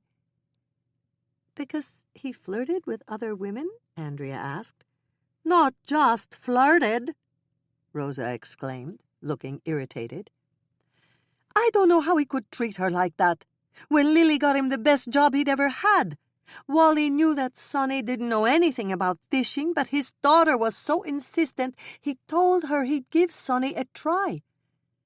And Sonny was good on television, Rosa concluded. Wally's daughter was right when she told him that the wives would watch the fishing shows because Sonny was so... Rosa stopped and looked uncertain. What is the word I want? Handsome? Andrea guessed. And sexy, Hannah added. Is that what you mean, Rosa? Yes. There's another word for it, but I don't want to say it. It's not very nice. Andrea laughed. That's okay, Rosa. We know exactly what you mean. Hannah nodded, but her mind was going 1,000,000 miles a minute, trying to fit pieces of information and theories about the murder together. Dick told me something this morning in the bar, she told Rosa. He said that Lily was here last night. Rosa nodded. She was. I went up to let Lily into Sonny's suite, and now I wish I hadn't. It might have been better if Lily hadn't seen Sonny last night. Why? Andrea asked. Because Sonny had, company.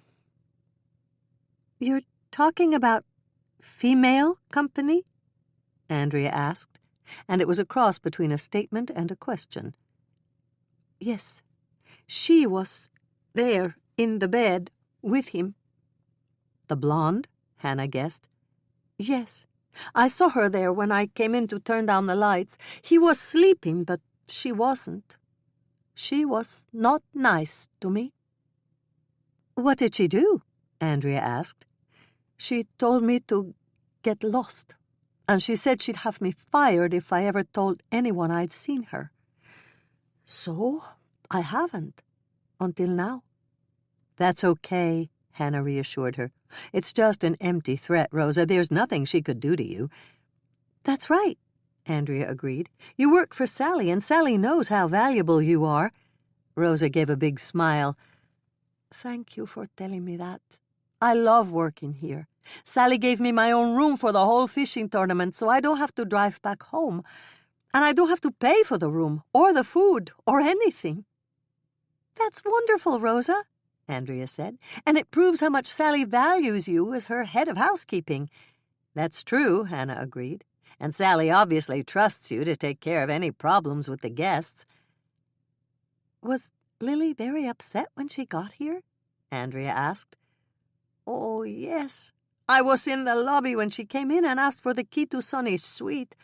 The desk clerk wasn't sure what he should do, so I told him to give her a key. And he did? Hannah asked. Yes, but I knew there'd be trouble, so I went upstairs with her. How did you know? Hannah asked.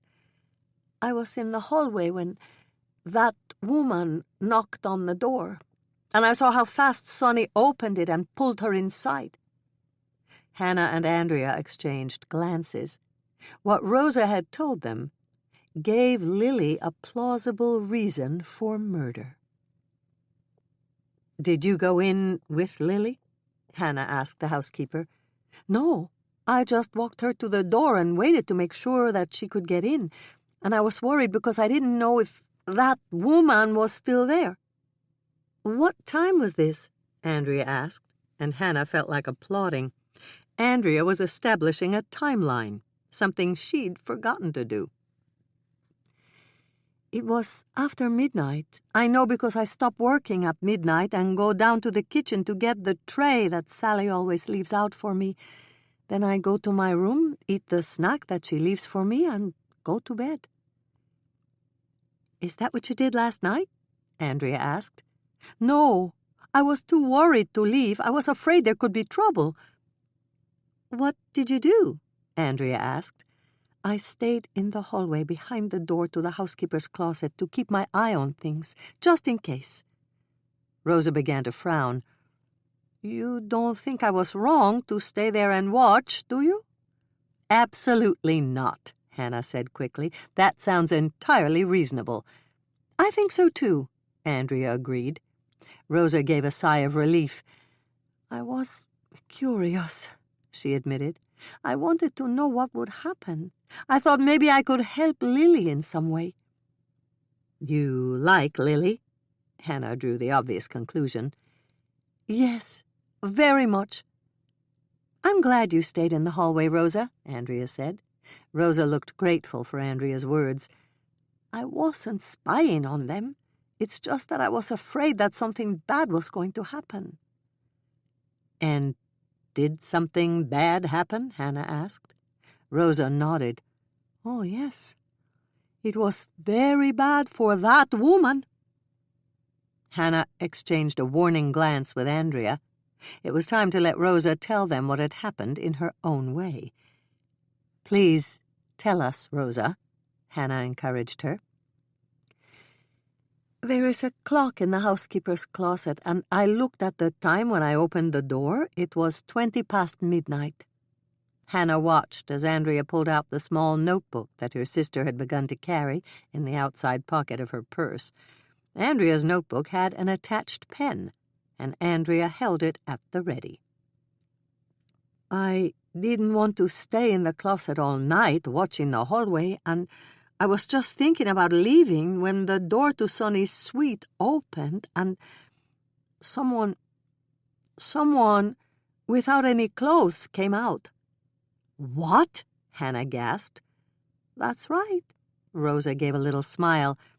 "I didn't ask, but I think Lily found that woman in Sonny's bed and chased her right out of the suite without a stitch of clothes on." "Do you know what time that was?" Hannah asked. "Yes, I was getting ready to leave because it was almost 12:30 and I needed to get some sleep." Hannah and Andrea exchanged glances again. Neither one knew exactly what to say. "She deserved it," Rosa said, giving a little laugh. "She deserved to be locked out in the hallway with no clothes." "Yes, she did," Hannah agreed. "Good for Lily for kicking her out," Andrea added. "I'd do exactly the same thing if I ever walked in and found another woman in my husband's bed." The thought of her standing in the hallway without her clothes at midnight made all three of them begin to laugh. "I grabbed one of the robes we put in the rooms. It was funny, but I didn't want that woman to be out in the hallway naked. Something like that could give the inn a bad name," Rosa told them. "I guess it could," Hannah managed to say, although she was still fighting to keep from chuckling. "Did you take the robe to her?" Rosa nodded. "Yes, and I told her to hold out her arms so I could put it on her. She was shaking, and I think she was really scared. I'm not even sure she knew exactly where she was." "Was she drunk, too?" Andrea asked. "No, not drunk. It was like she just woke up and she didn't really know where she was. Once I got the robe on her, I asked her if she had her room key." "And of course she didn't," Hannah said. "That's right.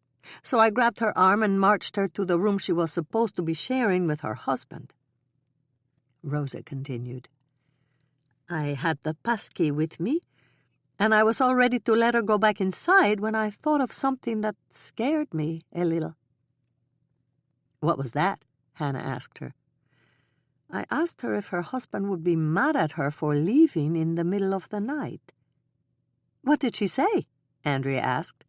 "She said he wouldn't even wake up because she'd given him a sleeping pill. So I let her into the room, shut the door, and waited a couple of minutes to make sure that everything was all right." "Was it?" Hannah asked.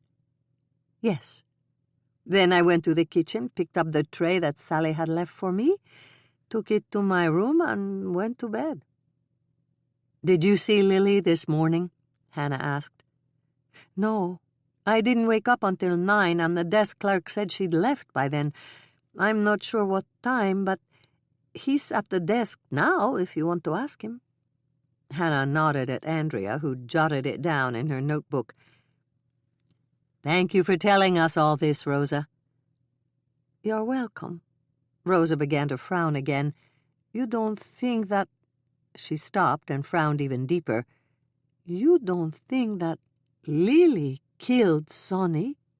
Do you?" Hannah thought about that for a moment, and then she shook her head. "I don't know yet. Do you think she could have?" "No, she could never have done such a thing," Rosa exclaimed. "Why?" Andrea asked her. She certainly had plenty of reasons to want him out of her life. "Out of her life, maybe, but Lily would not have killed anyone. She loved Sonny. She knew he had faults, but she still loved him.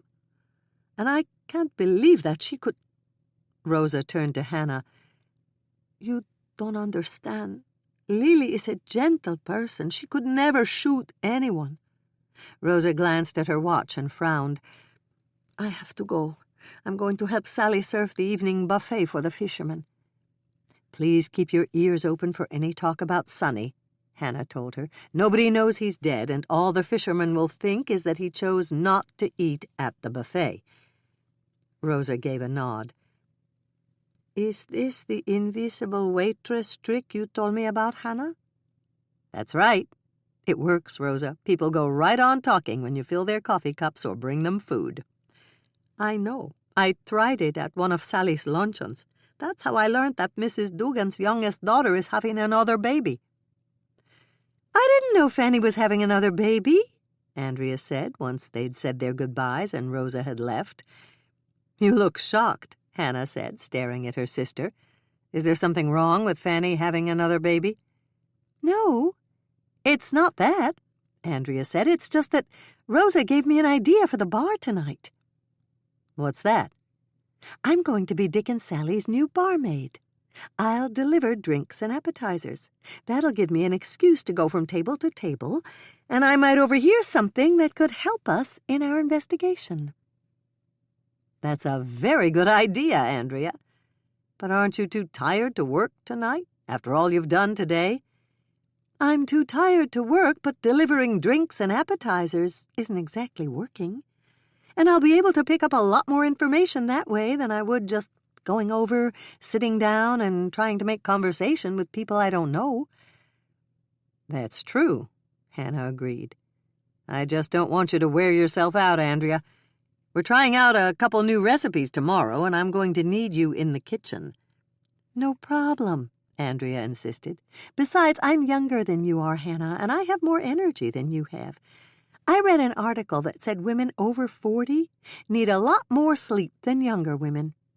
Hannah bristled slightly. "I'm not ready for the retirement home yet, Andrea." "I know that." Andrea looked a bit sorry she'd brought up the difference in their ages. "Besides, I haven't done anything like this for a while. I might overhear a major clue." "That's true," Hannah said. "It's a good idea, Andrea, as long as you don't mind doing it." "I don't mind at all," Andrea insisted. "It'll be fun playing the invisible waitress again." Blueberry coffee cake. Preheat oven to 350 degrees Fahrenheit, rack in the middle position. Hannah's first note. Some coffee cake is more like sweet bread. This coffee cake is more like a cake. Coffee cake is a staple in Minnesota. It is what most people serve when they invite friends over for coffee in the morning. With guests, the cake type of coffee cake is served more often. When it's breakfast with the family, the sweet bread type is usually served, especially if the slices are toasted and buttered. Ingredients for the cake: 1 cup salted butter, 2 sticks, 1/2 pound, softened to room temperature. 1 3/4 cups white granulated sugar, 1 teaspoon salt, 2 teaspoons vanilla extract, 1 1/2 teaspoons baking powder, 6 large eggs, 3 cups all-purpose flour. Pack it down in the cup when you measure it. Ingredients for the filling: 3 cups thawed and crushed frozen blueberries. You can also use fresh blueberries if they're in season. 1/3 cup white granulated sugar. 1/3 cup all-purpose flour. Pack it down in the cup when you measure it. Ingredients for the peekaboo crumb topping: 1/2 cup brown sugar. Pack it down in the cup when you measure it. 1/3 cup all-purpose flour. Pack it down in the cup when you measure it. 1/4 cup salted butter. 1/2 stick, 1/8 pound, softened to room temperature. Spray the inside of a 9-inch by 13-inch rectangular cake pan with Pam or another non-stick cooking spray. Hannah's second note: this recipe is very easy to make with an electric mixer. It's also possible to do it by hand if you wish. To make the cake dough, cut the softened butter into chunks and place them in the mixer bowl. Place the white granulated sugar on top of the butter. Turn the mixer on low speed for 30 seconds. Then turn the mixer up to medium speed and mix until the butter and sugar are fluffy and of a uniform color. Turn the mixer down to low speed again and add the salt and the vanilla extract and baking powder. Mix until everything is well incorporated. Add the eggs one at a time, mixing thoroughly after each addition. Shut off the mixer and add 1 cup of the all-purpose flour. Turn the mixer back on low speed and mix the cup of flour in thoroughly. Turn off the mixer and sprinkle in the 2nd cup of all-purpose flour. Turn the mixer on low speed again and mix in that 2nd cup of all-purpose flour. Turn off the mixer and sprinkle in the 3rd cup of flour. Turn the mixer back on low speed again and mix in the flour thoroughly. Shut off the mixer, scrape down the sides of the bowl. Take the bowl out of the mixer and use a mixing spoon to spoon 1/2 of the cake batter into your prepared cake pan. Spread the cake batter out with a rubber spatula as evenly as you can. Leave the rest of the cake batter in the mixing bowl and take out another bowl to prepare the coffee cake filling. To make the fruit filling, if you haven't already done so, measure out your blueberries and crush them in the bottom of the bowl. Stir in the sugar. Stir it in thoroughly. Measure out the all-purpose flour and then sprinkle it on top of the sugar and blueberry mixture in your bowl. Mix the flour in thoroughly. Place spoonfuls of the blueberry filling all over the top of your cake dough. Make extra sure you get a spoonful in all 4 corners of the pan. Carefully spread the blueberry filling out from spoonful to spoonful so that the filling covers the entire surface of the cake batter. Give the rest of the cake batter a final stir by hand. Drop spoonfuls of the remaining cake batter on top of the blueberry filling and spread it out as best you can. Hannah's third note: don't worry if the cake batter on top doesn't completely cover the blueberry filling. It doesn't have to. You will put the crumb topping right over the top of your coffee cake. To make the peekaboo crumb topping, mix the brown sugar and the all-purpose flour together in a small bowl. Add the softened butter and cut it in until it's crumbly. You can also do this in a food processor with chilled butter and the steel blade. Use your impeccably clean fingers to sprinkle the crumb topping over the top of the cake pan. Do this as evenly as possible, and don't worry because the topping doesn't cover the top of the pan completely. The blueberries are supposed to show through, so everyone will know what's inside. Bake your blueberry coffee cake at 350 degrees Fahrenheit for 45 to 55 minutes, or until the edges of your cake are nice and golden brown. Take your coffee cake out of the oven with pot holders and set it on a cold stovetop burner or a wire rack to cool. This coffee cake can be served warm or cold, depending on when your guests are coming. To serve, use a knife to cut your coffee cake into squares right in the cake pan. Then remove the squares to small plates with a wide metal spatula.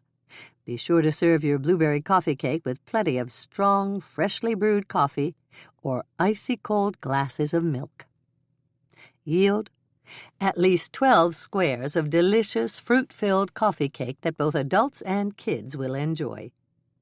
Hannah's fourth note: several people have told me that they made this coffee cake the easy way by simply opening a can of fruit pie filling and using that straight out of the can for the coffee cake filling.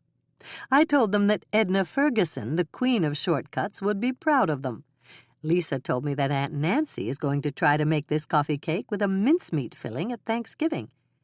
I'm not quite that adventuresome, but I have made it with lemon pie filling, and it was scrumptious. Chapter 12. Hi, Sally. An attractive young woman walked into the bar and hurried over to Sally, who was standing by Hannah at a table.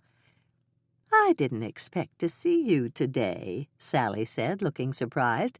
"I thought you left this morning. Oh, my gosh, where are my manners? Lily, this is Hannah Swensen. She's been helping bake this week. And Hannah, this is Lily Wallace, Wally's daughter." Lily turned to Hannah.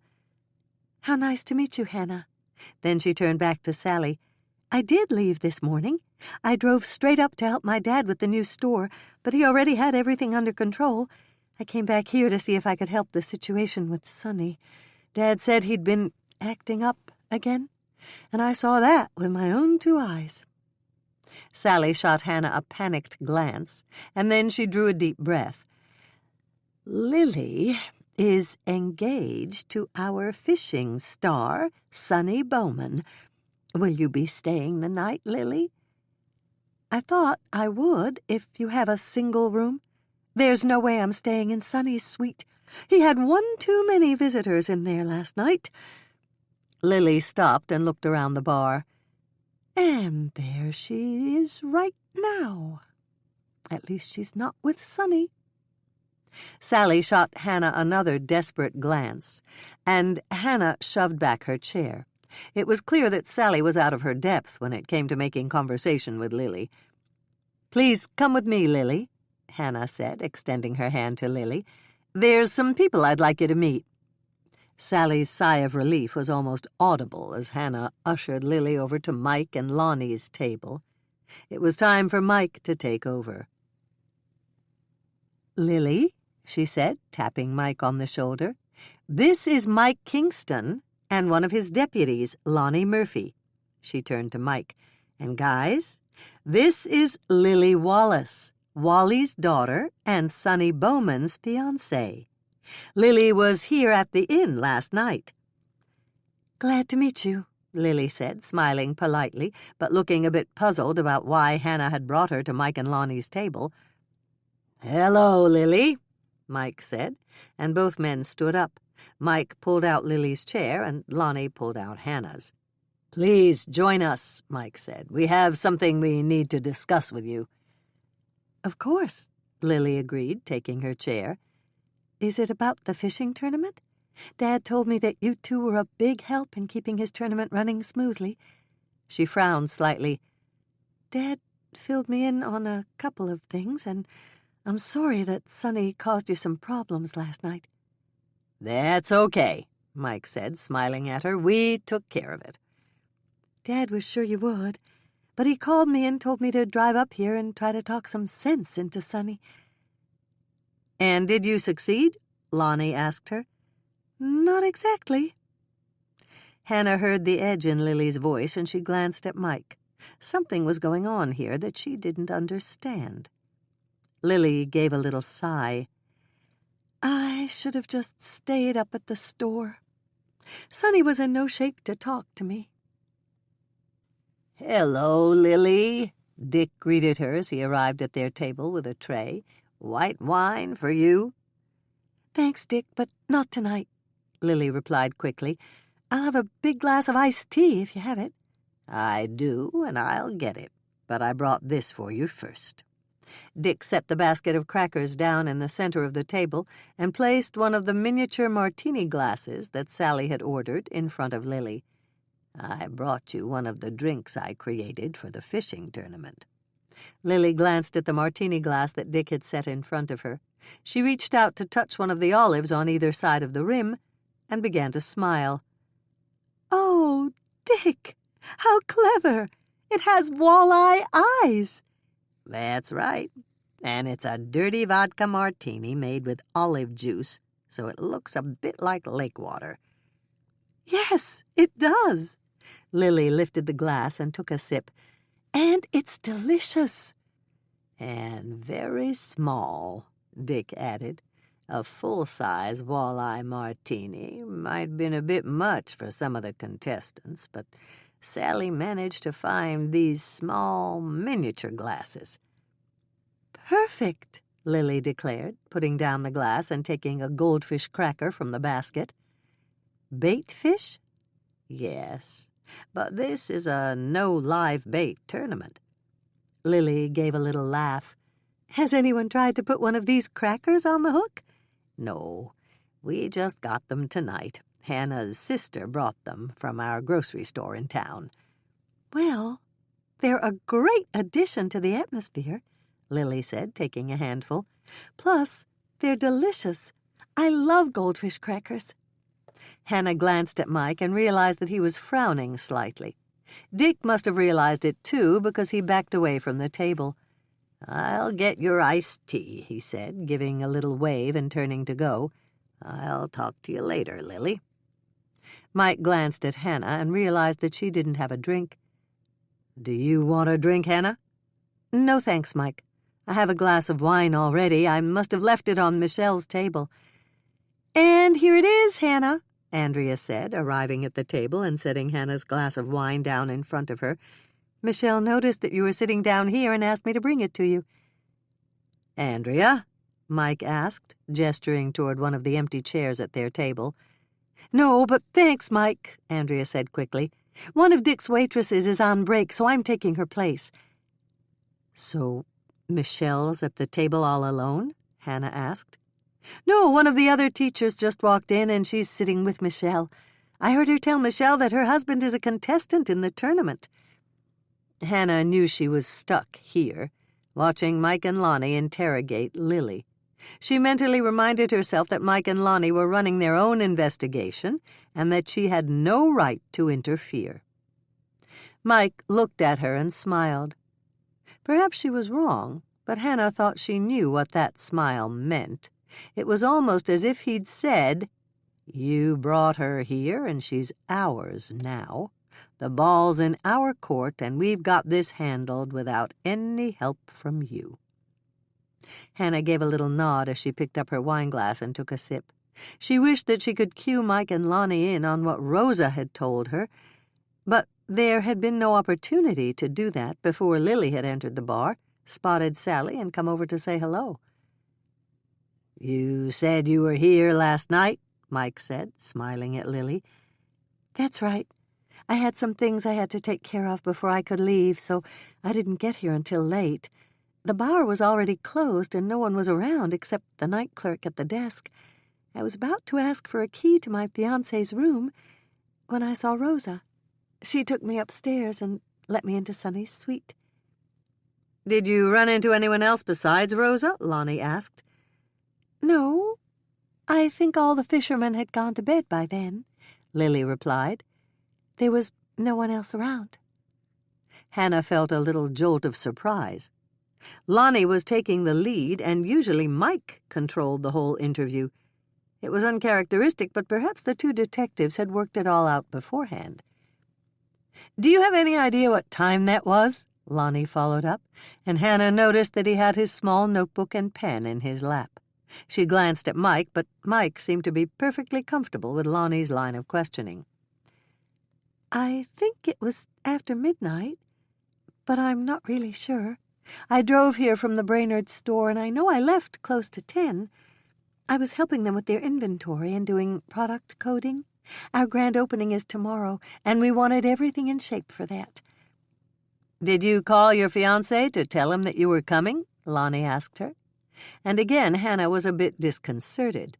Lonnie was definitely taking the lead, and Mike didn't seem to mind that at all. "I called, but Sonny didn't answer his cell phone," Lily replied, glancing at Mike. "How about Sonny?" Mike asked her. "Had he gone to bed yet?" "You bet he had," Lily said, and she gave an exasperated sigh. "And, true to form, he was not alone." "Did you recognize the person who was with your fiancé?" Lonnie asked. "Not until I saw her again tonight." Lily looked over at the table where the blonde had been sitting. "I guess she must have recognized me, too, because she's gone now." "What did you do when you found the other woman in Sonny's room?" Lonnie asked. Lily looked a bit embarrassed. "I'm not exactly proud of what I did, but I was so mad at Sonny, I'm afraid I took it out on her." "How did you take it out on her?" Lonnie questioned. "I grabbed her by the arm and threw her out in the hallway. She was naked, and I didn't bother to pick up her clothes and throw them out after her. I just locked the door and stood there shaking. I was so furious at Sonny I could have killed him." Hannah did her best not to wince visibly. She really wished that Lily hadn't said it quite that way. "What did Sonny say when you threw the other woman out?" Lonnie asked. "Absolutely nothing. He was dead drunk, and he didn't even wake up." "Did you try to wake him?" Mike asked, and Hannah was glad he'd asked the obvious question. "No. When Sonny's drunk, you could set off fireworks in his room and he'd sleep through it. And I knew from experience that if he'd actually been awake enough to listen to me, he would have forgotten everything I said anyway." "So did you sleep there in your fiancé's suite?" "Yes. It was a 2-bedroom suite, so I just went in the other bedroom, got into bed, and tried to go to sleep." "And did you sleep?" Mike asked her. "I think I must have slept for a while," Lily told them. "It was just such a disappointment. It's not like this hasn't happened before. It has. Sonny's a handsome man, and women throw themselves at him. Unfortunately, he doesn't seem to be able to resist them. He swears he loves me, but he can't resist playing the game with other women." "You must have been furious," Mike said. Lily said, "It wasn't the sort of night that I wanted, but it wasn't unexpected either." "Some men like to flirt, and that's as far as it goes," Mike said. "Other men like to flirt, and they don't know when they should stop. I think Sonny was one of the latter group." Hannah watched as Lily's face paled. "Was?" she repeated. "You said Sonny was, and that's past tense. I heard you." Mike sighed. "You're right, Lily. I didn't mean to blurt it out like that, but I have to tell you that Sonny's dead." "When?" Lily choked the word out, and Hannah immediately reached out to put an arm around her shoulder. She wasn't sure why Mike had chosen to tell Lily this way, but perhaps it had just slipped out. "Lily and I have to leave now," Hannah announced, tightening her arm around Lily's shoulders and helping her to her feet. "We'll be in the kitchen, and I'm going to get her something to eat. Come there if you have to ask her more questions." "Good. Thank you, Hannah," Mike said, looking very grateful. Then he turned to Lily. "I'm sorry, Lily. I didn't mean to tell you in quite that way. It just slipped out." Lily gave a little nod. "It's okay. I know what I told you made me a suspect. I can't blame you for that. I'll answer any other questions you and your partner have if you'll just give me a little time to digest all this and grieve." Mike threw Hannah a sympathetic look. "Of course we will. I'm sorry, Lily. I apologize again for springing all this on you this way. If I could take it back, I would." "Apology accepted," Lily said, reaching out to touch Mike's shoulder. "I'll be with Hannah if you need me." Hannah stopped at their table and leaned down to talk to Michelle privately. "Tell Andrea that I'm going to be busy for a while," she said. "I'll meet her later back at our room." Then she turned to Lily. "Come on, Lily, I'll take you back to the kitchen now." Hannah glanced behind her as they exited the bar. No one was looking at them curiously. That was good. She just hoped that she could get Lily calmed down before Mike and Lonnie decided to come to the kitchen to question her further. "Do you think I'll have to answer more questions?" Lily asked as they walked down the long hallway that led to the kitchen.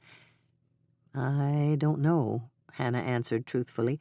"In a way, I hope not. You look like you're on your last legs." Lily smiled. "I am tired. And you were right. I'm hungry."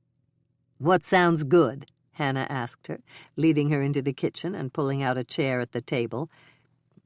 "I don't know. Anything, I guess." Hannah stepped inside the walk-in cooler and made a quick survey of the contents.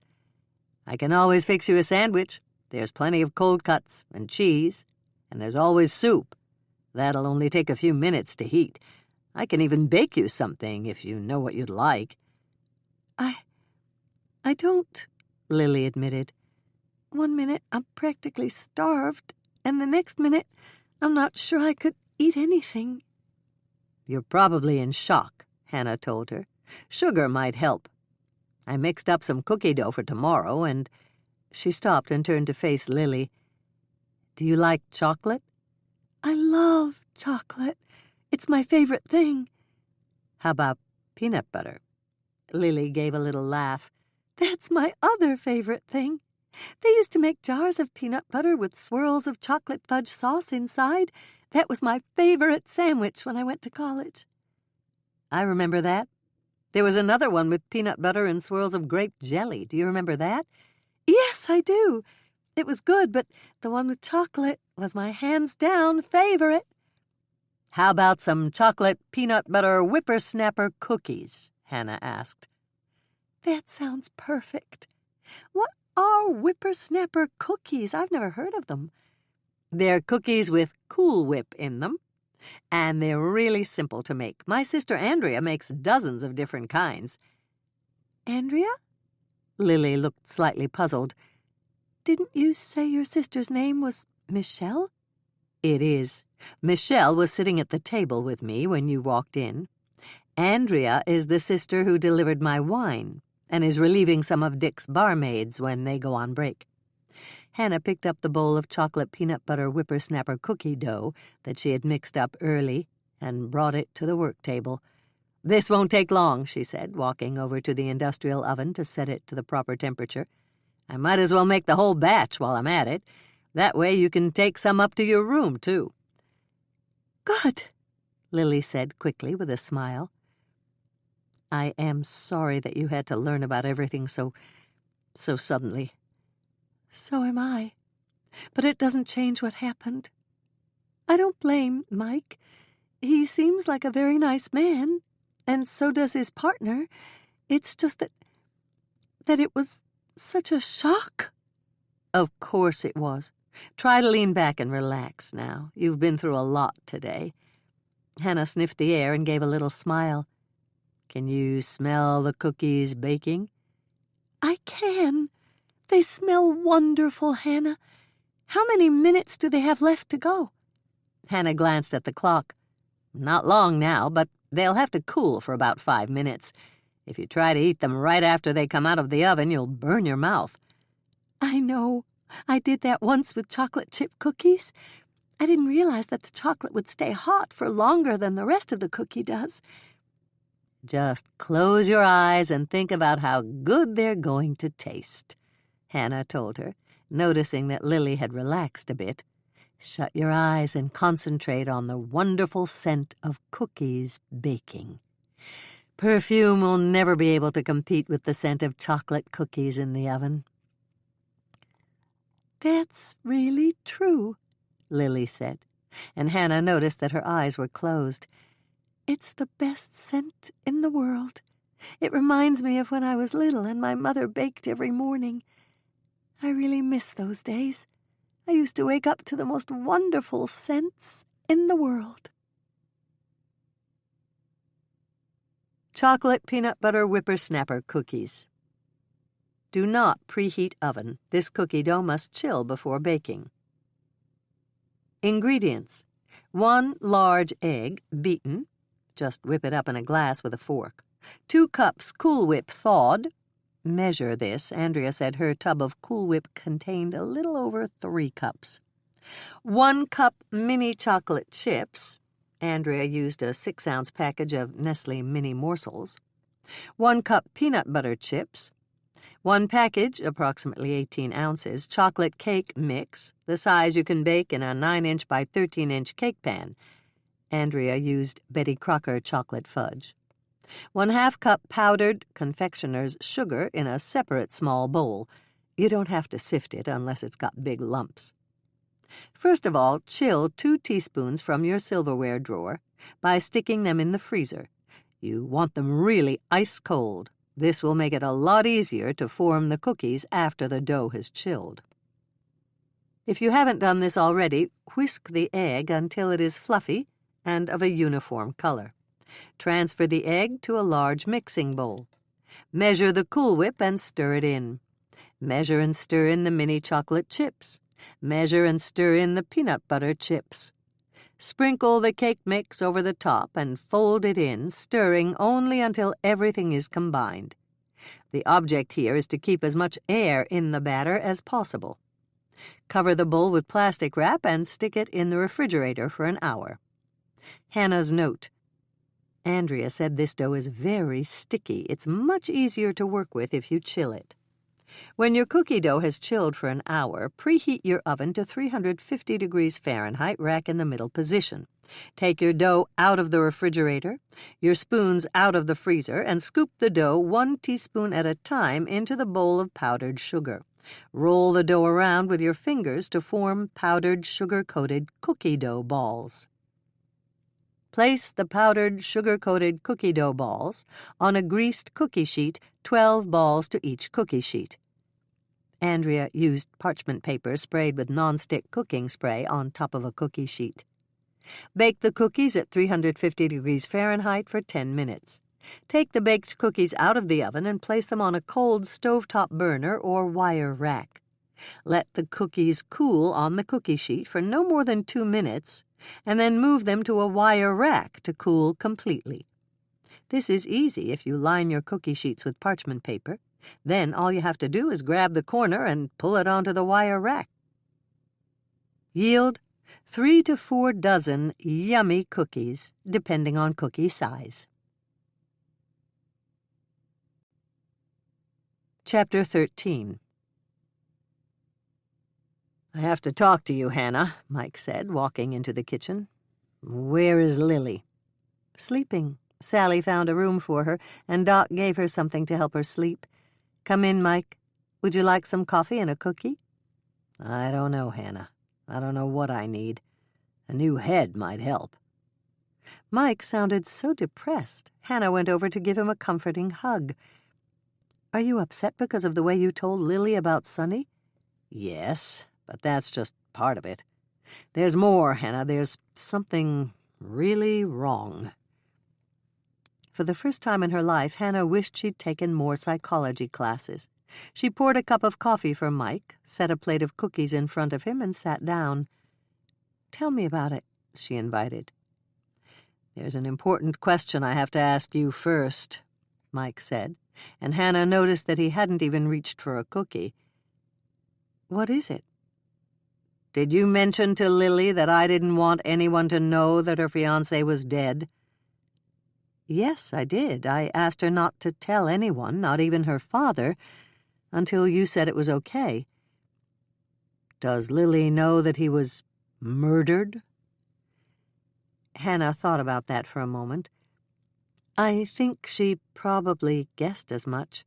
She didn't come out and ask me, so I'm not sure, but she did agree not to mention anything to anyone about Sonny's death until you give her the okay. Good. Thank you, Hannah. Mike looked relieved as he reached for a cookie. I was all set to question Lily tonight when you brought her over to our table. You know that, don't you? Yes, that's why I brought her there. I didn't want her to talk to anyone else until she'd talked to you. That's what I thought, and I was all ready to question her. But then I looked at her, and I'm not really sure what happened, but I realized that I was going to blow it if I tried to take the lead in interviewing her.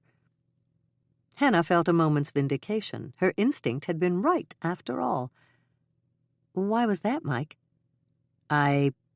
This will probably sound crazy, Hannah. I've taken the lead in every interview I've ever done with a partner, but this time was different. This time I just couldn't seem to get a handle on her. A handle on Lily? Yes. I knew she was a suspect. Family members always are, and I knew I had to ask her the right questions. Hannah gave a little nod. She wasn't sure what else to do. And, she prompted, I had to back off, Hannah. I thought I'd be too tough on her, and I knew that wasn't fair. So I sat back and let Lonnie take the lead. Did you tell Lonnie that you were going to do that? No. I just hoped he'd pick up on it. We've worked together a long time, Hannah. I figured he'd know that something was wrong, and he'd ask the questions that I should have asked. And did he? Yes. He took over, and his questions were probing and insightful. He did exactly what I should have done, if I'd been able to do it. Hannah winced as she realized that Mike had admitted that he hadn't been able to question Lily. Why couldn't you question Lily? Hannah asked. Do you know? I'm not sure. But I think I do. Mike took a big drink of his coffee, but Hannah noticed that the friend she'd previously referred to as the Cookie Monster put his cookie back down on the plate. Tell me why, Hannah said, locking eyes with him. Give me the reason why you couldn't question Lily. I've always been able to sympathize with the victim, Mike said with a sigh. This time, I just couldn't do it, Hannah. As the chief investigator, I am charged with the duty of finding who killed Sonny. And this is very hard to say, Hannah. And this time, my heart's just not in it.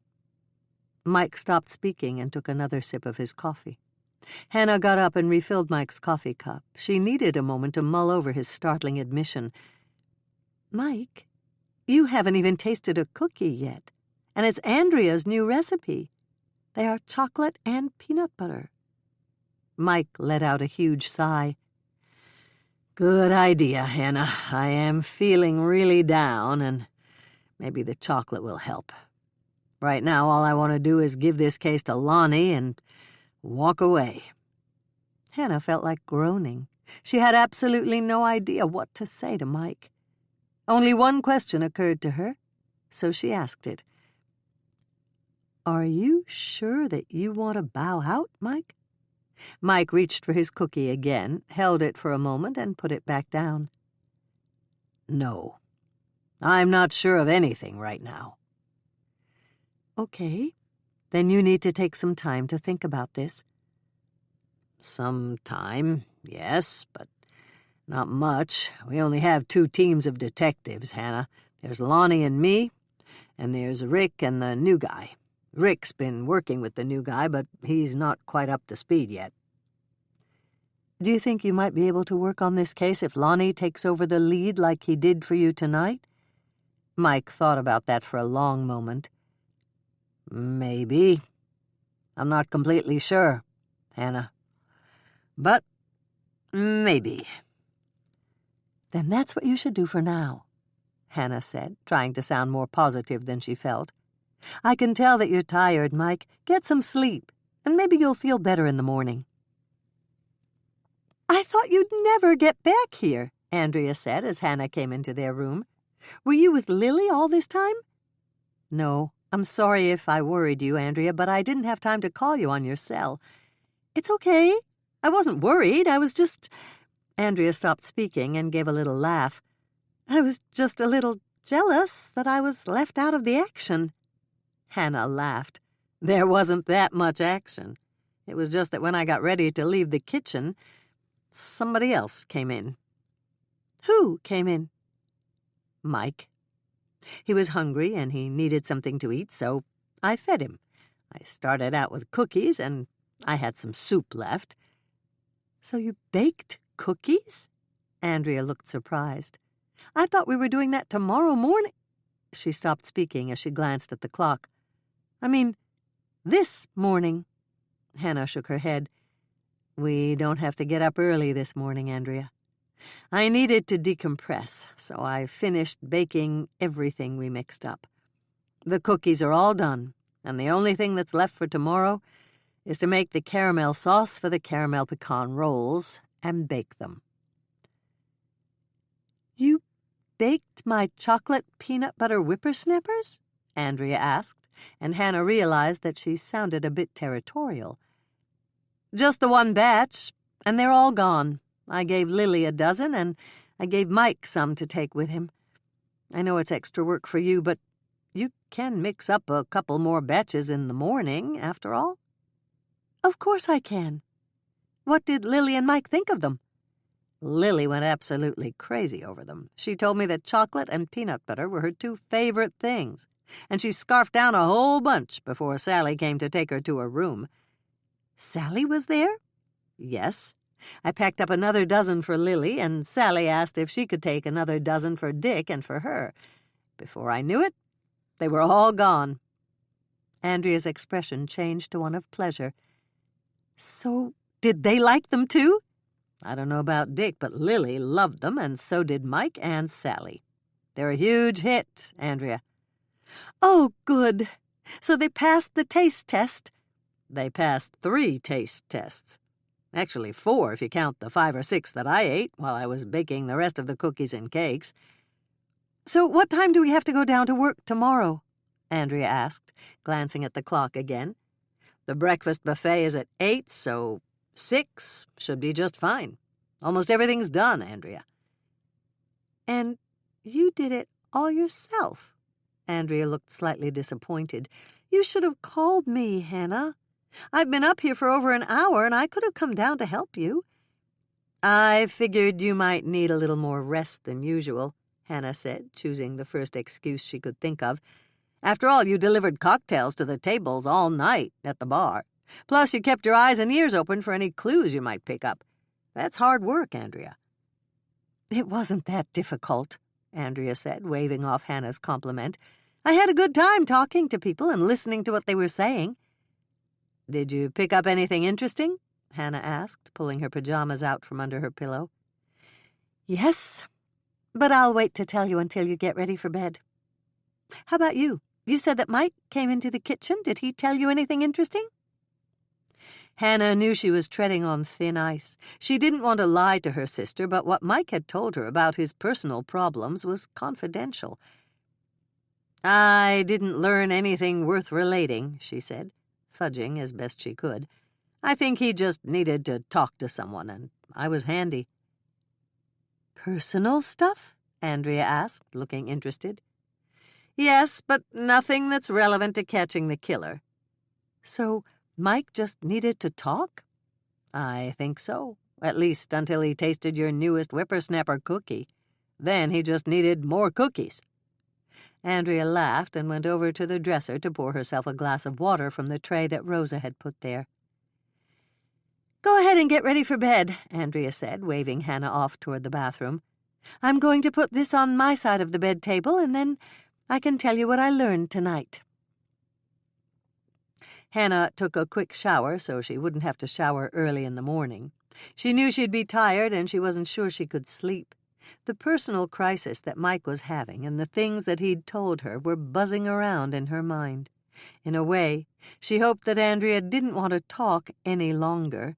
She was very tired, and she wasn't sure she could talk about Mike, or Lily, or Sonny's murder for much longer tonight. It seemed to take forever to dry off from her shower and get into her night clothes. Hannah's feet were dragging as she walked to the bathroom door and opened it. The bedside lamp was on, and she glanced over at Andrea's bed. Luck was with her tonight. Andrea was curled up in a ball, fast asleep. Chapter 14. When Hannah opened her eyes in the morning, their breakfast tray was sitting on the dresser, and Andrea was not in her bed. Hannah sat up, blinked a couple of times, and took a look around the room. It was a nice double room, but there weren't any alcoves or places to hide. Then she heard the shower running, and she gave a little smile. Andrea was in the bathroom, getting ready for the day ahead. Even though she felt like turning over and going back to sleep, Hannah made herself sit up on the side of the bed. The urge for morning coffee was stronger than the lure of the blankets, and soft pillows couldn't compete with the inviting scent of breakfast coffee. She got to her feet, slipped into her robe, and padded across the room to the breakfast tray on the dresser. She had just taken her first sip of the aromatic brew when Andrea emerged from the bathroom. "Oh, good, you're up," Andrea said, coming over to pour a cup for herself. "I figured that if I took the lid off the pot, you'd have to wake up and have some." "You figured right," Hannah said, smiling at her sister. "The scent of hot coffee is what woke me up. I didn't realize it at the time, but I sat up, saw the tray, and knew I had to get up and get a cup. I thought if I tried to wake you up, you'd get mad at me, the way you used to do when we were kids. I didn't want that, so I decided to try another way." "Well, it worked. And I'm not at all mad at you," Hannah declared, taking another sip of her coffee. "Room service is a wonderful thing, isn't it, Andrea?" "I'll say," Andrea agreed, biting into one of the donuts that Rosa had brought them for their breakfast treat. "I'll be awake in a couple of minutes, and we can go to work," Hannah said, draining her coffee cup and getting up to pour herself more. "I'm almost awake, and I showered last night, so all I have to do is climb into some clothes and put on my shoes." "Take your time," Andrea told her. "I'm going to run down to the kitchen in a minute to mix up more chocolate peanut butter whippersnapper cookies. I'm really glad that Lily and Mike and Sally liked them last night." "Don't forget me," Hannah added herself to the list. "I liked them, too. They're going to be a huge hit with the fishermen, Andrea." "Good!" Andrea looked very pleased.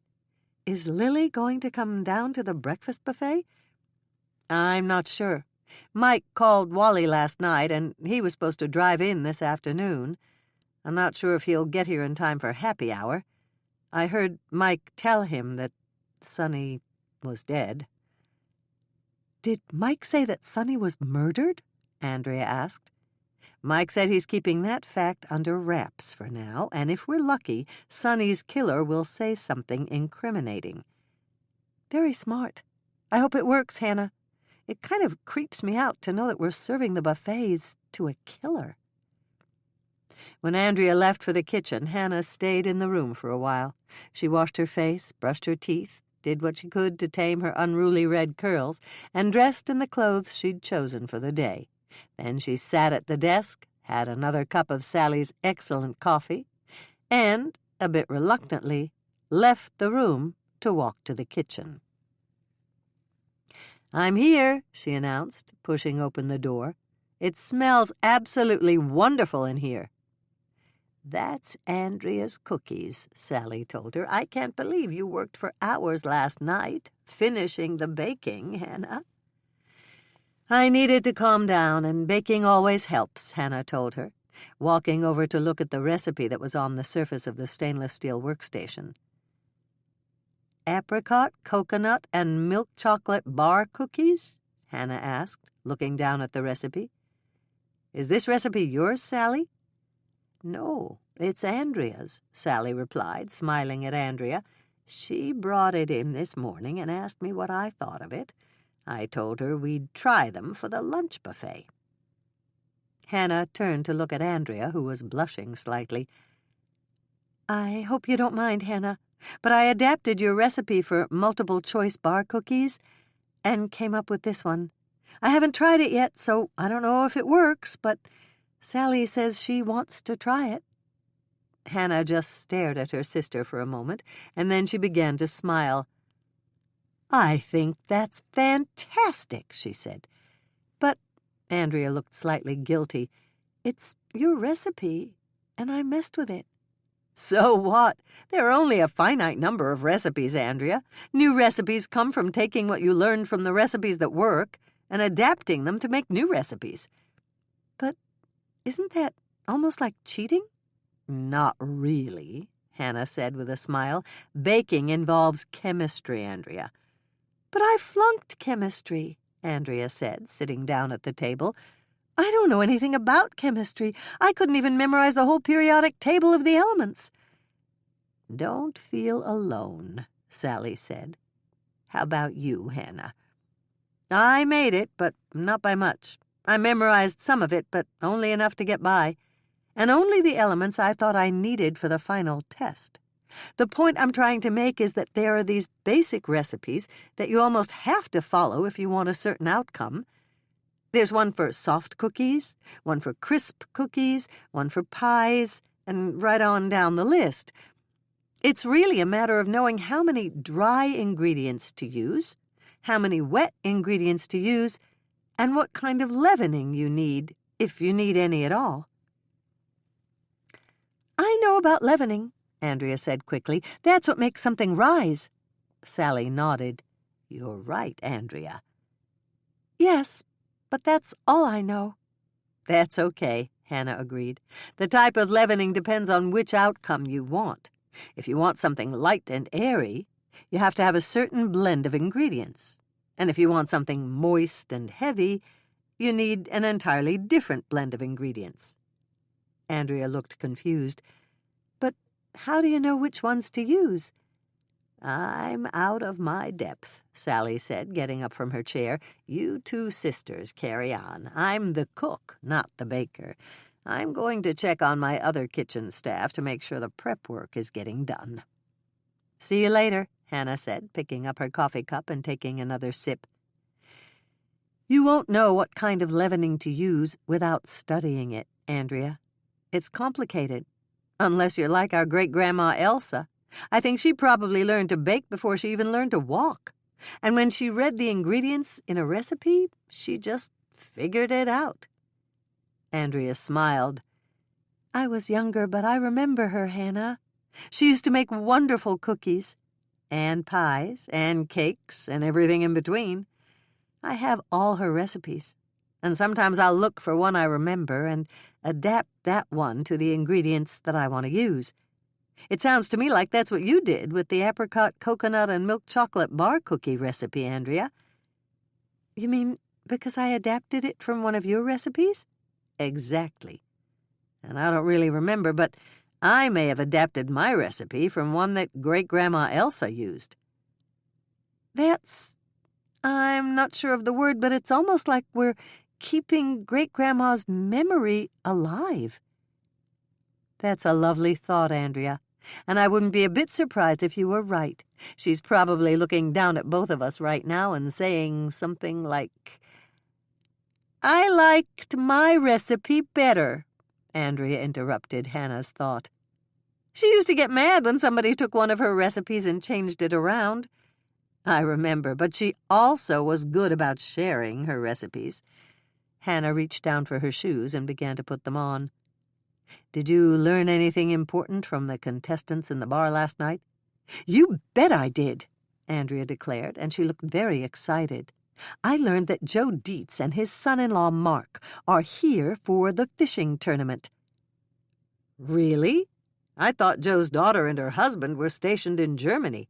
They are, but Mark had to come back to the States for 2 weeks of training. And Darla and the kids aren't here? Andrea shook her head. Darla didn't want to pull the kids out of school, so they stayed on the base. Mark's only here for 1 more week, but he heard about the fishing competition and talked Joe into signing up as a contestant. That makes sense. Joe loves to fish. I know. Since he retired, he goes fishing practically every day in the summer. Mark signed as Joe's second, and they're using Joe's boat. I feel a little sorry for Darla. I bet she would have liked to come to see her parents. That's what Joe told me. But she wanted the kids to finish the year at the base school, and Joe and his wife are going to Germany to visit them for Oktoberfest, the way they do every year. So Joe's son-in-law fishes? Hannah asked, wondering why Andrea had told her all this. Yes, and Mark, he's the son-in-law, knew Sonny when they were in college. Really? Hannah asked, and then she was silent. She'd let Andrea tell her why this was important. That's why I mentioned it. Joe said that Mark and Darla met while they were in college, but she was dating Sonny at the time. Hannah felt a bit like shouting, "Aha!" but she didn't. Andrea would get to the crux of the story in her own time. Joe told me that Darla was engaged to Sonny at the time, and Mark was dating Darla's college roommate. They used to double date, and Mark noticed that Sonny flirted with every pretty girl who crossed his path. Did Darla realize that Sonny was flirting with other girls? Hannah asked. Yes, and she didn't like it at all, especially since they'd moved in together in a one-bedroom apartment just off campus. She complained to Sonny about it, and he told her that he was just being friendly. And she believed him? Yes, until she came home early one afternoon and found him in bed with another girl. Poor Darla, Hannah commiserated, remembering her first brush with an unfaithful boyfriend. What did she do? Darla kicked him to the curb and joined the Air Force. Without finishing school? That's right. The Air Force sent her to another college to finish her degree, and then they assigned her to a base in Germany. But how did Mark get back in the picture? Hannah asked. Pure luck. It turns out that Mark joined the Air Force too, and he got stationed to the same base in Germany. Andrea gave a little smile. Joe said it was meant to be. I guess it was. Darla and Mark met again there, fell in love, and ended up marrying on their first leave back here. And you think that Mark may still carry a grudge against Sonny for the grief he caused Darla? Hannah asked the important question. I asked Joe that. He says he doesn't think so, but I'm not that sure. I'm not that sure either. It's certainly a possibility. The two sisters were silent for a moment, and then Andrea asked, Do you think we should check it out? Oh, yes, Hannah said, no doubt in her mind. We should definitely check it out just as soon as we can. Andrea looked slightly doubtful. Then it's not too far-fetched? It's far-fetched, but that doesn't mean it can't be a motive for murder, Hannah said. Anything that's possible is suspect. Thanks for telling me about it, Andrea. It's a lead I didn't have before. Andrea began to smile. Thank you, Hannah.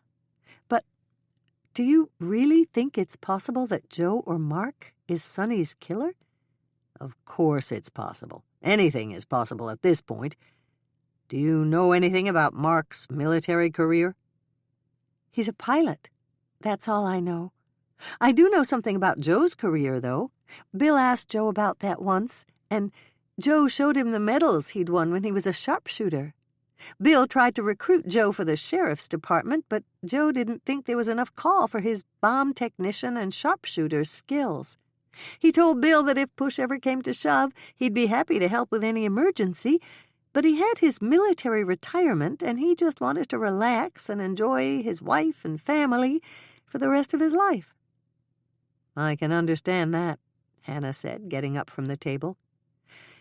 Okay, Andrea, we'll check all this out later. In the meantime, let's try out your apricot coconut and milk chocolate bar cookie recipe and see how we like it. Are you sure? Andrea asked, looking excited about the prospect, but a bit nervous, too. I'm sure. We'll mix up the whole recipe, but we'll make a test pan to see if it works. What if it doesn't? Andrea asked her. Then we'll see if we can figure out why. And if we can't, we'll toss it out and try something else. Do you have a copy of it that I can read through quickly? Yes. Andrea rushed to the notebook she'd brought with her, turned to one of the pages, and handed it to Hannah. It's right here, she said.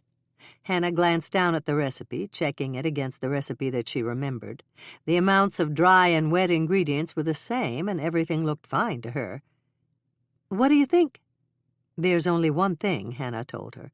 Your recipe calls for chopped dried apricots. How are you planning to chop them? In a food processor? Andrea said, but it was more of a question than an answer.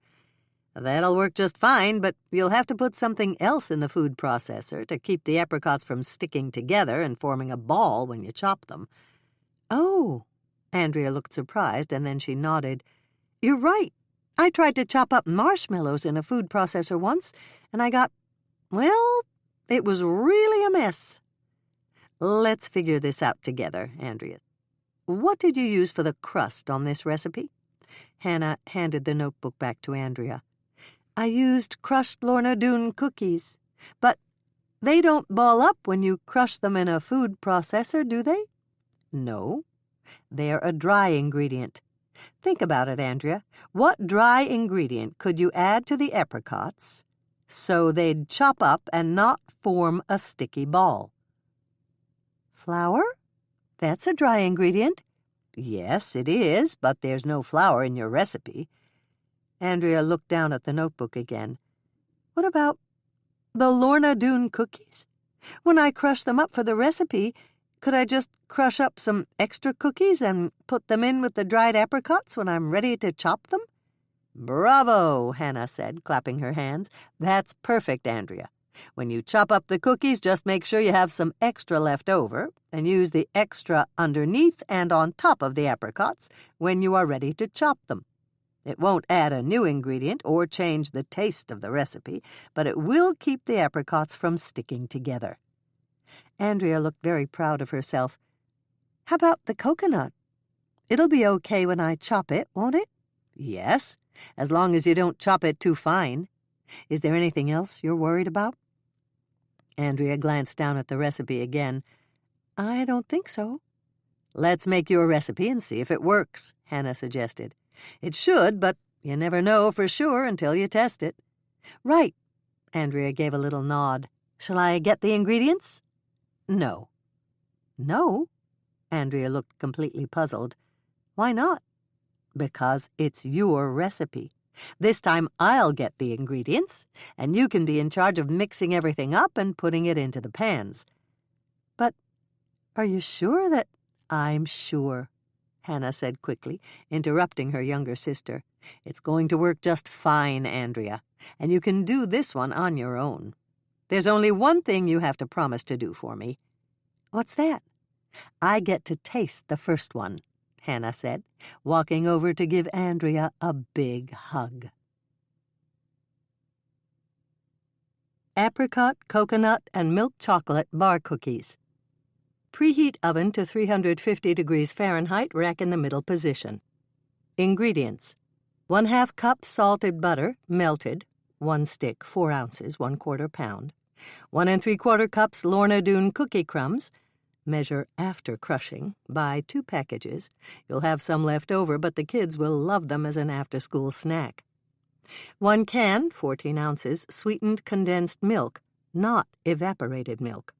1/2 cup dried apricot pieces, measure after chopping. 2 cups milk chocolate chips, I used Nestle, an 11-ounce or a 12-ounce package will do fine. 1 cup shredded coconut flakes, pack it down when you measure it. Directions: prepare your pan. Use a 9-inch by 13-inch cake pan to make these yummy bar cookies. Melt 1/2 cup of salted butter, 1 stick, 4 ounces, in the microwave or on the stovetop. Pour the melted butter into the bottom of the cake pan. Tip the pan so that the melted butter covers the bottom of the pan and approximately 1 inch up the sides of the pan.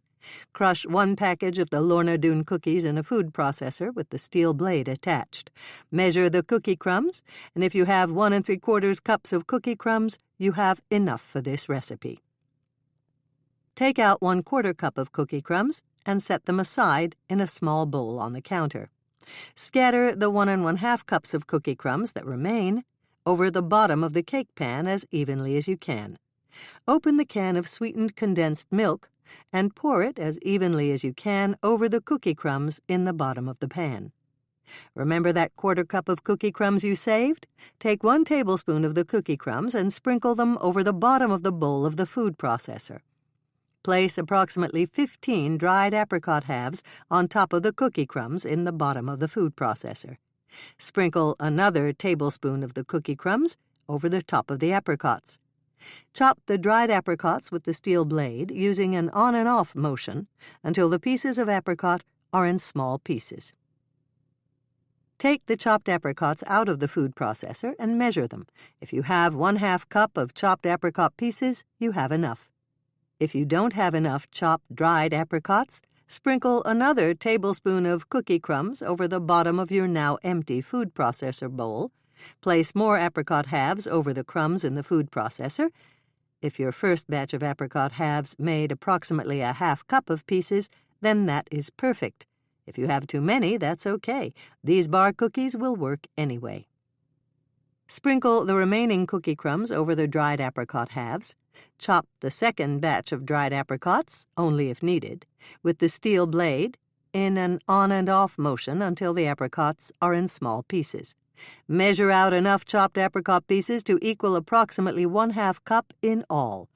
Scatter them over the top of the sweetened condensed milk in your pan. Measure out 2 cups of milk chocolate chips. Scatter the chips over the chopped apricots as evenly as you can. Measure out 1 cup of shredded coconut flakes.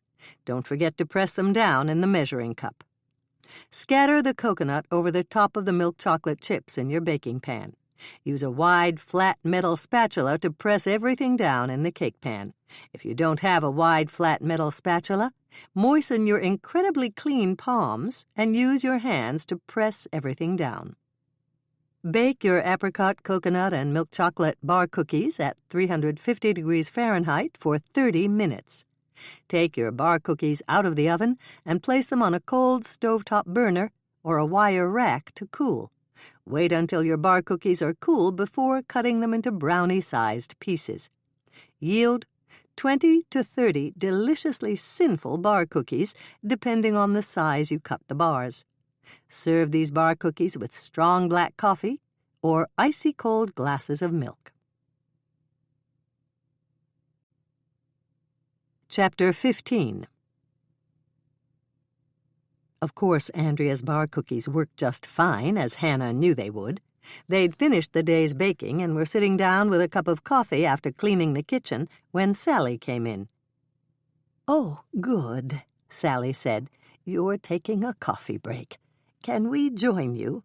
There's someone I want both of you to meet." "Of course," Hannah said quickly, and Andrea gave a nod of agreement. "We just put on a fresh pot of coffee, and you can taste Andrea's new bar cookie." Sally beckoned to the woman who'd followed her in. "Come in, Jeanette. I want you to meet my friends, Hannah Swensen and Andrea Todd. They've been kind enough to fill in for my pastry chef this week." "How nice of you both," the woman said, taking the chair that Sally pulled out for her. Sally explained what a pickle she was in and how you two stepped right in to help her. "This is Lily's mother, Jeanette," Sally introduced her. "Mike told Lily that he was going to make an announcement about Sonny this morning and said it was okay to invite her mother." Jeanette, a well-groomed older woman, nodded. "I drove here the moment I got Lily's call this morning. What a horrid thing to happen to my poor daughter." "Did your husband mention that he asked Lily to come here and take control of the situation with Sonny?" Hannah asked. "No. I haven't spoken to Wally about it." Jeanette sighed and glanced at Sally. "You didn't tell them?" "No, I didn't think it was my place to mention it," Sally replied. "Go ahead, Jeanette." "Wally and I are separated," Jeanette said, frowning slightly. "We've been married for years, and we didn't want to divorce, but we just don't do well spending all our time together. We still love each other, and we're together on the weekends, but we lead separate lives during the week." "And that works?" Andrea asked, and Hannah noticed that she looked utterly amazed. "Yes, it's worked for the past several years. You see, I had a terrible addiction problem. I was depressed and lonely and used pills to fill the void in my life." "The void?" Hannah asked, hoping that Jeanette would go on. "That's right. It was just that Wally was so busy with the business, he didn't have much time left over for me. Part of that was my fault. I wanted him to be successful for me and for Lily. My father was a very successful man, and As I remember, he worked all the time, and that meant he didn't see much of Mother and me. It seemed to work for our family, and I thought it would work for Wally and me, too. "Hold on a minute, Jeanette," Hannah said, getting up to cut a pan of Andrea's bar cookies. "What you're telling us is fascinating, but I think you need some nourishment with your coffee." Sally laughed. "I warned you, Jeanette. Hannah will feed you if you even look like you're hungry. She's always the first to offer coffee and cookies." "These are Andrea's new cookie," Hannah said, walking over to the table with a plate of bar cookies she'd just cut. "Try one, Jeanette.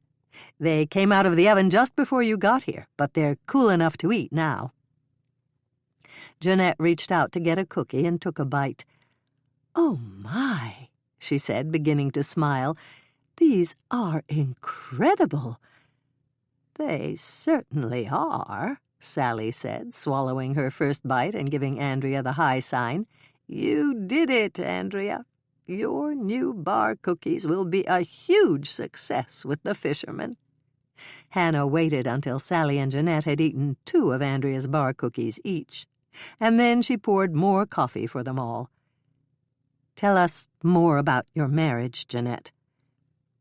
Jeanette drew a deep breath. "All right.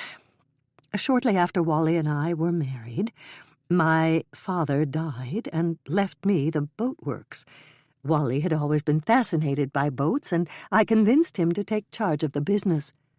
A few years later on, we decided to open a chain of sporting goods stores to showcase our new boats. After that, I learned that I was pregnant with Lily. I didn't realize that the business would take Wally away from home so much." Jeanette paused to take a sip of her coffee. Unfortunately, there were always business-related things to take Wally away from home. I was lonely, and our marriage suffered because of it. "It's that way with a lot of upwardly mobile couples, Jeanette," Sally told her. "I know. I told myself that it would be the same way if Wally had been a long-distance truck driver. Then he would have been gone for a week or 2 at a time. But I just couldn't take it, and I started to rely on pills to help me cope with being pregnant and alone." Hannah and Andrea exchanged glances. Neither one of them knew quite what to say to this startling admission. "Luckily, Jeanette had Rosa," Sally said, reaching over to pat Jeanette's shoulder. "Rosa was the glue that held Jeanette and Wally's family together." "And Rosa was Lily's second mom," Jeanette added. "After I had Lily, I realized that I was still taking too many pills, and I needed professional help. I got it. I spent months in rehabilitation, and finally I was successful. But during that time, Lily was without a mother at home, and with a father who was only there on the weekends. All I can say is thank God for Rosa. She helped all 3 of us have something closer to a normal life." "Rosa was your live-in nanny?" Andrea asked, giving Jeanette a sympathetic look. "Yes. Rosa was perfect. She was my surrogate when it came to Lily's elementary school, and she went there at least once a week to deliver cookies the way the other room mothers did. And Lily loved Rosa. She still does." "But you beat your addiction," Sally said. "Everything worked out for the best, Jeanette." "Yes, it did. Lily was happy having Rosa as her second mom, and—" Jeanette gave a little laugh. "Rosa even attended PTA meetings and teachers' conferences for me. You have no idea how indebted I am to Rosa." "How long did Rosa work for you?" Hannah asked. "Until Lily was a junior in high school. Then Rosa moved to Lake Eden, and she went to work for Sally once Sally and Dick opened this place. And we're very grateful for her," Sally said quickly. "Anyway, once I'd successfully beaten my addiction, I went to work for our business. I'm a certified public accountant, and I spend most of my work days going over the books. That means I travel. And I was at the St. Cloud store when Lily and Wally were opening the new Brainerd store. How about your husband? Andrea asked. Did he tell you that he was sending Lily here to the inn? Jeanette shook her head. No, Wally never called me. He knew I never approved of her engagement to Sonny. But Lily has a mind of her own. She'd decided that she wanted to marry him, and that was that. I never felt that Sonny was right for her. But there's not much you can do when your daughter is head over heels in love with the wrong person. Did you know that Sonny had a drinking problem? Hannah asked her. No. If I had, I might have worked much harder to talk Lily out of the engagement. Sonny never drank in front of me, and I really had no idea that it was this bad. I'm surprised that Lily didn't call you to tell you what was happening, Hannah said. If I was engaged and had trouble with the man I wanted to marry, I know I'd call my mother for advice. I wish Lily had called me, Jeanette sighed deeply. I suspect that Lily probably didn't want to raise that subject with me. There's another factor, too. Lily didn't confide that much in me. She was always her daddy's girl. But she loves you, doesn't she? Andrea asked. I know she does. We're just not all that close. She knew that I didn't approve of Sonny, and I may have made a big error by not pretending to like him. It's just that I was convinced he was wrong for her. Lily wasn't that... Jeanette stopped, obviously searching for the best word to use. She wasn't that worldly. Lily trusted everyone, and unfortunately that included Sonny. Did you ever talk to Lily about her fiancé? Andrea asked. No. I did my best to be nice to him, but I'm sure Lily knew I didn't like him. It did make holidays and parties difficult. I did my best, but Lily must have realized my basic dislike for him. The worst time was when they went on vacation with us. Wally and I have a cabin up in the North Woods that borders a beautiful lake. Of course, we took 2 of our boats with us. We always do. Lily and Sonny had one, and Wally and I had the other. Sonny knew absolutely nothing about boating, and it was clear that he wasn't interested in learning. He just sat there and let Lily do everything without lifting a finger to help her. He must have learned a lot very quickly to be on the fishing show, Sally said. Not at all. That's why Joey's on the show. He does all the actual work, while Sonny provides the handsome face that attracts female viewers. Lily was right about that. She told her father that Sonny would provide a female audience, and he did. But my daughter's fiancé was a womanizer. I checked up on him, and he'd been engaged 4 times before he proposed to Lily. Did you ever tell Lily about this? Andrea asked. No. What good would it have done? Lily was crazy about Sonny. She wouldn't have believed me. So Sonny had Lily completely fooled about his personality? Hannah asked. That's a nice way to put it, Jeanette said, giving a humorless smile. Lily was completely under Sonny's spell, and I know that she wouldn't have believed anything bad about him. My hands were tied when it came to talking to her about Sonny. I had to be very careful that I didn't say anything bad about him and alienate her. It's true that I didn't want her to marry him, but I couldn't come right out and tell her that. I simply kept hoping and hoping that she'd see his faults for herself. Hannah gave a little sigh. And that never happened? No, at least not that I know about. Lily was always so bright and creative. She saw through people almost immediately, but there was something about Sonny that blindsided her. It sounds as if you were walking a tightrope between trying to guide your daughter and fearing you'd alienate her, Andrea said. That's right, and that's exactly the way I felt. Jeanette looked grateful that someone seemed to understand. I probably shouldn't say this, and I know that Lily would be horrified to hear it, but I'm not sorry that Sonny is dead. Chapter 16. Sally glanced at the clock on the kitchen wall and turned to Jeanette. "We have to go, Jeanette. I promised to take you in to see Mike. I know he's going to want to ask me all sorts of questions. Take some bar cookies with you, Jeanette," Andrea invited, getting up to prepare and package some of her cookies for Lily's mother. "You'd better prepare a box for Mike, too," Hannah warned her sister.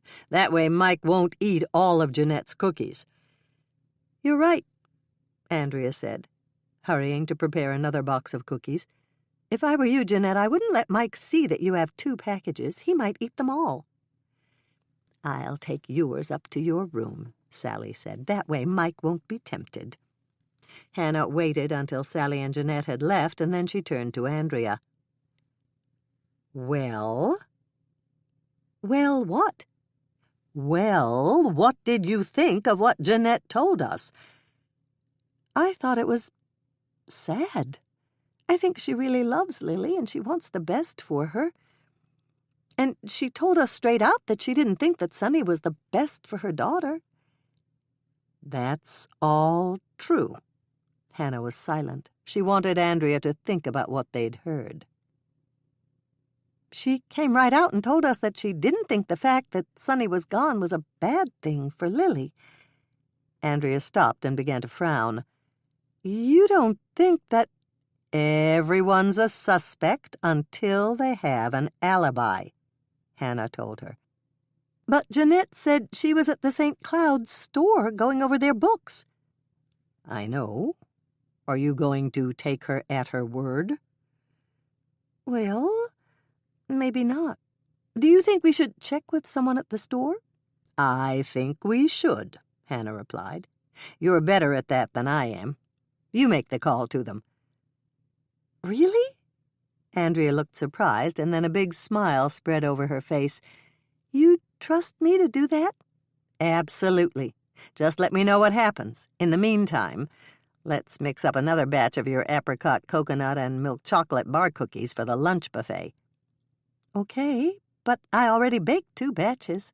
"I know you did. They're wonderful, Andrea. And I think they're going to be a huge hit.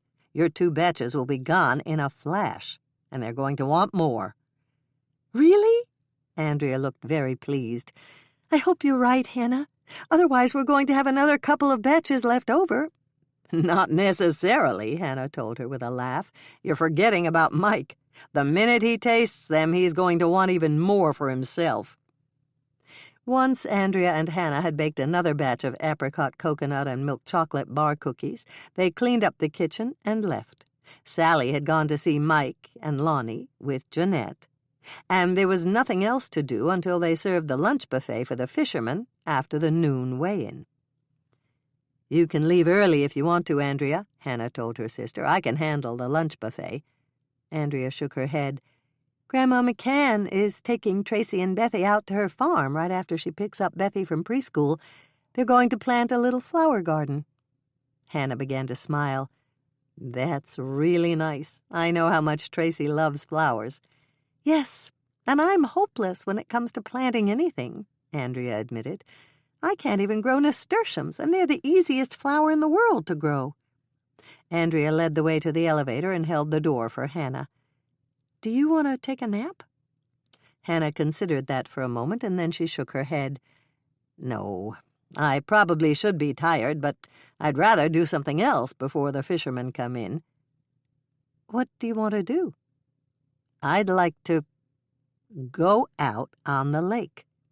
The weather's nice, and it's relaxing to be on the water. It's too bad we don't have a boat." "I bet we can borrow a boat.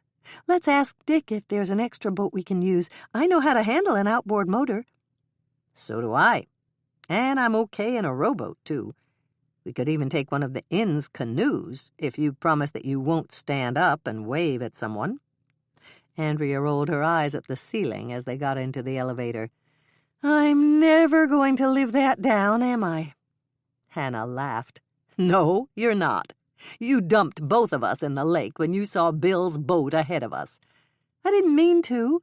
And we managed to right the canoe and bail out all the water," Andrea pointed out. "And we also managed to get absolutely soaked." true, Andrea conceded.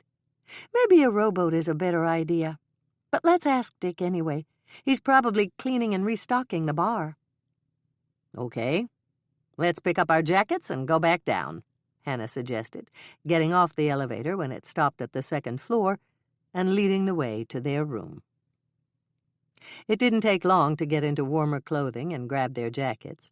In less than 5 minutes, both sisters were ready for an outing on Eden Lake. They rode the elevator back down to the ground floor, walked down the long hallway, and went straight to Dick's bar.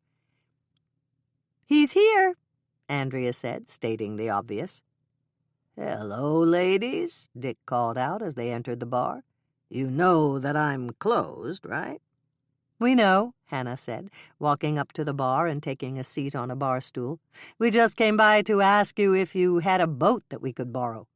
Andrea and I would like to go out on the lake for a while before the lunch buffet." "You can use mine," Dick told them. "Do you know how to operate an inboard motor?"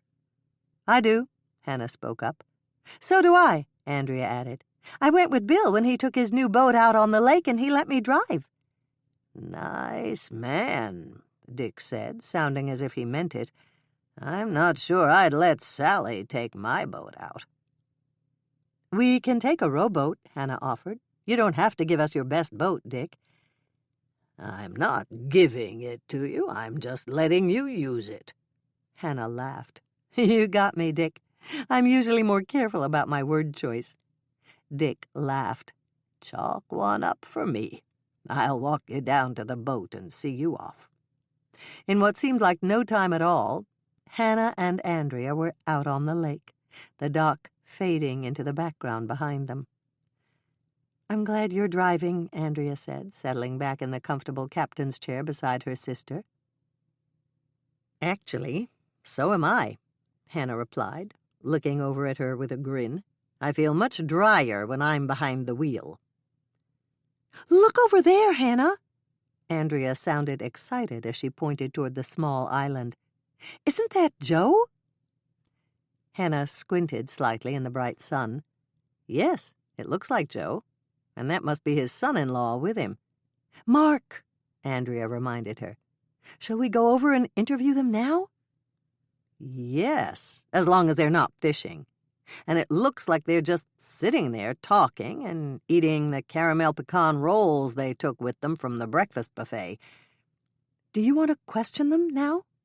Andrea asked. "Only if the opportunity presents itself. Let's just go talk to them and see what happens." "But they don't know about Sonny's murder yet, do they?" "No, and that's one of the reasons I want to talk to them now. We can't tell anybody until they make the announcement about Sonny." "Okay, Hannah. Let's see what happens when we talk to them. You know Joe Dietz, don't you?" "Yes." Hannah hid a little smile. Evidently Andrea didn't know that their mother had dated Joe. "I'll take the lead. You jump in whenever you feel the time is right." Hannah drove the boat up to the small island where Joe and Mark were sitting. They found a place in the shade of the one tree that had grown on the island, and Hannah pulled right up next to them. "Hi, guys," she said by way of greeting. "Hello, Hannah," Joe said, and he looked happy to see her. "We were just sitting here wishing that we'd taken more of your caramel pecan rolls." "Well, you're in luck," Hannah told him, handing over the bag of rolls that she'd brought with her. "I just happened to come supplied with exactly what you want." "Hannah's a mind reader," Joe said, as Hannah handed him the bag. "Have you met my son-in-law Mark before?" "No, but Andrea told me that you were here for the fishing contest, Mark." Hannah gave him a friendly smile. "It's good to meet you." Joe turned to Mark. "This is Hannah Swensen and her sister Andrea. They bake all the rolls and cookies for the buffets." "They're great, ladies," Mark complimented them. "I saw you behind the buffet tables, but I haven't met you formally." "Hannah, I didn't realize you had your own boat," Joe said. "I don't," Hannah told him. "We borrowed Dick's boat so that we could go out on the lake." "To find me?" Joe asked, looking a bit puzzled. "No, just to enjoy the morning until we have to go back for the lunch buffet." Hannah paused and drew a deep breath. I did want to talk to you in private about Sonny, though. Joe gave a little nod. Because of what I told Andrea last night? That's part of it. Hannah turned to Mark. Joe told Andrea that Sonny was once engaged to your wife. That's right. It was a college romance, and it didn't last long. From what Darla tells me, Sonny was a real playboy back then. Hannah smiled. That's right. And if you'd been in the bar 2 nights ago, you would have seen him in action. I heard about that, Mark said. Joe said he was trying to pick up on all the women there. And that includes Hannah and Andrea's mother, Joe told him, a wide grin spreading over his face. But Dolores came through big time.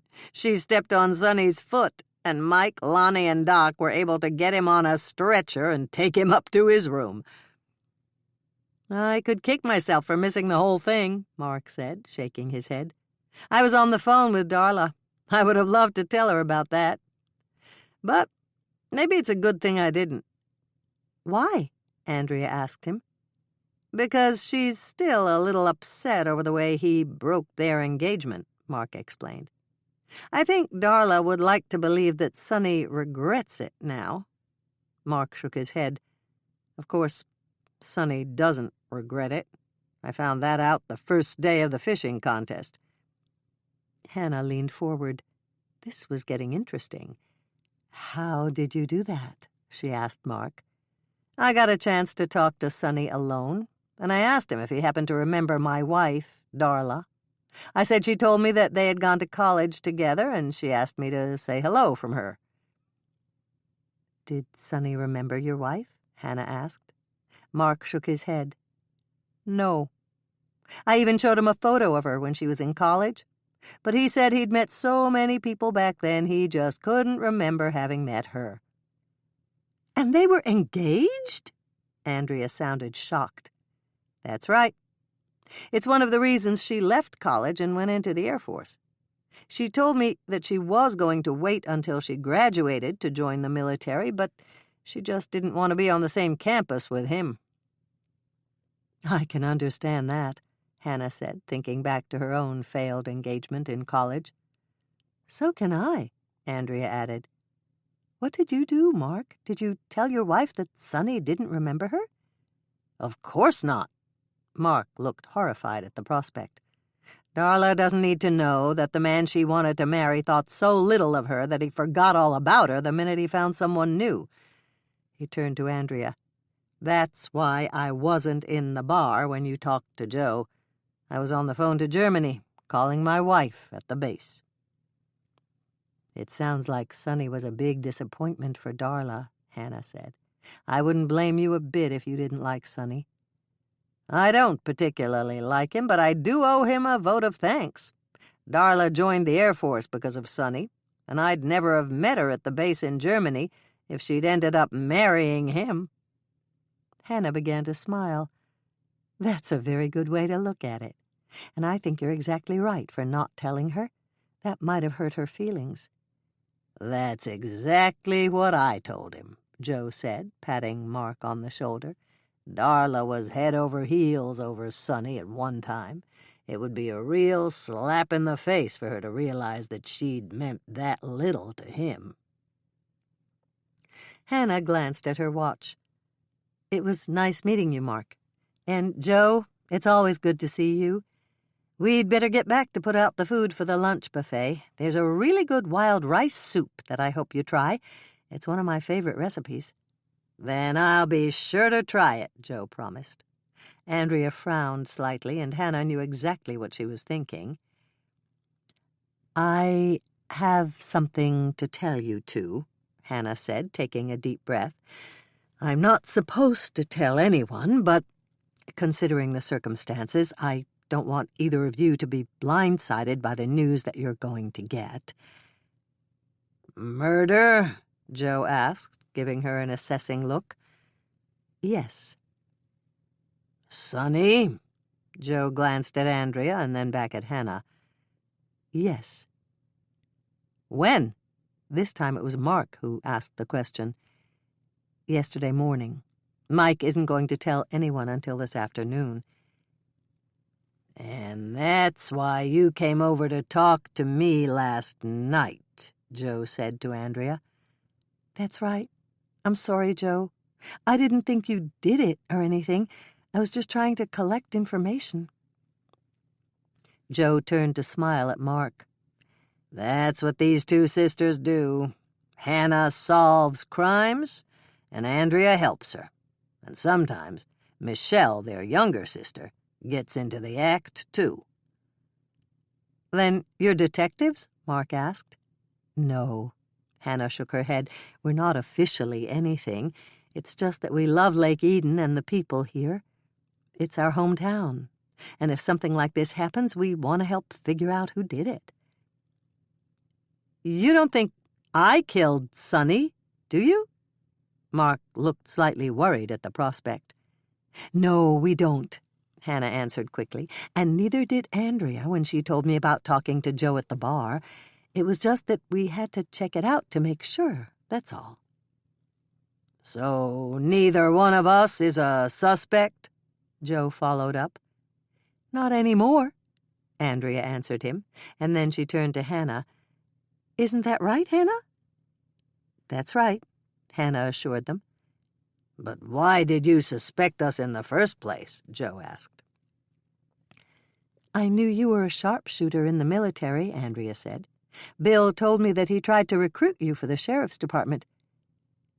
You mean Sonny was shot? I shouldn't have said anything, Andrea admitted, glancing at Hannah. Yes, Sonny was shot. Hannah rescued her sister, who looked guilty for even mentioning it. Please don't repeat what we told you. I don't know if Mike is going to tell everyone exactly how Sonny was murdered. We won't say a word, Joe promised them. Isn't that right, Mark? That's right. But we're in the clear, right? Hannah nodded. I have a list of suspects, and you are definitely going to get crossed off the list the minute I get back to my room at the inn. Well, Joe gave her a little smile, that's a relief. Now that you told us, Mark and I might be able to enjoy the wild rice soup at the lunch buffet after all. Wild rice soup. This soup can be made in a 4 or 5 quart slow cooker. Warning: this recipe contains many dry ingredients in boxes or packaged in envelopes.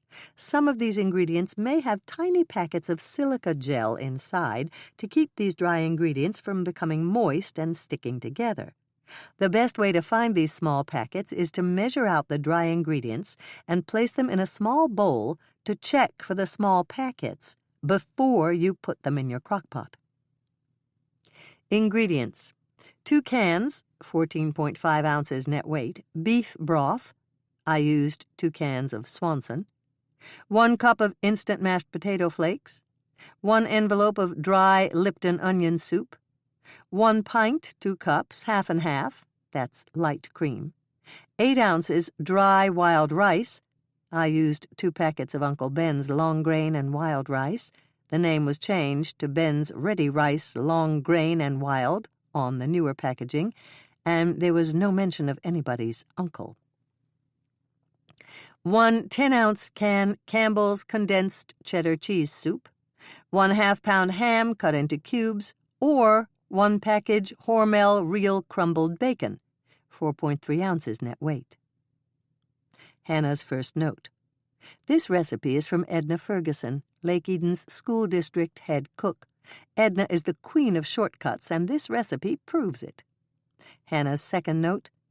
Everything can simply be thrown in the crock of the slow cooker, stirred, and set to cook on the low setting. Prepare your pans.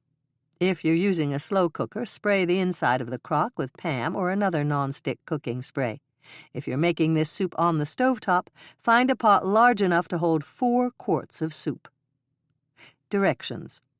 Open the cans of beef broth and pour them into the crock.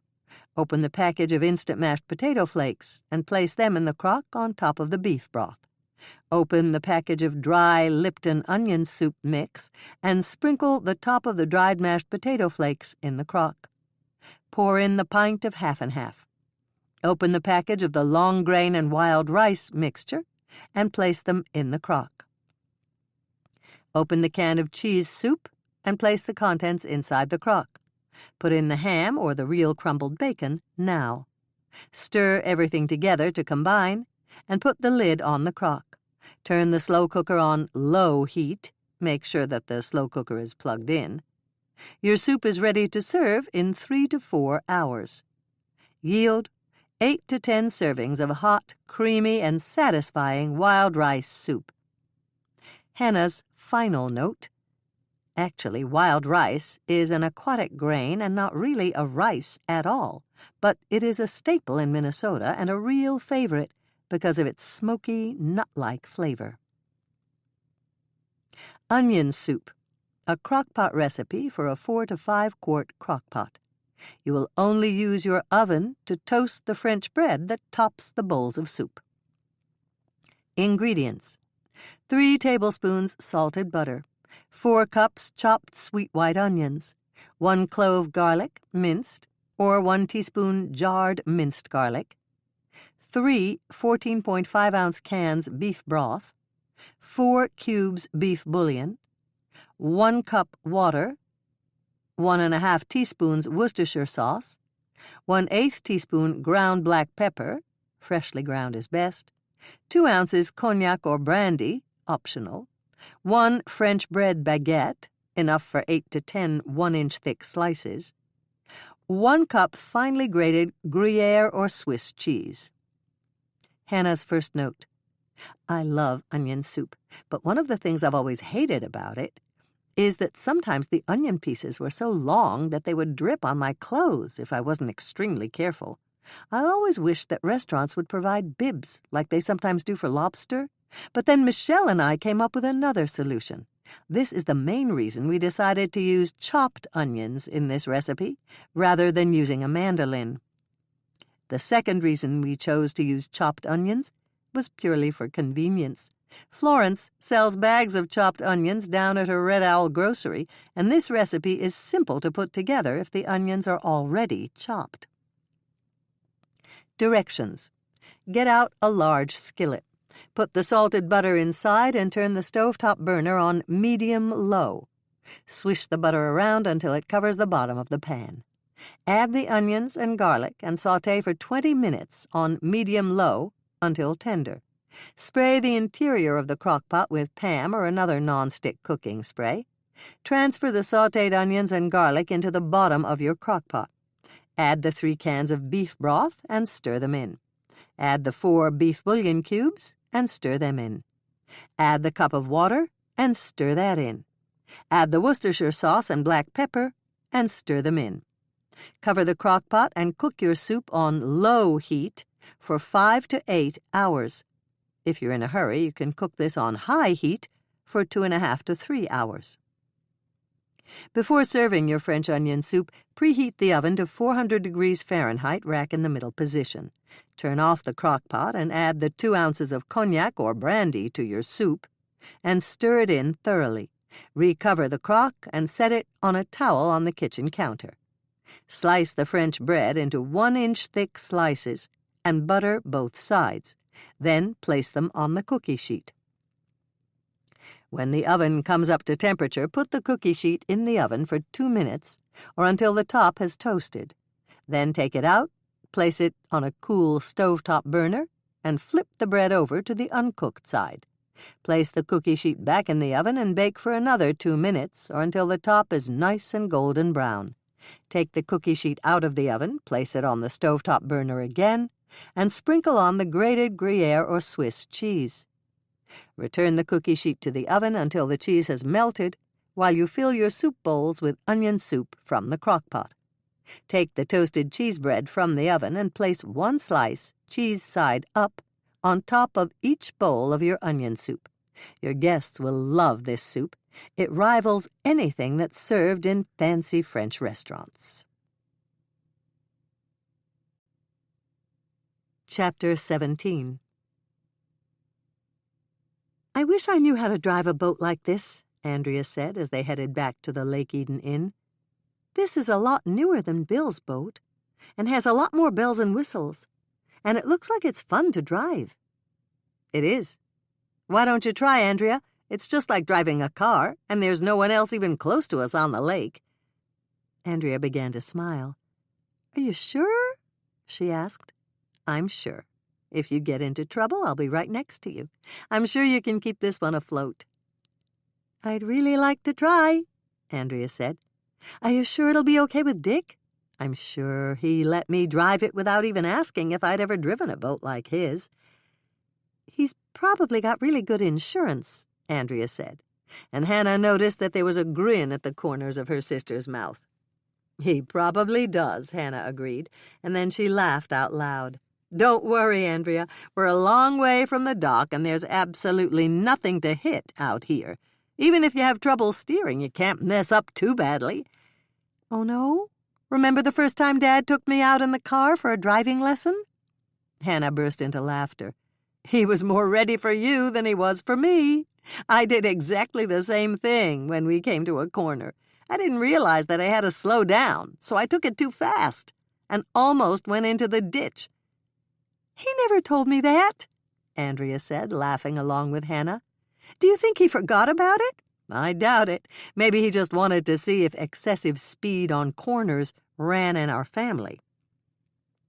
"Do you mean Michelle did the same thing?" "That's what Dad said when he called me right after Michelle's first driving lesson." "I wonder if Mother—" "She did," Hannah interrupted her. "I asked her about it. Her parents never let her drive their car, and they didn't teach driver's education in the schools back then. Dad had to teach her how to drive after they got married." "We're almost in, Hannah," Andrea said as the dock appeared in the distance. "I'm not sure I know how to park this boat." "You mean how to dock it?" "Yes. What do? Just shut off the motor?" "It's a little more complicated than that. I'll do it, Andrea. You can watch." "Oh, good." Andrea looked very relieved as they switched seats. "I really wouldn't want to have to tell Dick that I broke his boat." Once Hannah had docked Dick's boat, the two sisters hurried up to the inn. They entered the lobby, and Hannah glanced over at the desk clerk.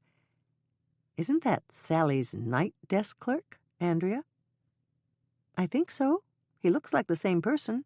"Great. Come with me. I want to ask him if he was here the morning that Sonny was killed." "Good idea. Are you hoping he saw something?" "Saw or heard something," Hannah amended the thought. "He must be working double shifts now that the college is on semester break." "Hi, Craig," Hannah said, reading his name tag to get his name. "Hello, Miss Swensen. Good to see you again." The desk clerk gave her a friendly smile. "And this is your sister, right?" "That's right.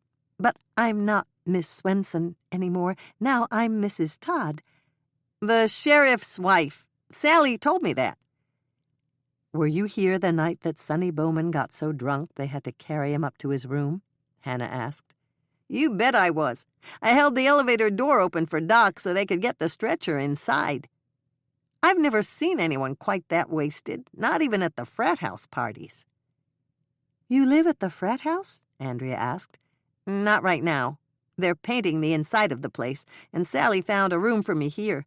That way I don't have to drive back and forth, and I can work double shifts when she needs me."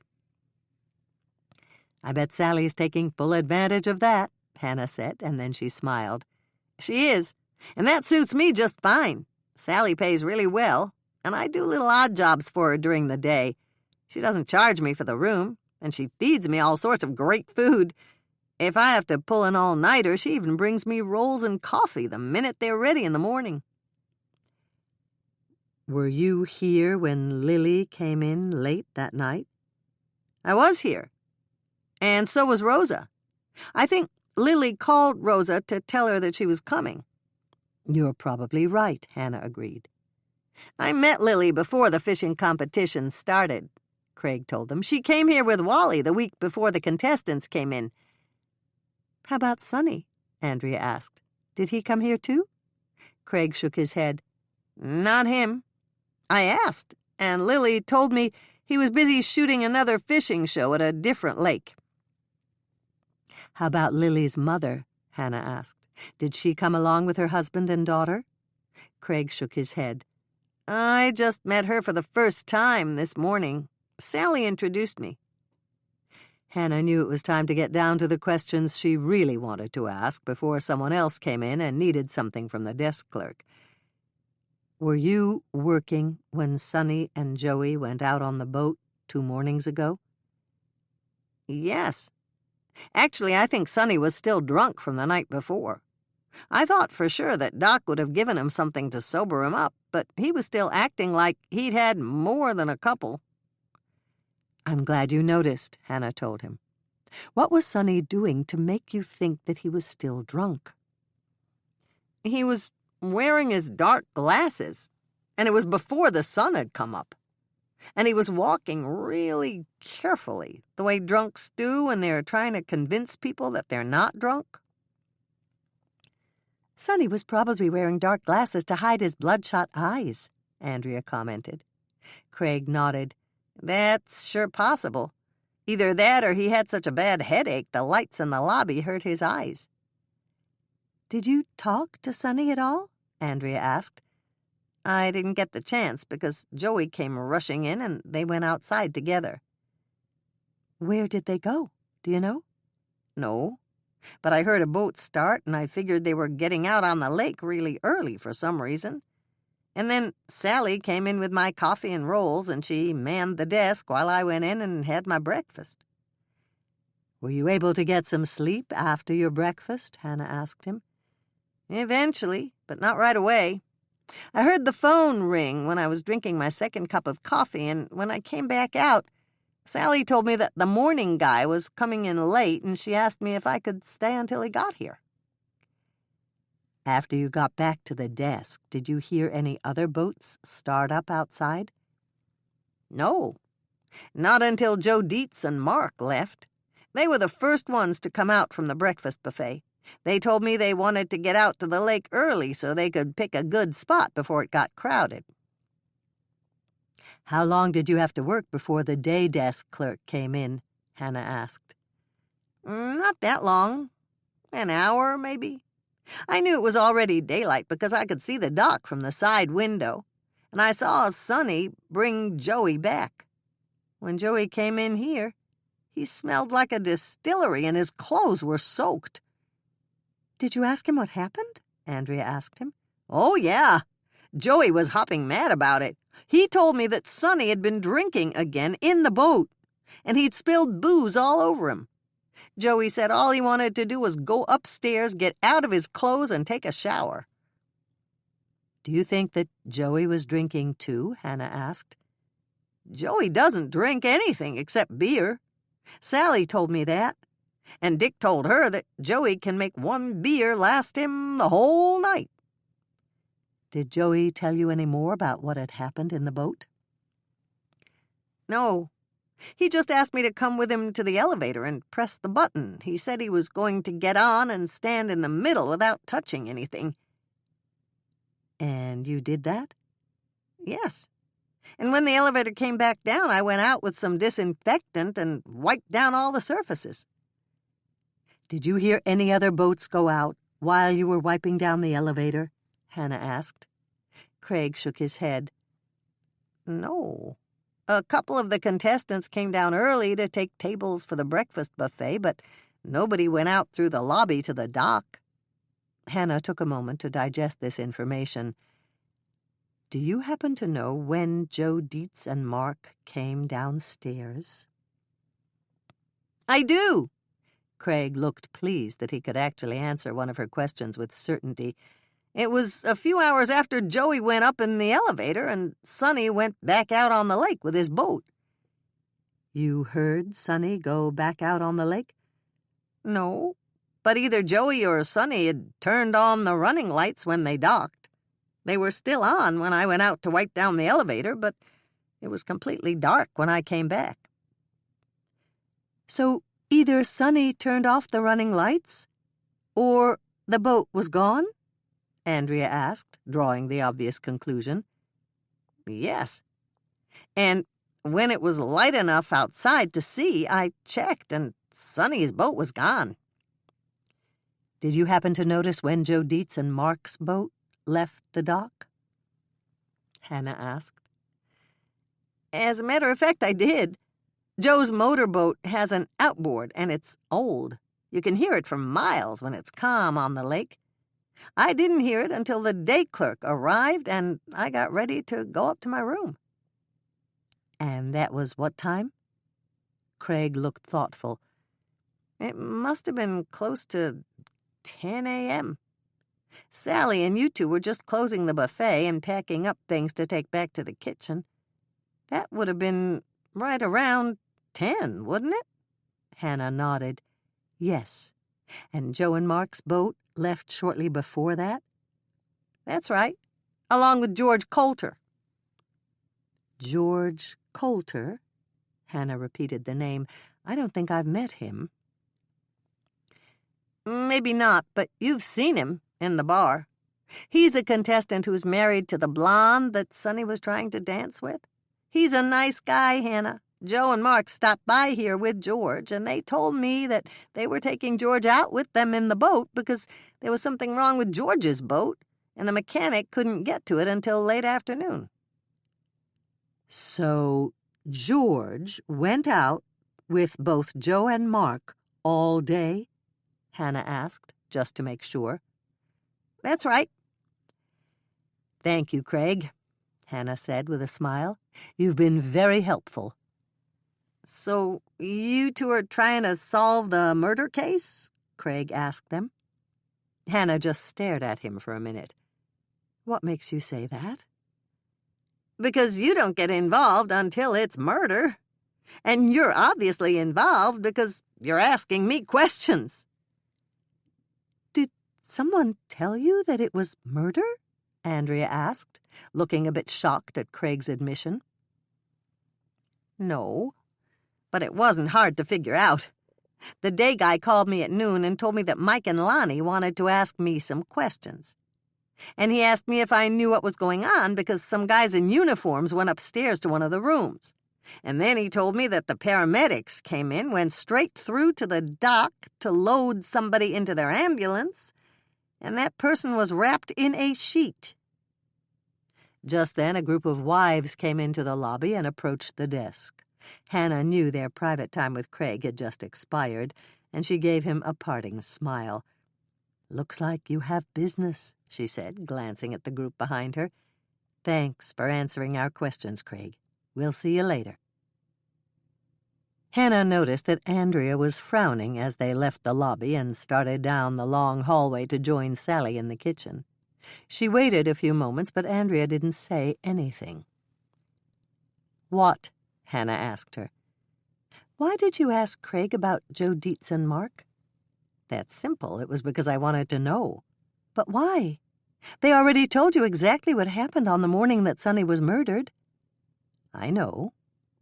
"So why did you ask Craig all those questions? Didn't you believe Joe and Mark?"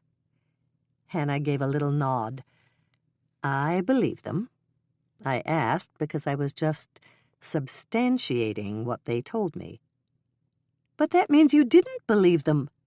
"No, not really. I was just double-checking, that's all." "Oh," Andrea said, and she took a moment to digest that. "Do you always do that?" "Yes, if I can. Everybody's a suspect until you clear them, Andrea. You know that." "I do, but you told them you were going to go back and cross their names off your suspect list." "And I will, just as soon as I get back to the room after the lunch buffet." Andrea thought about that as they passed the entrance to the dining room and Dick's bar. They turned the corner to head for the kitchen, and she sighed heavily. "So," she said, giving Hannah a probing look, "what you're telling me is that you don't really trust anything that anyone tells you. Is that right?" Hannah winced slightly. "In a way, but She stopped to think for a moment before she continued. I do trust people. It's just that I trust with reservations. It helps to get some kind of confirmation, like someone who can verify it. And I got that for Joe and Mark by talking to Craig. I'll cross them off my suspect list when I get back to the room, just like I said I would. But you wouldn't have if Craig had told you something that contradicted what Joe and Mark told you? Is that right?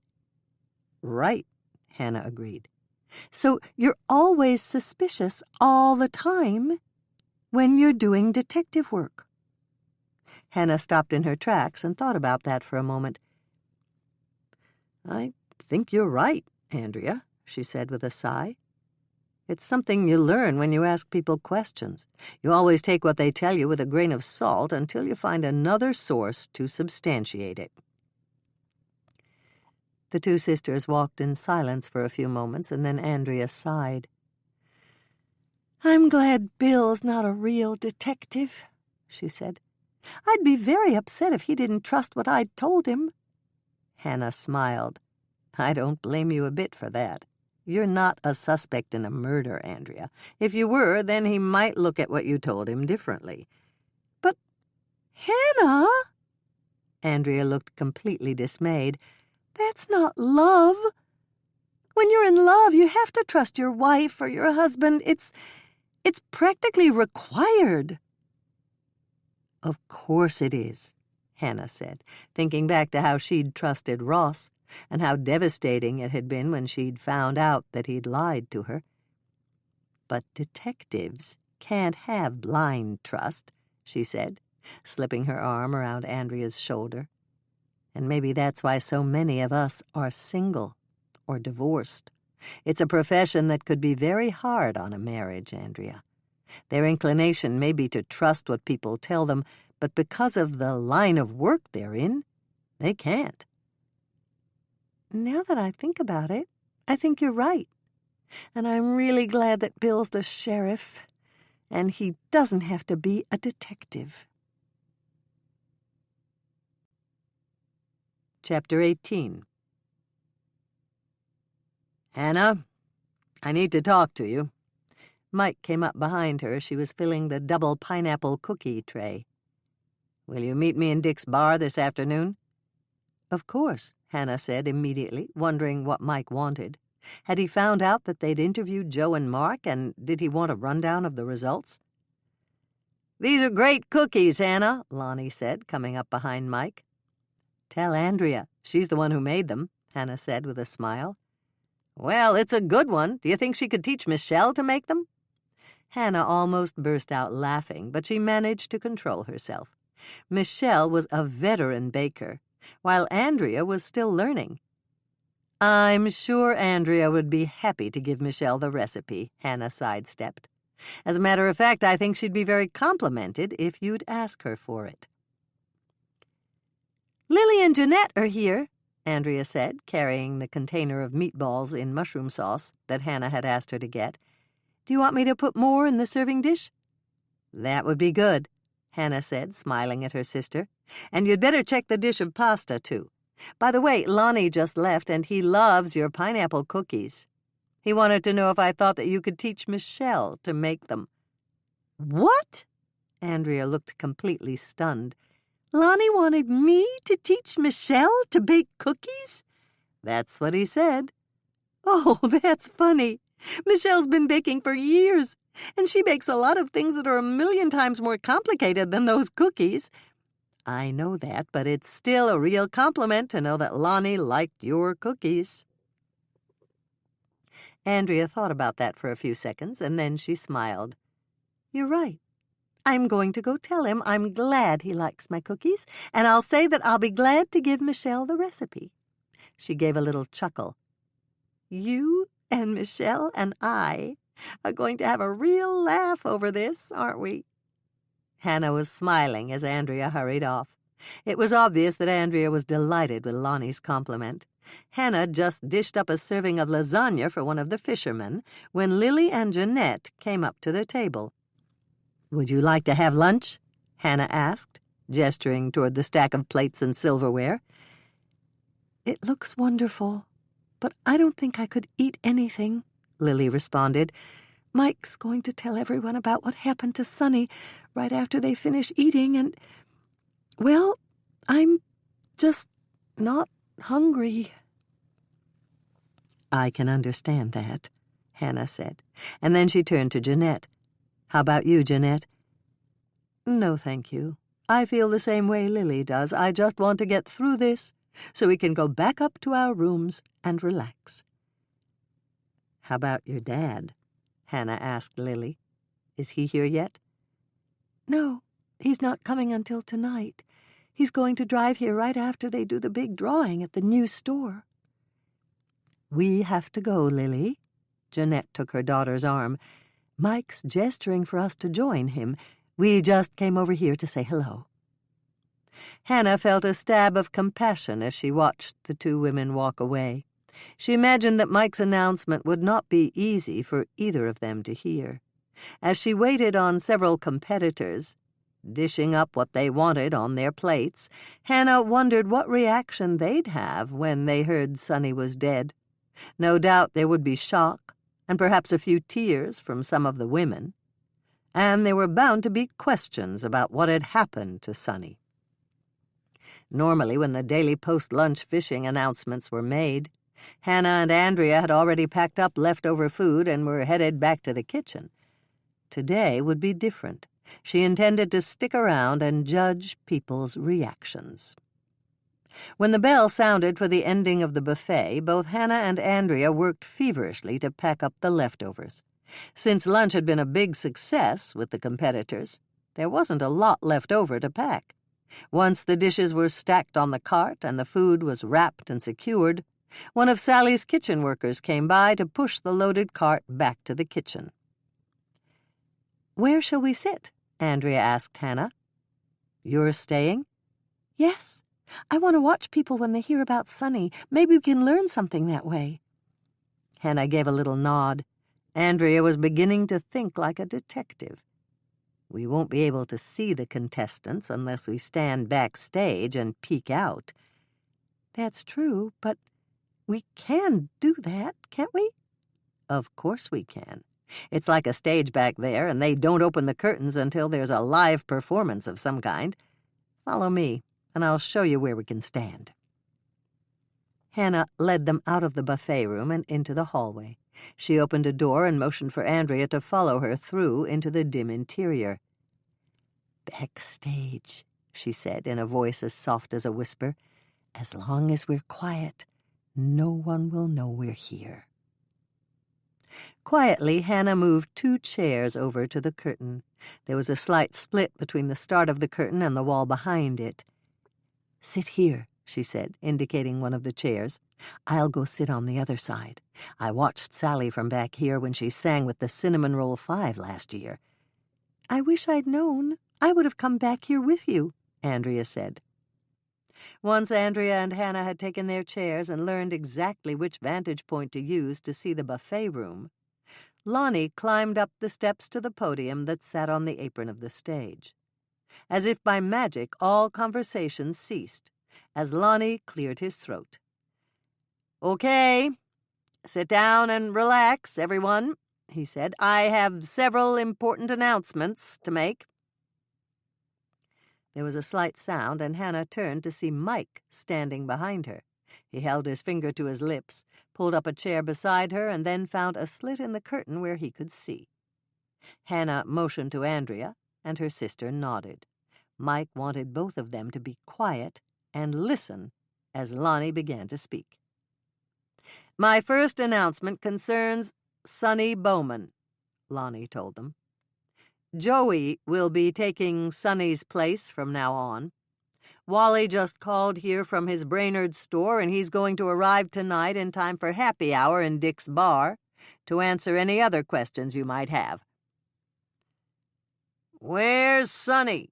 someone at one of the tables asked, and Hannah recognized the blonde's husband, George Coulter. "Sonny was taken to Doc Knight's hospital yesterday afternoon, and he won't be back for this tournament." Wally wanted me to tell you that he's coming here to answer any questions you might have." "Is it serious?" someone asked. "Yes, but I'm not authorized to answer any more questions about Mr. Bowman's condition. I just wanted you to know that Joey and Wally will be running the tournament from now on." There was silence for a moment, and then someone asked, "Will Joey be doing the weigh-ins?" "Yes, and the protocol will remain the same. And here's a little bit of good news." Lonnie stopped speaking as several people clapped. "I'm going to let Joey tell you himself. It's pretty amazing if you ask me, and after you hear what Joey has to say, you'll be really glad you're a contestant." There was applause as Lonnie climbed down the steps and Joey took the place behind the podium. "Lonnie's right. 2 people in this room are going to be very, very lucky winners because Wally has added 2 more prizes." There were several whistles of approval, and Joey laughed. "I'll tell you this, I wish I'd signed up." "We don't," someone shouted out. "You're an expert, and you're not allowed to compete." "Thank you, Captain Obvious," Joey responded with a big smile. "I know I'm not sunny, but I do know a lot about fishing for walleye." "You probably know more than Sunny ever did," one of the wives responded. "Thank you for the vote of confidence," Joey said, smiling at her. "The other bit of information I have for you is the news that Stan Jordan won the weigh-in last night. Sorry that I didn't get the chance to tell you at dinner. And I want all of you to know that Barry Withers has offered to operate the rescue boat that'll go out after the noon weigh-in and the evening weigh-in to release the fish." "Thanks, Barry," someone shouted, and everyone began to applaud. Hannah smiled at the proud look on Barry's face. She knew that Barry was on vacation from the University of Minnesota, where he was enrolled in the pre-med program. Since the Withers family didn't have that much money, Barry had applied for every scholarship he could find, and the U of M was paying for his tuition. "That's about all I have except for the biggest news, and I saved that for last." "That figures," Joe Dietz said, and everyone laughed. "Thanks, Joe. And thanks to Joe's son-in-law, Mark, for helping me with the weigh-in last night." "What's the big news?" someone shouted out. "Tell us, Joey," someone else shouted. "I will. It's just that it's such big news. I want all of you to put down your water or whatever you're drinking so you don't spill when I tell you." There was a chorus of laughs, but Hannah could see that everyone did exactly what Joey wanted them to do. "Thanks," Joey said. "I talked to Wally right before the lunch buffet opened, and he told me something that knocked my socks off." "What is it?" one of the fishermen said, and then there was complete silence. Everyone was waiting for Joey to tell them about the prize. "Instead of just one custom fishing boat for the winner, Wally wants to award another custom boat for second place. Isn't that fantastic?" There was stunned silence for the space of several seconds, and then the entire audience of contestants broke into applause. "What about the other prize?" someone yelled from the back of the room. "I'm glad you asked," Joey said. "You all know Wally's sitting on a lot of cash, right?" "What do you mean?" someone else asked. "You'll find out exactly what I mean when you come to happy hour tonight. Wally will be there, and we're having a drawing.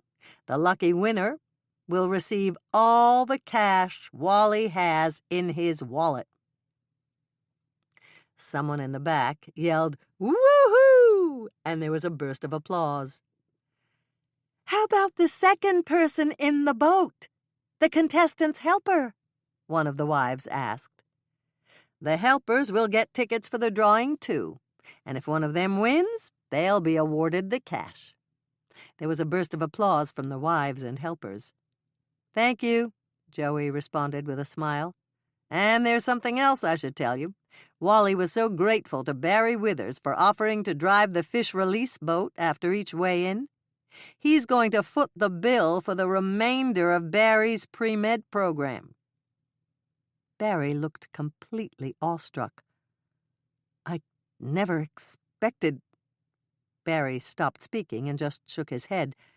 That's incredible." "And it's the reason why the people in Minnesota love Wally Wallace," Joey said. "Now, let's all pick up our afternoon snack bags. I took a quick peek at mine, and I noticed that Sally, Hannah, and Andrea had baked us some of my favorite things. We have double pineapple cookies, hot fudge and vanilla bar cookies, and there's even a couple of chocolate, fruit, and nut cupcakes. There's even a little thermos of Dick's famous lemonade." "With or without Dick's special ingredient?" one of the contestants asked. "I didn't ask Dick, but I think it's probably without something from behind the bar," Joey answered. "And I'm pretty sure Doc told Dick to make it non-alcoholic. Doc said all of you had a perfect record for HRIs so far, and that made him very happy." "What are HRIs?" one of the wives asked, and Joey laughed. "I asked Doc about that, and he told me the initials stood for hook-related injuries." There was a burst of general laughter, and then everyone was quiet again. "Okay," Joey said, "I think we've covered everything. Now, let's all get out on the water and catch the biggest lunker in Eden Lake." Double pineapple cookies. Do not preheat oven. Dough must chill before baking. Ingredients: 1/3 cup well-drained crushed pineapple, 6 ounces, 1½ sticks salted butter, 1/2 cup white granulated sugar, 1/2 cup brown sugar, pack it down in the cup when you measure it, 1 teaspoon salt, 1 teaspoon vanilla extract, 1/2 teaspoon pineapple extract, 1/2 teaspoon baking soda, 1 teaspoon baking powder, 2 large eggs, beaten, just whip them up in a glass with a fork, 2 cups all-purpose flour, pack it down in the cup when you measure it, 2 cups white chocolate or vanilla baking chips. Hannah's first note: you can mix up these cookies by hand, but it's easiest with an electric mixer. Prepare your cookie sheets by spraying them with Pam or another nonstick cooking spray. Alternatively, you can line your cookie sheets with parchment paper. Set a strainer over a small bowl in the sink, then open the can of crushed pineapple and drain it in the strainer, reserving the pineapple juice in the bowl for later. Melt the butter in a microwave-safe bowl on high for 1 minute, 60 seconds. Let the melted butter sit in the microwave for an additional minute. If it's not completely melted, microwave it in 20-second increments with 20-second standing times until it is melted. Set the melted butter on the kitchen counter to let it cool a bit. Put the white sugar in the bowl of an electric mixer. Sprinkle the brown sugar on top of the white sugar. Add the teaspoon of salt and the vanilla and pineapple extracts. Turn the mixer on low and mix until the sugars and salt are well blended. With the mixer still running on low speed, add the baking soda and the baking powder. Mix thoroughly. Drizzle in the melted butter, continuing to mix on low speed. Shut off the mixer and scrape down the inside of the mixing bowl. Use several thicknesses of paper towels to pat down the crushed pineapple in the strainer. Then measure out 1/3 cup of the pineapple and add it to your mixing bowl. Turn the mixer back on low speed again and mix in the pineapple. If you haven't done so already, break the 2 eggs into a glass and beat them with a fork from your silverware drawer. Add the beaten eggs to your bowl and mix them in. Measure out the flour and add it to your mixing bowl in 1/2 cup increments, mixing on low speed after each addition. Turn off the mixer, scrape down the sides of the bowl again. Take the mixing bowl out of the mixer and set it on the kitchen counter. Give your double pineapple cookie dough a stir by hand. Open the bag of white chocolate or vanilla baking chips and sprinkle them into your mixing bowl. Mix in the chips by hand. Press a piece of plastic wrap over the top of the cookie dough and tuck it in at the sides. Refrigerate your cookie dough for at least 45 minutes. Overnight is fine, too. Make sure you cover that small bowl you used to reserve the pineapple juice and refrigerate it along with your cookie dough. You can either use it to make the pineapple frosting drizzle or add it to the kids' orange juice in the morning. If there's any crushed pineapple left over, it makes a very nice addition to a bowl of vanilla ice cream. When you're ready to bake your cookies, preheat your oven to 375 degrees Fahrenheit, rack in the middle position. Leave your cookie dough in the refrigerator until your oven has come up to baking temperature. Take your cookie dough out of the refrigerator and use a spoon or a 2-teaspoon scooper to transfer balls of dough to your prepared cookie sheets, 12 cookies to a standard-size cookie sheet. Bake your double pineapple cookies at 375 degrees Fahrenheit for 10 to 14 minutes. Mine took 12. When your cookies are done, take them out of the oven and place them on cold stovetop burners or wire racks. Let them cool on the cookie sheets for at least 3 minutes, and then remove them to cool completely on wire racks. When your cookies are cool, decorate the tops with pineapple frosting drizzle. Yield 3 to 4 dozen soft, chewy cookies, depending on cookie size.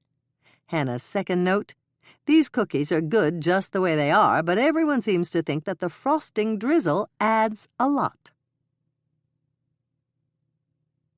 Pineapple frosting drizzle.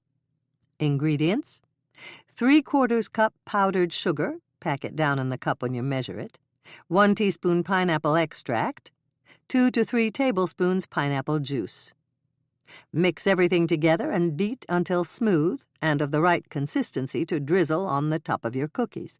You can either drizzle it off the tip of a spoon or put the frosting drizzle in a squeeze bottle like the ones they used to use in diners to hold ketchup. Hot fudge and vanilla bar cookies. Preheat oven to 325 degrees Fahrenheit, rack in the middle position. 2 cups, 4 sticks, 16 ounces, 1 pound, salted butter, softened to room temperature. 1 cup white granulated sugar. 1½ cups powdered confectioner's sugar. 2 tablespoons vanilla extract. 4 cups all-purpose flour. Pack it down in the cup when you measure it. The hot fudge filling: 12.25-ounce jar hot fudge ice cream topping. I used Smucker's. 12-ounce bag, approximately 2 cups, white chocolate or vanilla baking chips. 1 tablespoon sea or kosher salt, the coarse ground kind. Before you begin to make the crust and filling, spray a 9-inch by 13-inch cake pan with Pam or another nonstick baking spray.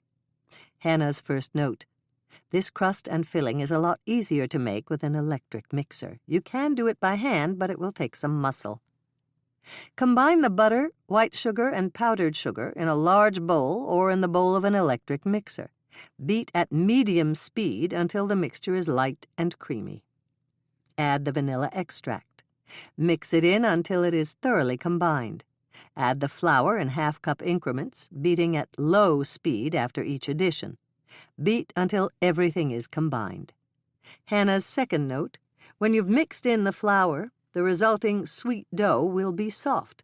Don't worry, that's the way it's supposed to be. Measure out a heaping cup of sweet dough and place it in a sealable plastic bag. Seal the bag and put it in the refrigerator. With impeccably clean hands, press the rest of the sweet dough into the bottom of your prepared cake pan. This will form the bottom of the crust. Press it all the way out to the edges of the pan and a ½ inch up the sides, as evenly as you can. Don't worry if your sweet dough is a bit uneven. It won't matter to any of your guests.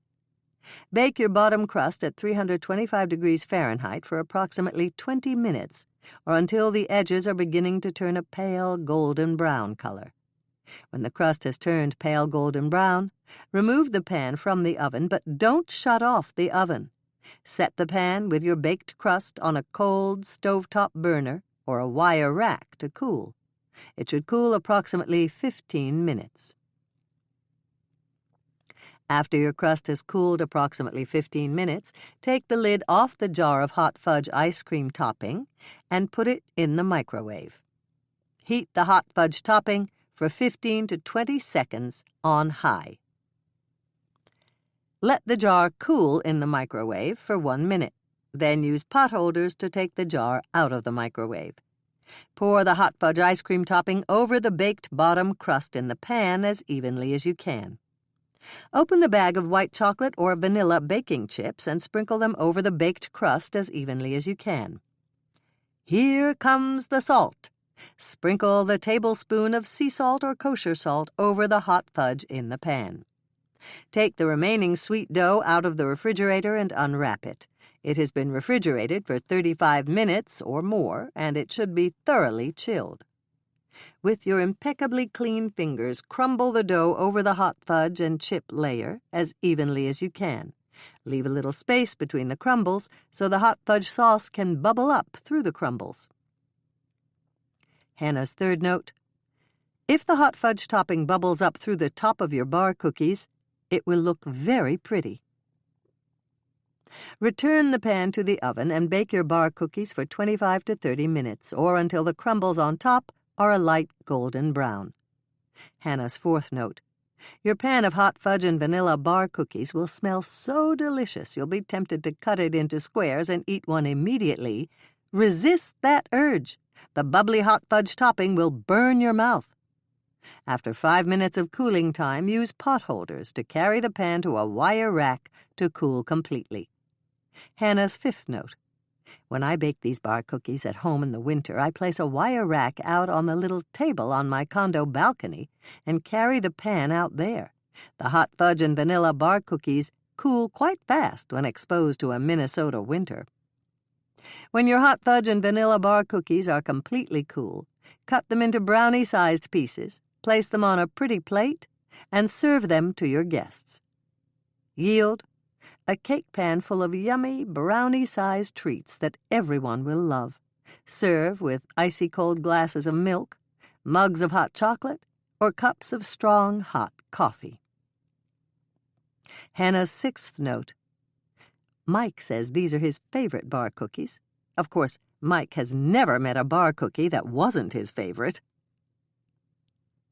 Chocolate, fruit, and nut cupcakes. Preheat oven to 350 degrees Fahrenheit, rack in the middle position. Ingredients: 1 cup regular raisins, 1 ounce rum, I used Bacardi, 4 large eggs, 1/2 cup vegetable oil, 1/2 cup heavy cream, whipping cream, 8 ounce by weight tub of sour cream, I used Knudsen, 1 tablespoon chocolate syrup, I used Hershey's, 1 box of chocolate cake mix, the kind that makes a 9-inch by 13-inch cake, or a 2-layer cake, I used Pillsbury, 5.1 ounce package of dry instant chocolate pudding and pie filling, I used Jell-O, 1 cup salted cashews chopped into small pieces, measure after chopping, 12 ounce by weight bag of chocolate mini chips, 11 ounce package will do too, I used Nestle. Hannah's note: if you don't want to use an alcoholic beverage in this recipe, you can use 1 teaspoon of rum extract. That will give you the rum flavor without the alcoholic content.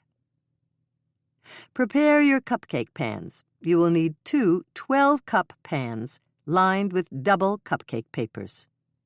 Directions: start by plumping the raisins. Do this by measuring 1 cup of raisins out in a 2-cup microwavable bowl. I used a 2-cup Pyrex measuring cup. Pour the rum, or the extract, over the raisins, and then pour enough water in the cup or bowl to cover the raisins completely. Place the bowl or cup with the raisins and liquid in the microwave, and microwave it on high for 1 minute. Let the raisins and liquid sit in the microwave for an additional minute, then stir and remove the bowl or cup from the microwave, and set it on a towel on your kitchen counter to cool.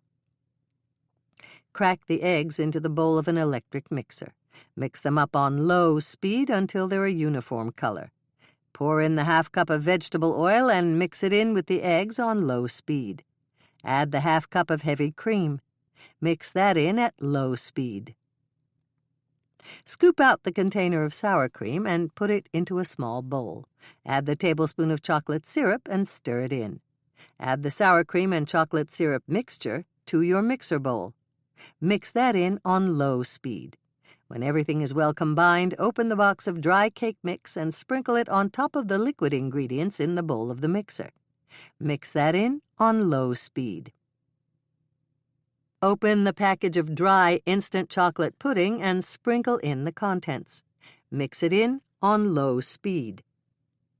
Shut off the mixer, scrape down the sides of the bowl, remove it from the mixer, and set it on the counter. If you haven't done so already, chop the salted cashews in a food processor with a steel blade, or cut them into small pieces with a sharp knife. Measure out 1 cup and add the chopped cashews to your mixing bowl. Stir the raisins in the bowl or cup on your counter. If they're plumped and most of the liquid has been absorbed, drain off the excess liquid and add the plumped raisins to your mixing bowl.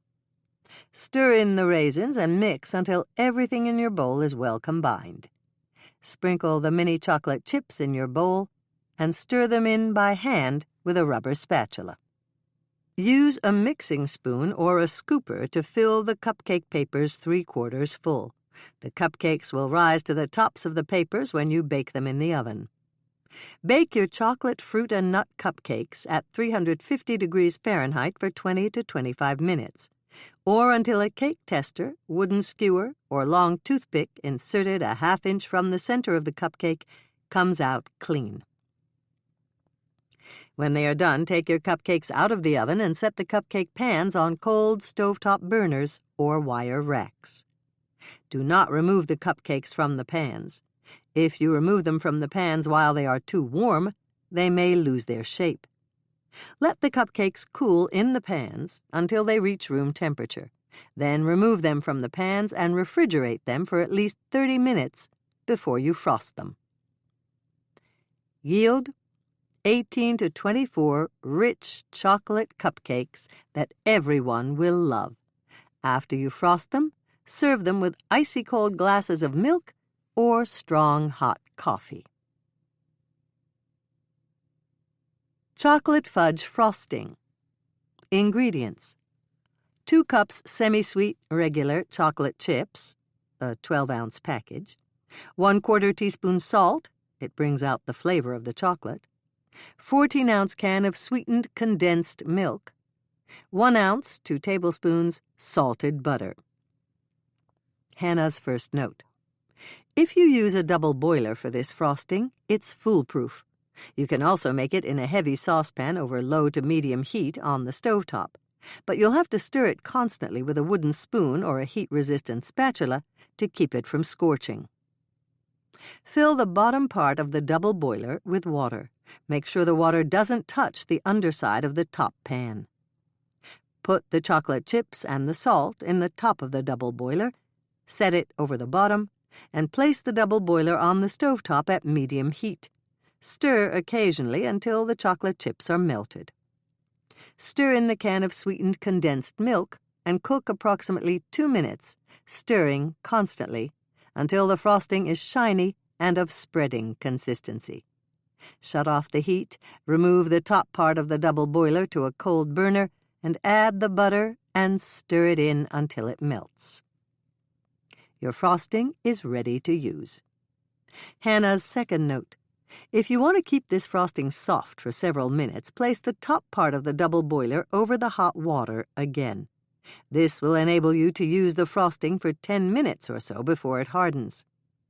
If your frosting begins to harden and you're not yet ready to frost your cupcakes, simply heat the water in the bottom part of the double boiler again and place the top part over the reheated water. Give it a couple of minutes and then stir the frosting again to re-soften it. Once you have frosted your cupcakes, give the pan to your favorite person to scrape with a spoon and eat. Another alternative is to frost soda crackers, salt side down, or sugar cookies for snacking. Hannah's third note. Once this frosting cools, it's just like fudge. Chapter 19. Hannah glanced over at the spot where Mike had been sitting, but he was gone. She folded up her chair. Andrea folded hers, and they put them back in the rack where they'd found them. As they emerged from the dim interior of the backstage area, Andrea glanced at her watch. "I'd better go," she said.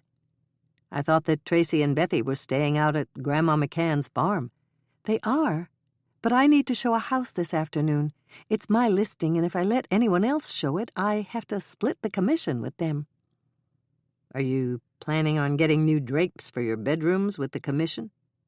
Andrea's eyebrows shot up in surprise. "How did you know?" she asked. "You've been talking about that for a while, and I know you want to repaint the bedrooms in your house." "So it was just a lucky guess on your part?" "That's right. Go sell that house, Andrea. I'll see you later this afternoon when it's time to bake again." Once Andrea had left, Hannah called Norman to tell him that she could go out on the lake with him in the afternoon. The phone rang several times, and then Norman answered. "Hi, Hannah," he greeted her. "Sorry I missed you, but I'm on my way into town. I have to go to the clinic for a couple of hours this afternoon." Hannah felt a stab of disappointment. She'd been looking forward to relaxing with Norman this afternoon. "What's up at the clinic?" she asked him. "Doc Bennett booked an appointment for an implant, and he's a little nervous about doing it. When he went to dental school, they didn't spend much time on the procedure because it was experimental." "So you're going to do the implant?" "No, he is. I'm just going to be there in case he needs me." "That's nice of you, Norman," Hannah complimented him. "Is it a very complicated procedure?" "Not really, not if you know what you're doing. I'll just be there for backup, and it shouldn't take more than a couple of hours. I'll be back in time for happy hour with the rest of the contestants. I'll see you later, Hannah." Even though she knew it was silly, Hannah felt a sense of abandonment as she hung up on Norman. Mike was gone, Andrea had left, and now Norman was gone too.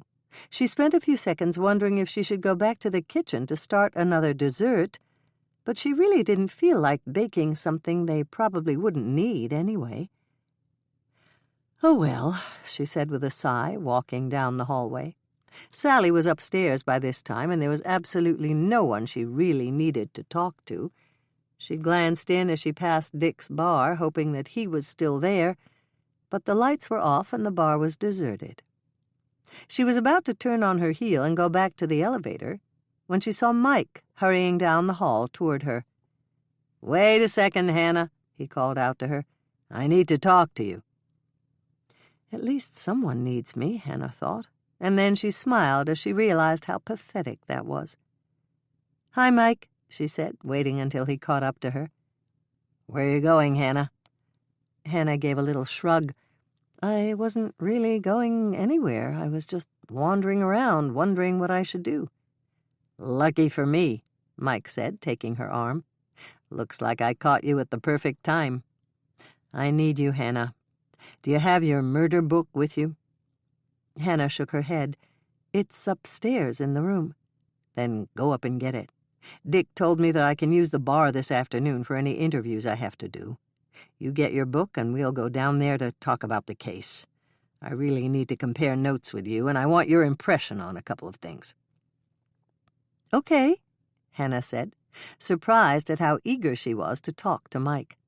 "Good. Go get your murder book and I'll pour you a drink. White wine?" Hannah shook her head. "Thanks, but no. If there's any lemonade, I'll take a glass of that." "You got it," Mike said, pressing the elevator button and waiting until it arrived. "I'll go pour you lemonade and I'll meet you in the bar."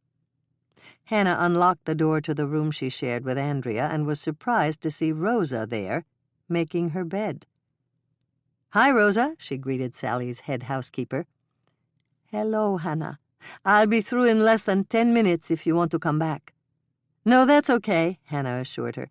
"I just came back to pick up my notebook. I'm going back downstairs again." "Are you going to see Mike?" Rosa asked. Hannah was more than slightly taken aback. "Actually, yes, I am." "What makes you ask, Rosa?" "I'm asking because it's almost 2, and Lily has an interview with Mike at 2. Will you be there, Hannah?" I don't know," Hannah thought fast. "Would you like me to be there, Rosa?" "Yes, please. I wanted to be there myself, and I asked Mike, but he didn't want me there." "Why did you want to be there?" "Because Lily is my daughter." Hannah was so surprised by this revelation she opened her mouth and gasped. Then she quickly closed her mouth again. She knew she'd probably looked like a fish caught out of water, and she was a bit embarrassed by her reaction. "Sorry, Rosa, you surprised me. Is Lily really your daughter?" "If you're asking whether I'm her biological mother, the answer is no. Jeanette is Lily's biological mother, but I took care of Lily when she was a baby, and Jeanette had to go into treatment. Mr. Wally asked me to do this, and I agreed because I love Lily. I didn't have any children of my own. I have worked all my life, and I never married. I was Mr. Wally and Jeanette's housekeeper when Lily was born." "I knew you took care of Lily. Jeanette mentioned that when Sally brought her to the kitchen." "Yes, because poor Jeanette got the disease you get after a baby is born." "Are you talking about postpartum depression?" "Yes, that's the name Mr. Wally called it. Jeanette had to go into the hospital, and she stayed there for a long time. Mr. Wally hired me to take care of Lily, and he hired someone else to be the housekeeper." Hannah took a moment to think about that. It put a new perspective on the Wallace family life. So Jeanette was gone for the first few months of Lily's life. She was gone for more than that.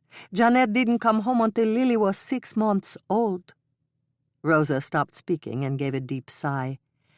"I did my best to teach her how to care for Lily. I really did.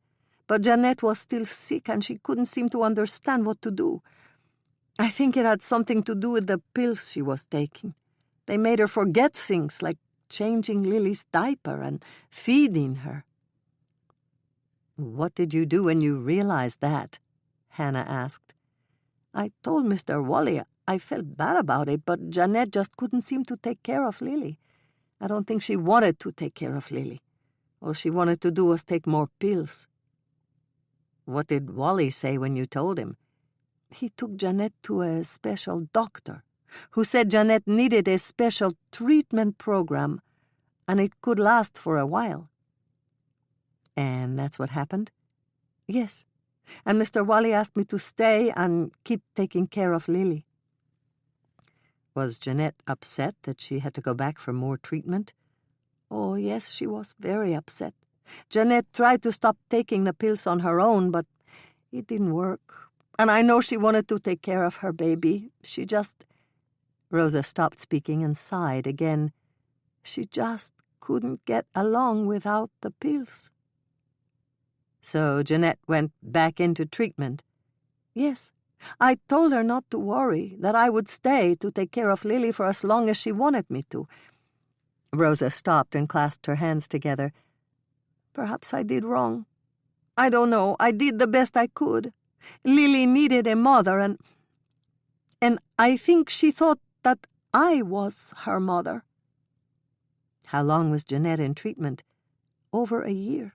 Mr. Wally went to see her, and so did I. I even took Lily with us once, but the doctor said that seeing her baby upset Jeanette too much." "How old was Lily when Jeanette came back home from her treatment?" "She came home every few months, but she always had to go back to the hospital again. I think it hurt her to see that Lily was growing up without her. She heard Lily call me Mama once, and that upset her so much she had to go back to the hospital that night. I did try to explain to Lily that I wasn't her mama, that Jeanette was, but she was too young to understand." Hannah felt tears prickle behind her eyelids.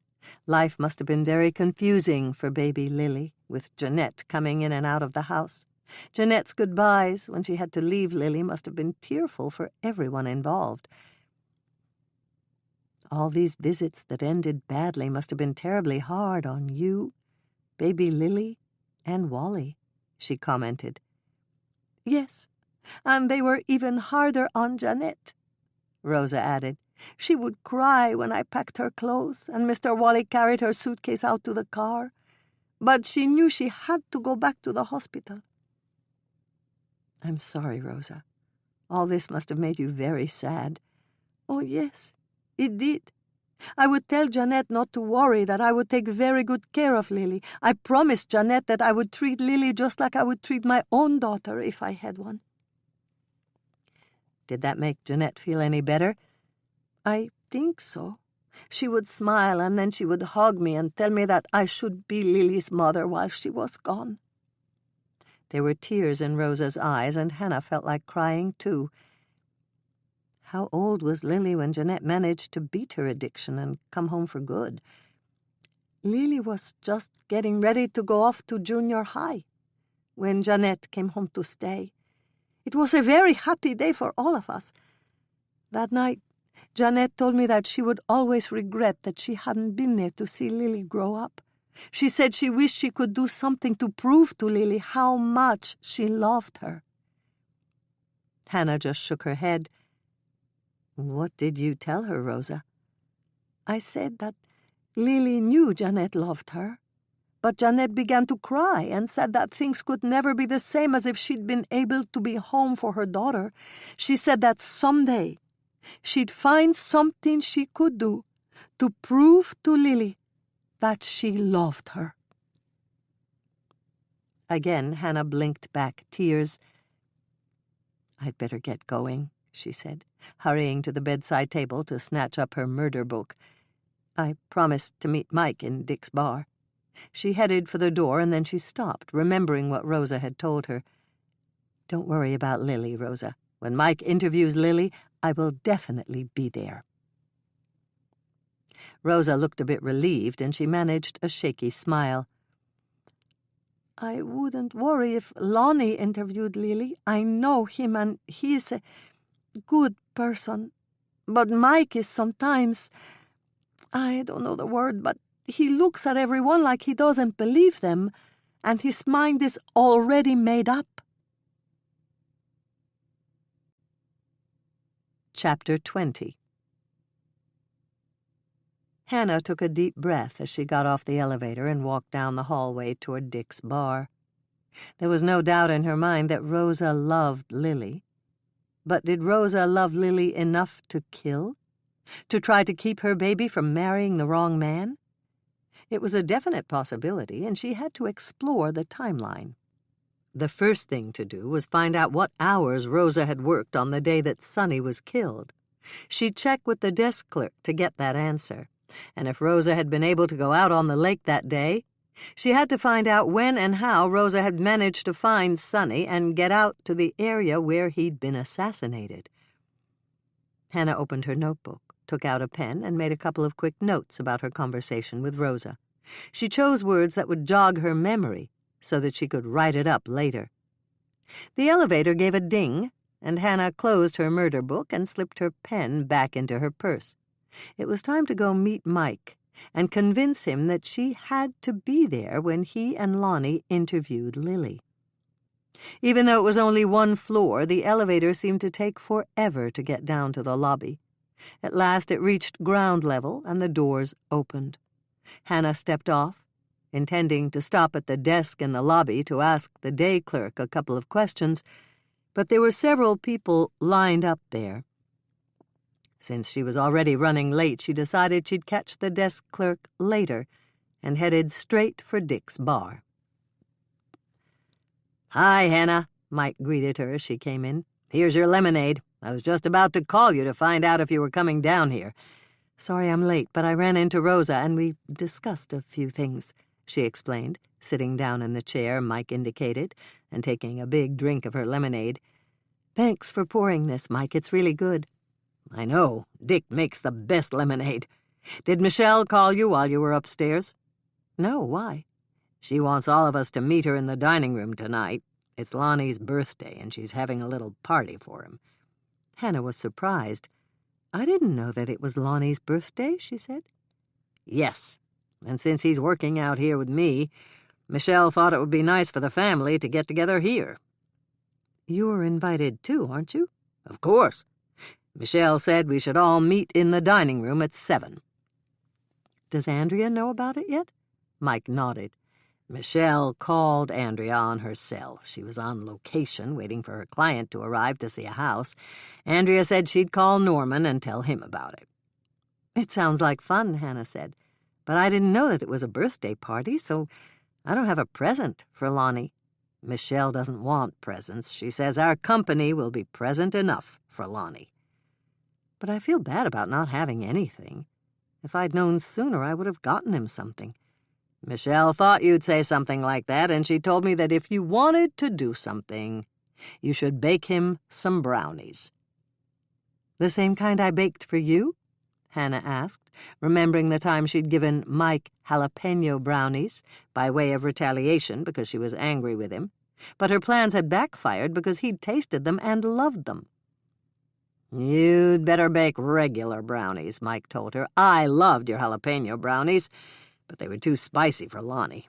Lonnie loves chocolate." "Then I'll bake my double fudge brownies for him," Hannah said quickly. "Do you happen to know if Lonnie likes nuts?" Mike took a moment to think about that. "I don't know about other nuts, but I know he's wild about macadamia nuts. His dad and Bridget went to Hawaii for their last vacation, and they brought some back. Lonnie told me that they were the best nuts he'd ever had." "I'll see if Sally has any, and if she does, I'll throw them in." "That'll be perfect," Mike told her. "Will you bake some for the rest of us, too?" "That's no problem.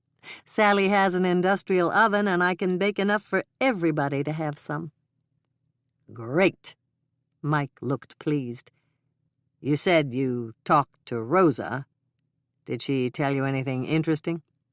"Not really," Hannah answered. "She did seem a bit worried about Lily and the fact that you were interviewing her again." "Did she think I was too hard on Lily during the last interview?" "I don't know for sure, but she wanted me to be there this time, if that's all right with you." "That's more than all right." Mike looked a bit relieved. "I was just about to ask you if you'd sit in for me." "For you?" "Yeah. Lonnie's going to do this one alone. I've given him the lead on this investigation, and it's time he does some things without me." "Oh," Hannah responded, mostly because she wasn't sure what else to say. "When is Lonnie's interview with Lily?" "I'm not sure. Sally is clearing the conference room for them to use since the contestants will be coming from the nightly weigh-in and going to the bar for happy hour." "That makes sense. Will you be in the bar?" "No. I have to run out to the station to complete some paperwork. That's where Lonnie is now. We need to file all our notes before Bill gets back day after tomorrow." Hannah frowned. "I thought you didn't have to submit your notes until after a case was closed." "That's right. Normally. But these are extenuating circumstances. And let me tell you, Hannah, I wish this case was closed right now." Hannah noticed the hard look on Mike's face. "Are you—" She stopped speaking to choose her words carefully. "Are you uncertain about this case?" "Uncertain?" Mike gave a rueful laugh as he repeated the word she'd used. "I've got to get off this case, Hannah. I don't like what's happening." "What is happening?" Hannah asked him. "I'm not sure. It's just that I can't seem to get a handle on any of the suspects." "Really?" Hannah was shocked. She'd never heard Mike talk like this before. "You once told me that after you'd interviewed all the suspects, you had a pretty good idea about who was guilty and who was innocent. Isn't that happening with this case?" "No. It's different this time." Mike gave a little shrug. "I really don't care who's guilty and who's not. I just want to make somebody confess, so the case is closed." Hannah was puzzled. "But you always said it was about having justice for the victim." "I don't care enough this time to work effectively. And I've always worked effectively. I just want to intimidate someone into confessing so I don't have to think about this case any longer." I'm not sure what to say," Hannah admitted. It's like this, Hannah. I became a cop because I wanted to help people. I wanted to fight for justice for the victims and make sure that whoever was guilty was punished. I always had empathy for people. I wanted to clear the suspects, to make sure they could go back to their lives. And I wanted to find the guilty person and make sure to lock him or her up to pay for their crime. You know me, and you know all that, don't you? Yes, Mike, I do know that. And I don't like this, Hannah. I feel like I'm losing my way. And even worse, I feel like I'm losing my humanity. And that's why I need your help on this case. I can't solve it on my own, Hannah. And I'm not sure that Lonnie can either. Let's go over your notes, Hannah. Maybe it'll help. Hannah's head was spinning as she went over her notes with Mike.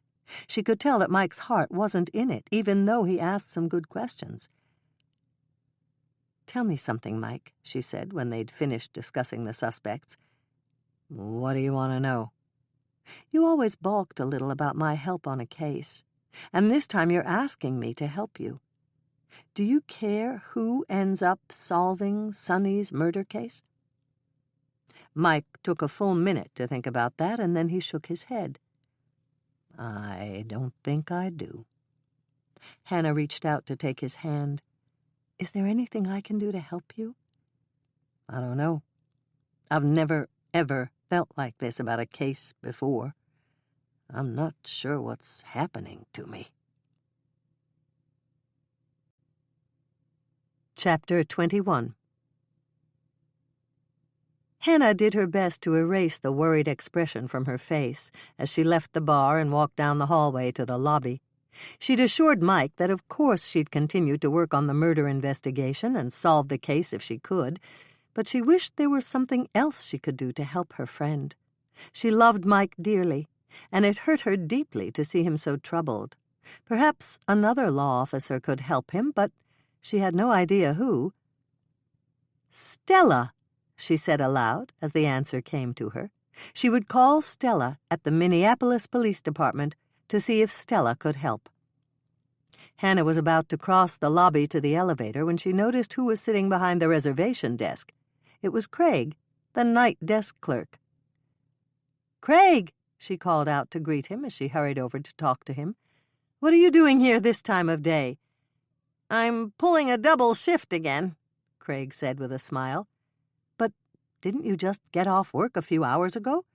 "Yes, 8 hours. And I went straight upstairs and went to sleep. Someone's bringing me my lunch in a few minutes, and I don't have to do a thing except sit here, answer the phone, and answer any questions that the guests have for me." "That sounds good," Hannah told him. "So it's working out well now that you're staying here at the inn?" "It's perfect for me. I don't have to wash my clothes, shop for groceries, or commute back and forth. And since I'm not taking any classes right now, it works out great." Craig's smile grew even wider, not to mention the extra money. "That's a big help for next year. If Sally keeps me on as night desk clerk, and if I'm able to arrange all my classes in one block of time, I might be able to give up my apartment and live out here." "That sounds great," Hannah said. "It is great, especially the food. I don't have to shop for or cook anything. All I have to do is find out what they have in the kitchen and pick up the phone to order room service. It's a dream job, Hannah." Hannah smiled. "And it sounds like Sally has found her dream employee." "Thanks for the compliment, Hannah. Are you going upstairs to catch a nap now?" Hannah considered that for a moment, and then she shook her head. "No, I'm going to the kitchen. I have to bake brownies for Lonnie's birthday dinner tonight, and I might even start the cookies for tomorrow." "So, do you need another cookie recipe?" Craig asked. "I can always use cookie recipes. Do you have one?" "Actually, I do. My grandmother used to make me special cookies for my birthday." "When is your birthday?" "Not until 2 days after Christmas, and that meant everyone combined my Christmas present with my birthday present. The only one who ever gave me a separate present for Christmas and then a second present for my birthday was Grandma." "And she gave you cookies?" "That's right. Grandma made special cookies from a recipe her mother had given her. They were made with potato chips, and I love potato chips. Do you have the recipe with you? Craig nodded and reached inside the notebook he had out on the desk. She wrote it out for me, and I keep it in here. Do you want a copy? I'd love a copy, Hannah said quickly, flipping to a blank page in her murder book. Is it okay if I stand here and copy it? You don't have to do that. Why don't I make you a copy? We have a copy machine behind the desk that we use to make copies of credit cards and driver's licenses. It'll just take me a couple of seconds, and there's no one else behind you in line. That would be great, Hannah said, watching as Craig reached into one of the pockets on the front of his notebook and took out a handwritten recipe card. Grandma's writing is pretty small, so I'll enlarge it for you. Hannah stood in front of the desk and waited as Craig made a copy for her. She glanced at it and began to smile. Your grandmother used cranberries and walnuts in the recipe? That's right. But she told me that you could use any nut. I liked walnuts the most, so she used those. This looks like a great recipe, Hannah told him. I think I'll make some this afternoon, and I'll save some for you. You're making some for me? Craig was clearly surprised. But it's not my birthday. I know, but I want you to test them for me, and you can't do that if I don't give you some. Oh, boy, Craig said, smiling widely. I have Grandma's recipe book, and they're all authentic recipes. I'll bring it out here next week when I go back to my apartment, and then you can read the recipe book and tell me which recipes you want me to copy for you. That would be wonderful, Hannah told him, carefully folding the recipe that he'd copied for her. I'll be back in an hour or two, Greg. Will you still be here at the desk? Yes, until 6. Then I get a break for dinner. Then I'll see you in an hour or two. And thank you very much for the new recipe. Hannah was smiling as she walked away from the desk. She loved trying new recipes, and this one promised to be interesting. Sally had all of the ingredients she needed for these cookies in the pantry of the kitchen. The only ingredient she might need to buy was macadamia nuts for the brownies for Lonnie. She rounded the corner of the hallway and came very close to bumping into Rosa, who was coming from the opposite direction. Sorry, Rosa, she apologized. I shouldn't have been reading over this recipe and walking at the same time. Rosa gave a little laugh. That's all right, Hannah. I wasn't reading anything, and I almost bumped into you, too. Hannah thought fast. There were still a few questions she wanted to ask Rosa, but she really should get the brownies and cookies in the oven so she'd have time to take one of Dick and Sally's rowboats out on the lake to relax a bit before the interview with Lily. This day was turning out to have a shortage of hours in it, and Rosa's questions might have to wait, unless... Would you like to go out on the lake with me later? Hannah asked Sally's head housekeeper. The lake? Rosa began to frown. Thank you for asking me, Hannah, but I don't go anywhere near the water. It was a strange answer, and Hannah was puzzled. Why not? I do not know how to swim, and the lake reminds me of my father. Your father? Yes. Rosa looked so upset Hannah was almost sorry she'd asked. My father loved to fish, and he took me along when I was a little girl. The wind came up, the boat tipped over, and my father lifted me back in the boat, but he drowned. Oh, Rosa. Hannah reached out to pat Rosa's shoulder. What a terrible thing to happen. Yes, I miss my father, Hannah. And I do not even walk on the dock. I don't go anywhere close to the lake. I can look at it through the window, but I never get any closer than that. Did it happen here at Eden Lake? Rosa shook her head. No, but it is the same for all the lakes. They frighten me, and I begin to cry. I'm sorry I made you sad by asking, Hannah apologized.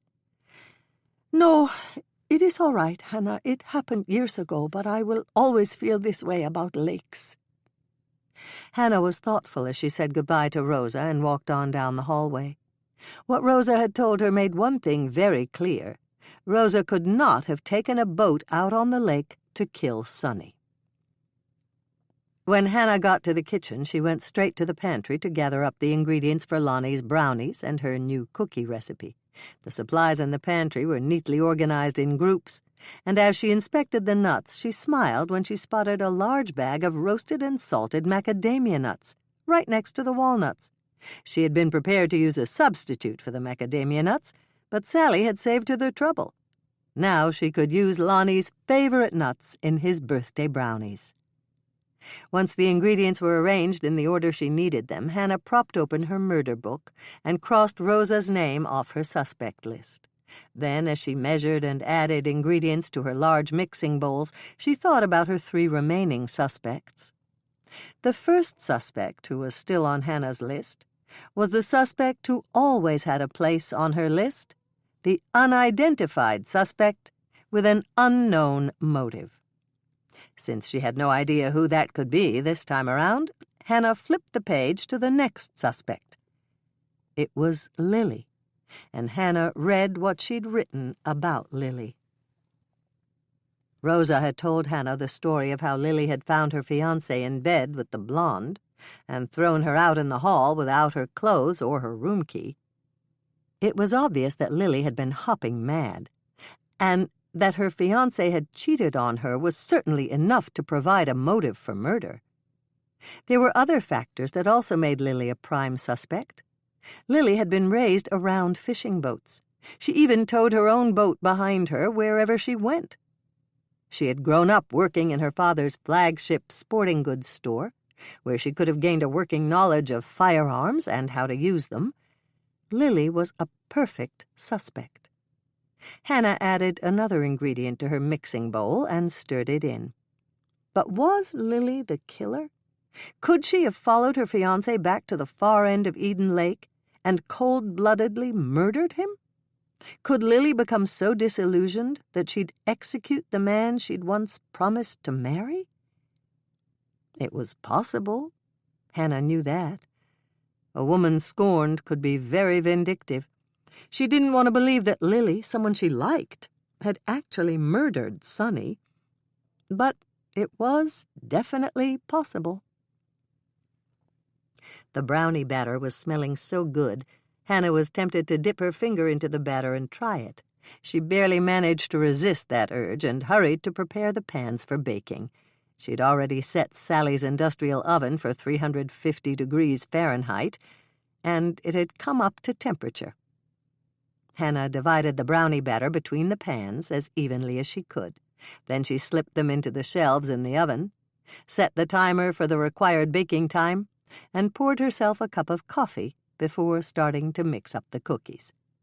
As she sipped the bracing brew, Hannah thought about Lily's life. It couldn't have been easy growing up without her mother. But how had it affected Lily? Did it cause her to lose her trust in the people she loved? This kind of pseudo-psychological speculation was getting her nowhere, and Hannah knew it.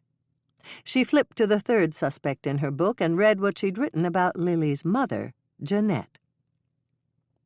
She'd written down the things that she learned when Sally brought Jeanette to the kitchen. Andrea had written her results when she'd called the St. Cloud office of the sporting goods store. They'd told Andrea that Jeanette had worked for them on the day that Sonny was killed. That in itself should be enough to clear Jeanette, but Hannah decided to double-check. Rosa had mentioned that Jeanette often took the daily books home from various locations and worked on them in her home office. While it was undoubtedly true that Jeanette had worked for the St. Cloud store on the day that Sonny had been murdered, was Jeanette actually on location at the store itself?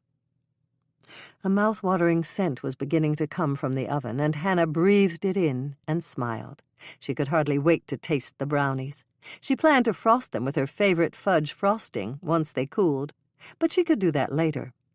Right now, she needed to mix up and bake the recipe Craig had given her. She mixed the cookie recipe while she was waiting for the brownies to come out of the oven. Once they had, she formed the cookies and filled the cookie sheets. The cookie sheets went into the industrial oven. Then she sat down at the kitchen table to enjoy a rejuvenating cup of coffee. Once everything she'd made, baked, and frosted was finished and on the baker's rack, she was exhausted. Perhaps she should go out on the lake to recharge her batteries by getting some fresh air and sunshine. Potato chip and cranberry cookies. Preheat oven to 350 degrees Fahrenheit, rack in the middle position. Ingredients: 1½ cups salted softened butter, 3 sticks, 3/4 pound, 12 ounces. 1½ cups white granulated sugar. 2 egg yolks. Save the whites in a covered refrigerated container and add them to scrambled eggs in the morning. 2 teaspoons vanilla extract. 2½ cups all-purpose flour. Pack it down in the cup when you measure it. 1½ cups finely crushed salted potato chips. Measure after crushing. 1½ cups finely chopped walnuts. Measure after chopping. 1 cup dried cranberries. You can use the cherry-flavored if you like. 1/3 cup white granulated sugar for dipping. Approximately 5 dozen walnut or maraschino cherry halves for decoration. Hannah's first note: use regular potato chips, the thin, salty ones. Don't use baked chips or rippled chips or chips with the peels on or kettle-fried or flavored or anything that's supposed to be better for you than those wonderfully greasy, salty, old-fashioned potato chips. In a large mixing bowl, beat the butter, sugar, egg yolks, and vanilla until they're light and fluffy. You can do this by hand, but it's a lot easier with an electric mixer. Add the flour in half-cup increments, mixing well after each addition. Add the crushed potato chips, chopped walnuts, and dried cranberries. Mix until everything is well blended. Form 1-inch dough balls with your impeccably clean hands and place them on an ungreased cookie sheet, 12 to a standard size sheet. Hannah's second note: alternatively, you can line your cookie sheets with parchment paper. Place the 1/3 cup white granulated sugar in a small bowl. You will use this for dipping the cookie dough balls. Spray the flat bottom of a glass or the flat bottom of a metal spatula with Pam or other nonstick cooking spray. Dip the cookie dough balls in the bowl with the sugar and roll them around until they're coated. Work with the balls one by one. Hannah's third note: if you dip multiple balls in the sugar and try to roll them around, they may stick to each other. Once you've placed your sugared dough balls on the cookie sheet, 12 to a standard size sheet, dip the sprayed bottom of the glass or the metal spatula in the sugar to coat it. Then use the glass or the spatula to flatten the dough balls on the cookie sheet. Hannah's fourth note: you may have to dip the glass or the spatula in the sugar for each dough ball to keep it from sticking to the ball. Bake your potato chip and cranberry cookies at 350 degrees Fahrenheit for 10 to 12 minutes, or until the cookies are starting to turn golden brown at the edges. Take your cookies out of the oven and set the cookie sheets on cold stovetop burners or wire racks. Let them cool on the cookie sheet for 2 minutes, and then remove them to wire racks to cool completely. Yield 5 to 6 dozen delicious cookies, depending on the size of your dough balls. Serve these cookies with strong cups of coffee or icy-cold glasses of milk. Everyone loves them down at the cookie jar, especially around Thanksgiving, when everyone is in a cranberry mood. Hannah's fifth note: these cookies travel well and don't crumble as much as some other cookies. They are ideal for the kids to take to school with them. Chapter 22. "Hello, Hannah," Craig called out as she entered the lobby. "Did you bake my grandma's cookies yet?" "I did, and they're cooling on the racks. I thought I'd go out on the lake for a little fresh air and then package some up for you when I come back." "Perfect," Craig said, and then he turned to the person who had just entered the lobby. "Hello, Jeanette." "Hello, Craig," Jeanette responded. "And hello, Hannah." "Hello, Jeanette," Hannah said, smiling at the opportunity that had just landed in her lap. I was just thinking about going out on the lake for a little fresh air. Would you like to go with me?" "That sounds nice." Jeanette smiled at the thought. "Do you have a fishing boat?" "No, but I'm sure Dick would let me borrow his again." Jeanette shook her head. "There's no need for that. My boat is at the end of the dock. It's the newest Wally boat. Would you like to go out on the lake with me?"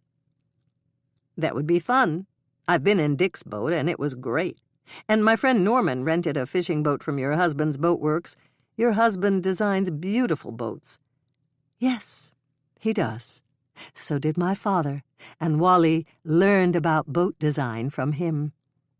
Come with me, Hannah. We'll take Wally's newest creation out for a spin to see if you like it." "That sounds wonderful to me." Hannah didn't hesitate to accept Jeanette's invitation.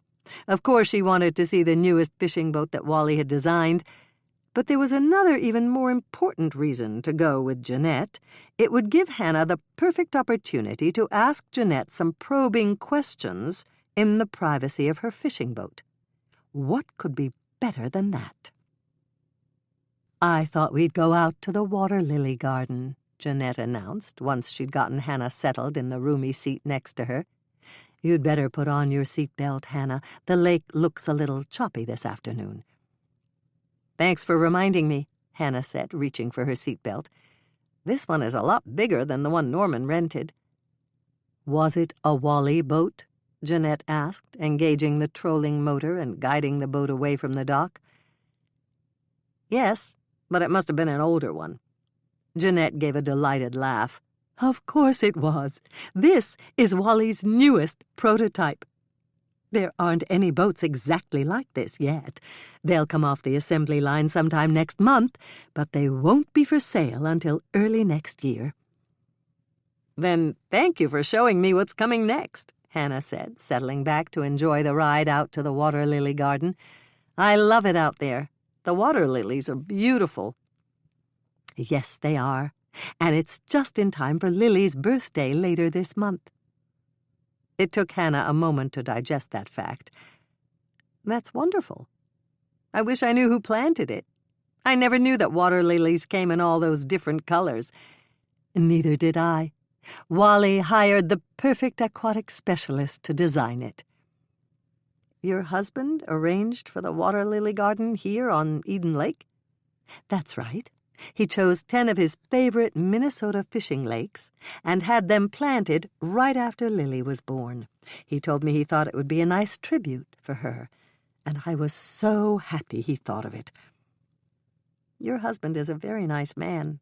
I don't know if you noticed Barry Withers's face when he heard about his scholarship, but he was so grateful. He had tears in his eyes."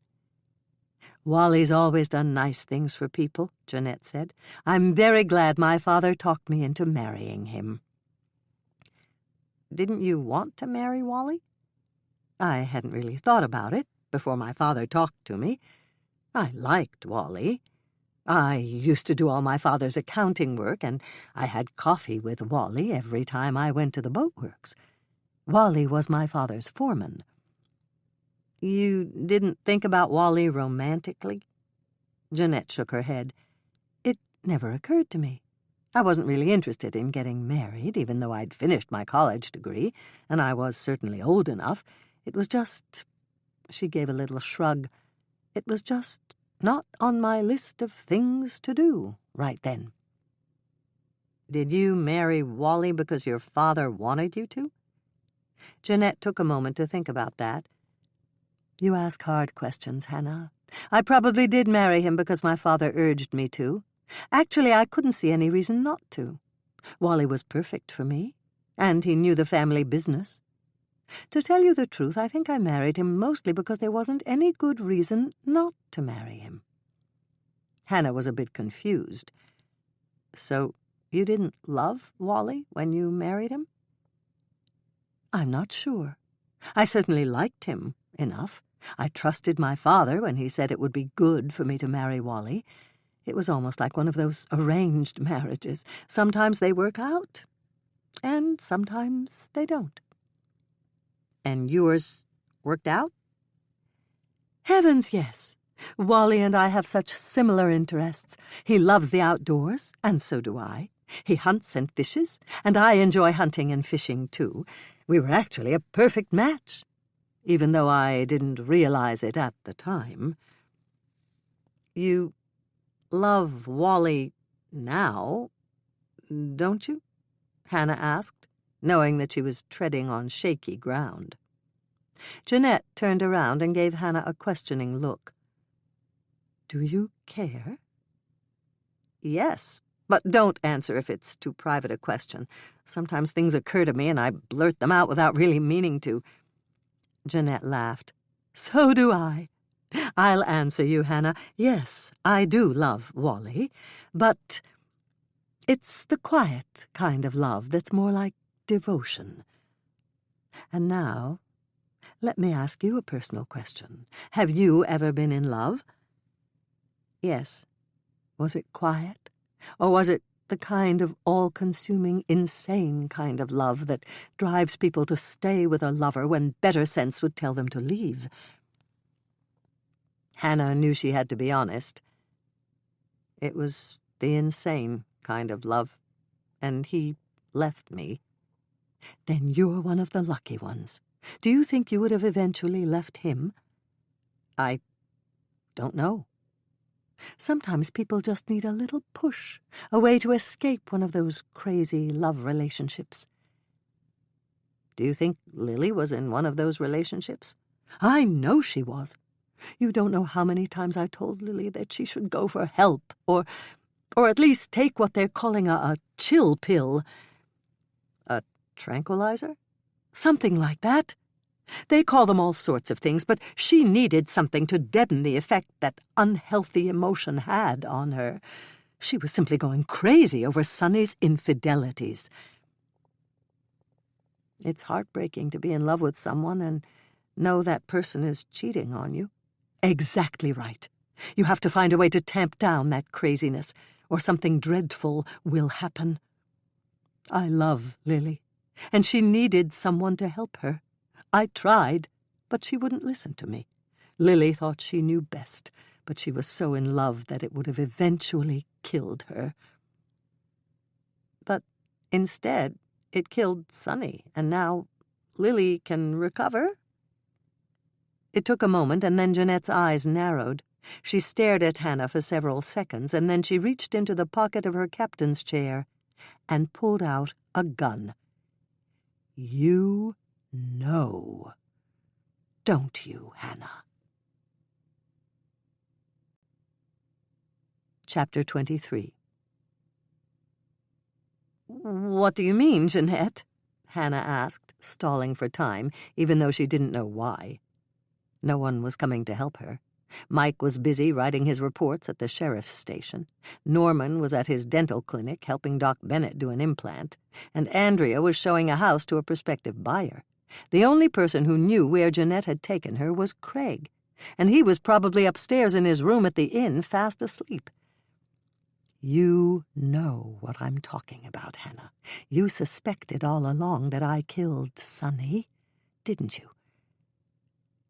Actually, no, I didn't, Hannah told her.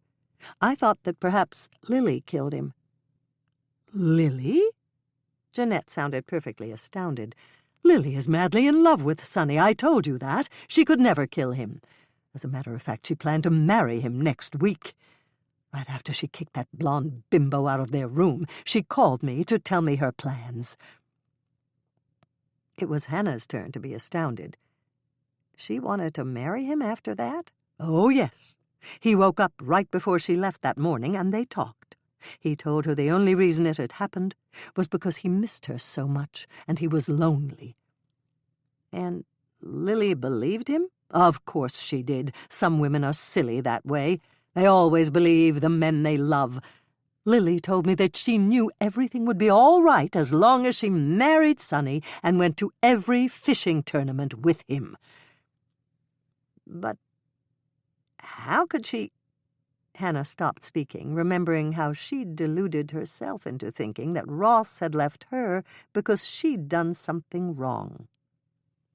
You're remembering your own experience, aren't you? Jeanette asked. Yes. Tell me about it. I'm curious. I don't have to worry about Lily any longer.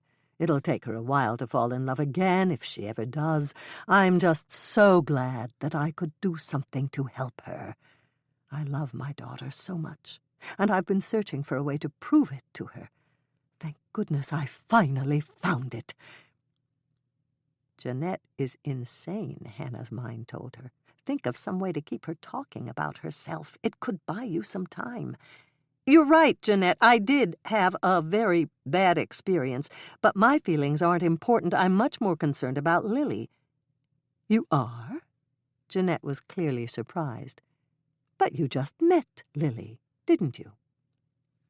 I did, but I liked her immediately. And thinking back about the way Sonny acted made me sad that Lily hadn't fallen in love with someone who was worthy of her. Exactly right, Jeanette smiled. What sort of man do you think would be right for my daughter? I'm not sure, but I hope it would be someone like your husband. You seem very happy with him, Jeanette. I'm not sure happy is the right word.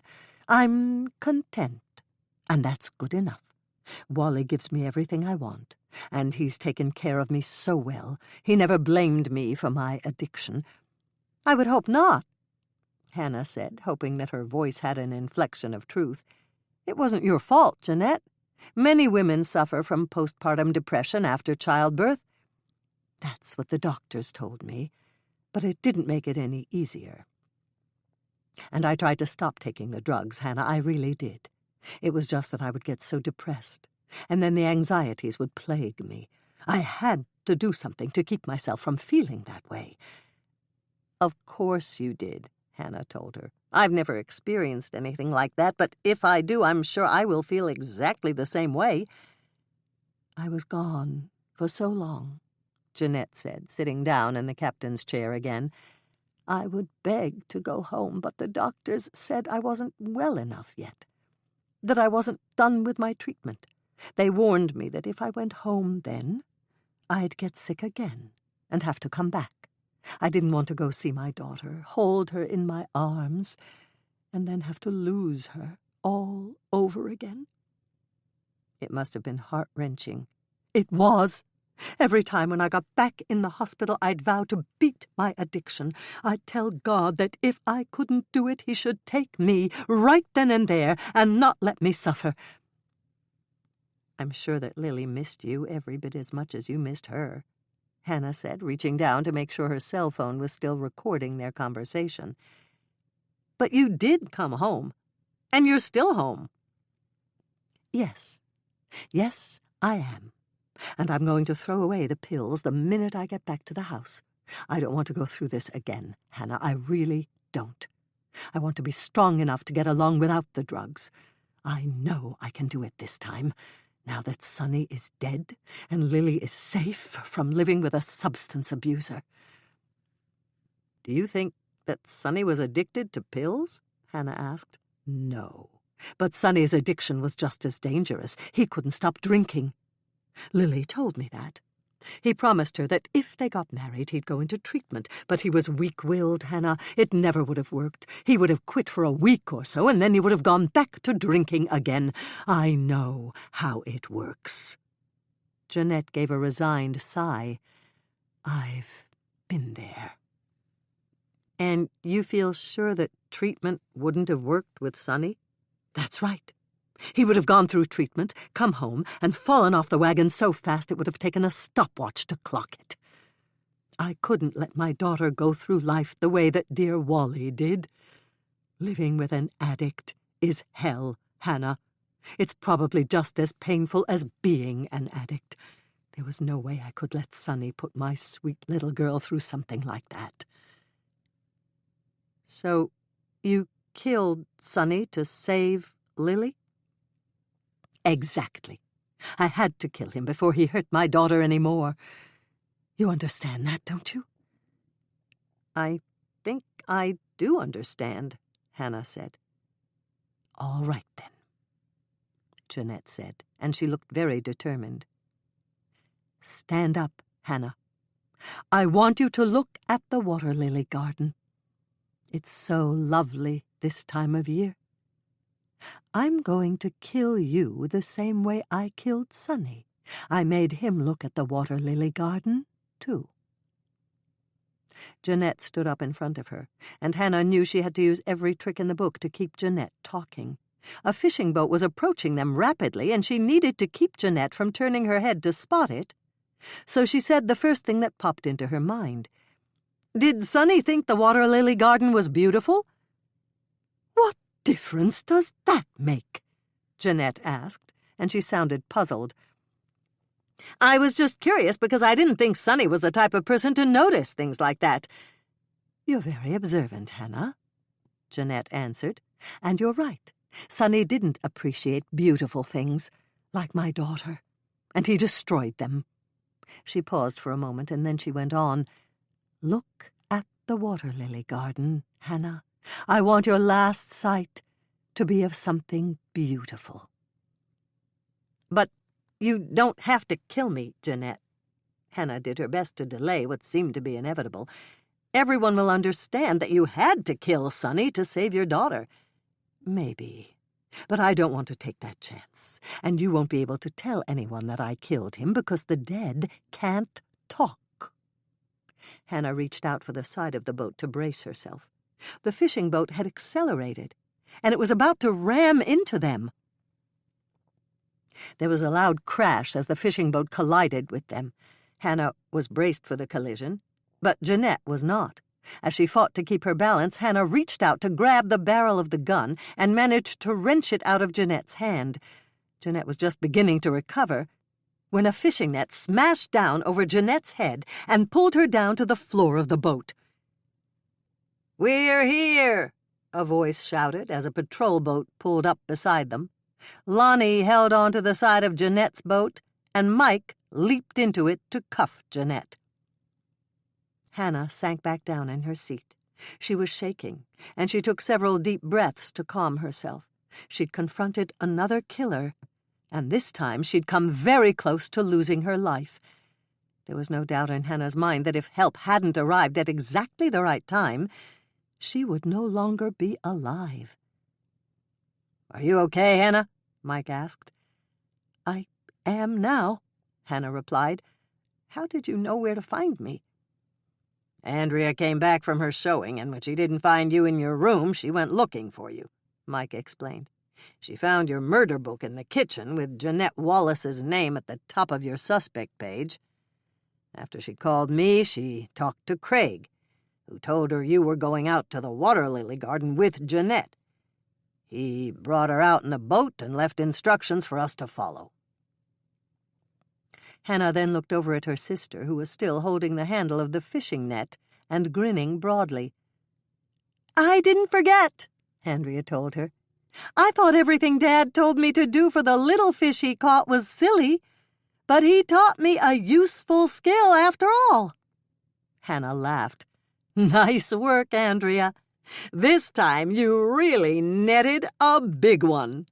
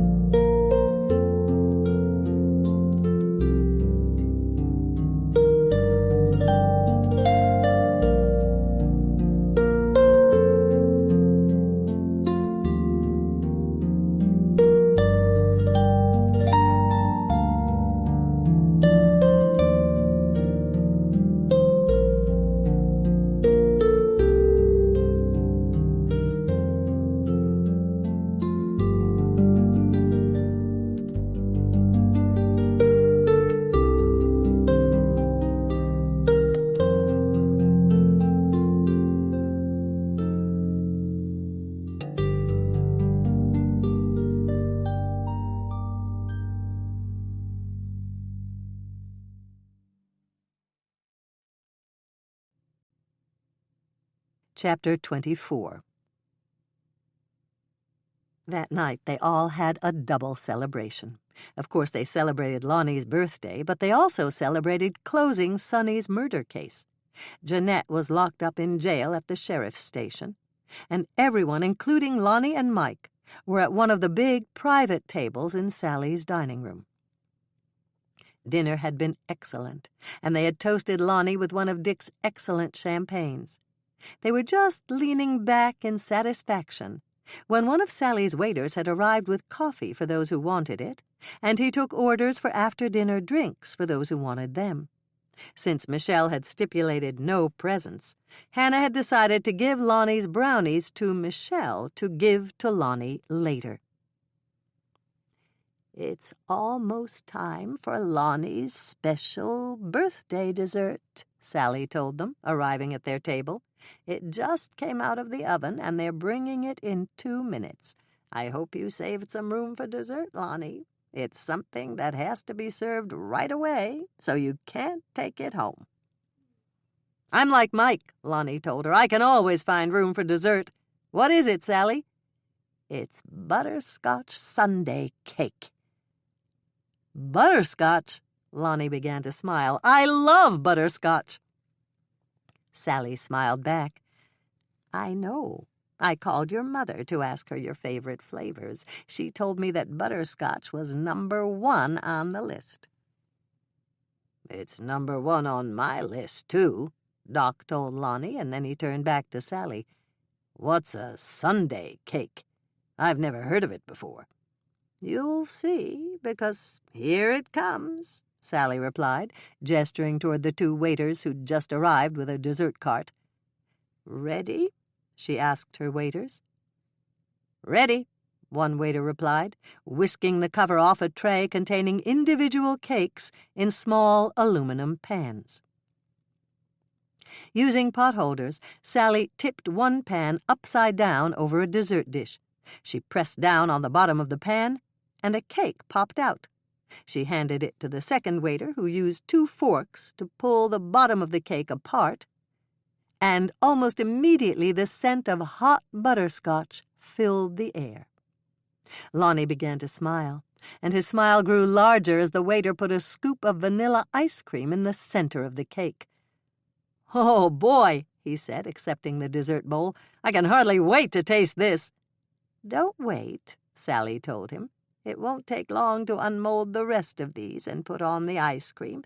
It's your birthday, Lonnie. You get to try yours first." As Sally unmolded the cakes and the waiters pulled them apart and scooped on the ice cream, Lonnie took his first bite. "Incredible!" he said, looking positively rapturous. It didn't take long for Sally and her waiters to serve the rest of the desserts, and soon identical smiles were on every face. Sally sent the 2 waiters back to the kitchen, and they were replaced by another waiter pushing another dessert cart with a large carafe of coffee for refills and the after-dinner drinks for those who'd ordered them. "Just in case there's not enough dessert, I brought 2 other favorites of mine," Sally told them. "I'll sit down with you to have a cup of coffee, and then I'll package up any of the other desserts you want to take home with you." "What are the other desserts?" Michelle asked her. "European peach cake and apple school pie." "Is that Edna Ferguson's apple school pie?" Michelle asked. "Yes, she gave me the recipe. It's great for buffets because you get more pieces than you would with a regular apple pie." Lonnie turned to Sally. "Don't forget to package a slice of each one for me. I haven't had apple school pie since I graduated from high school." "I'd like a slice of each one, too," Michelle said. Hannah sat back and listened as Sally packed up the desserts, and everyone gave their preferences. "Don't worry about the dessert cart, Sally," Hannah told her when Sally had finished packing the desserts. "When I leave, I'll wheel it back to the kitchen and put the leftovers in the walk-in cooler. That way Andrea and I can have some for breakfast when we come in early to bake." The party broke up shortly after everyone had received their dessert care packages. Before Michelle left, Hannah pulled her aside. What did you get Lonnie for his birthday? I'm dying to know. I'll tell you, but not until the work on your condo is finished. You'll find out then. Shall I stop by the bar and order drinks for us? Norman asked when most of the crowd had left. Hannah nodded. Yes, but just lemonade for me. Carry the drinks to the lobby and I'll meet you there for a while. When everyone was gone, Hannah went out with the dessert cart and wheeled it down the hallway to the kitchen. She had no sooner stashed the leftover desserts in the cooler when the kitchen door opened and Mike came in. "Do you have a minute or two?" he asked. "I really need to talk to you, Hannah." Of course, Hannah agreed quickly. What's on your mind, Mike? I couldn't have solved that murder case, Hannah. And I'm not sure Lonnie could have either. So I wanted to thank you for helping. Mike stopped and shook his head. Helping was the wrong word. I should have said thank you for solving the case by yourself, Hannah. You're welcome, Hannah said, realizing that he looked troubled. Thank you for arriving when you did, or I wouldn't be here tonight. Mike gave a nod of acknowledgement. I just came in to tell you that I plan to rethink my detective teams. I've talked to Rick about the new guy, and neither one of us think he's going to make it. He's really good at paperwork, though, and I think he'd be perfect as Bill's assistant. That makes sense. But if the new guy is Bill's assistant, Rick won't have a partner. Lonnie doesn't know it yet, but he's going to be Rick's partner. A team of brothers would be good, and they can take turns with the lead. Hannah began to frown. I agree that they'd make a good team since they get along so well, but who's going to partner with you? Nobody. Hannah was puzzled. You mean you're going to solve cases alone? No. It'll take me a week or so to make sure that Lonnie and Rick will work well together and the new guy will be a good assistant for Bill. And then, if everything goes smoothly, I'm going to walk into Bill's office and tell him I quit. Butterscotch Sundae Cakes. Preheat oven to 500, that's 500 degrees Fahrenheit, rack in the middle position. Ingredients: 8 ounces salted butter, 2 sticks, 1/2 pound. 8 ounces by weight butterscotch chips, 1 1/3 cups, I used Nestle. 4 egg yolks, save the whites in a covered bowl in the refrigerator to add to scrambled eggs or make forgotten cookies. 5 whole eggs, 1 cup white granulated sugar, 1 cup all-purpose flour. Pack it down when you measure it. Vanilla or chocolate ice cream to finish the dish. Before you start, select the pans you want to use from the following suggestions. You can use large-size deep muffin cups to bake these cakes, but if your muffin pan is solid and the cups don't lift out, you'll have to remove each cake by using 2 soup spoons as pincers to pry them out. Each batch will make 9 cakes if you use large muffin tins. A pop-over pan is also a possibility, especially the kind with removable cups, but you'll have to run a knife around the inside of each cup and tip it over to remove the cake. Each batch will make 6 cakes in large, deep pop-over cups. You can also use individual soufflé cups, but again you'll have to use 2 soup spoons or run a knife around the inside of the dish to remove the cakes from the soufflé cups. Each batch will make 8 small or 6 large soufflé dish cakes. Hannah's first note. I found it's a lot easier to use the disposable foil pot pie tins you can buy at the grocery store. With those, you can just flip them over on the dessert plate or bowl, press down on the foil bottoms with a pot holder, and the cakes will pop right out. Yes, the pot pie tins are an extra expense, but removing the cakes will be much faster, and the tins can be washed several times by hand or in the dishwasher before you'll have to throw them away. To prepare your pans, Grease and flour the insides of the pans you've chosen. As an alternative to that messy procedure, you can spray them with nonstick baking spray, the kind with flour added. If you decide to use the baking spray, spray the insides once, let them dry for a few minutes, and then spray them again before you fill them with the cake batter. To make the cake batter, place the salted butter and the butterscotch chips in a medium-sized microwave-safe bowl. Heat the contents on high for 90 seconds.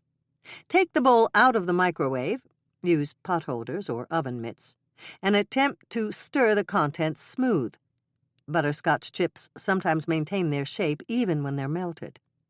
If you're able to stir the mixture smooth, set the bowl on the kitchen counter and let it cool.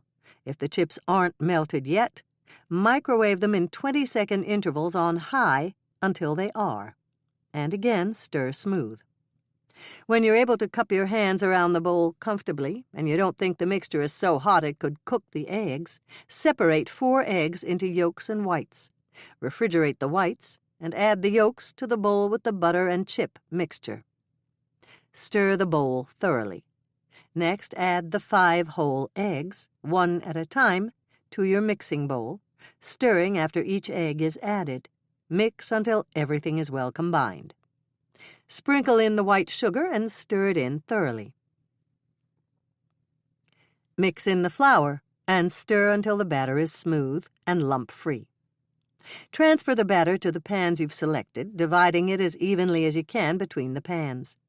Then get out a baking sheet with sides and line it with foil to serve as a drip pan. Transfer the baking dishes to the drip pan and check your oven to make sure it's risen to the proper temperature. If your oven is ready, slide the baking dishes and drip pan into the oven and bake at 500 degrees Fahrenheit for exactly 7 minutes. No more and no less.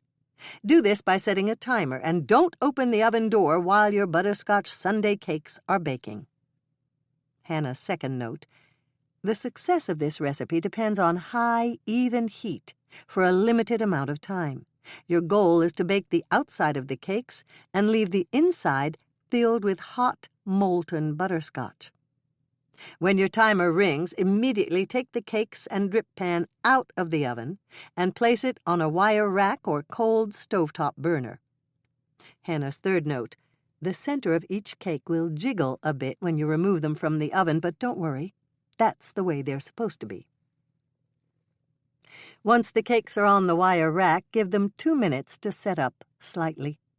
Then use potholders to upend them on dessert plates or bowls. Use 2 forks to pull apart the tops to expose the sauce in the center. Carry those cakes to the table and use a small ice cream scoop to drop scoops of vanilla or chocolate ice cream in the center of the rich, molten center. Serve with plenty of strong hot coffee or icy glasses of milk, and accept your guests' rave reviews. Yield 9 cakes in large muffin tins, 6 cakes in large removable popover tins, 8 cakes in small soufflé dishes, 6 cakes in large soufflé dishes, or 6 cakes in disposable foil pot pie tins. If you have leftover cakes, they can be reheated in the microwave, but they won't be the same. They'll still be tasty, but the centers will turn into moist cake. Hannah's fourth note: if I want my dessert to be extra fancy, I make up some of the berry sauce I use on pancakes and create little designs around the edges of large dessert plates and set the cakes in the middle of the plate.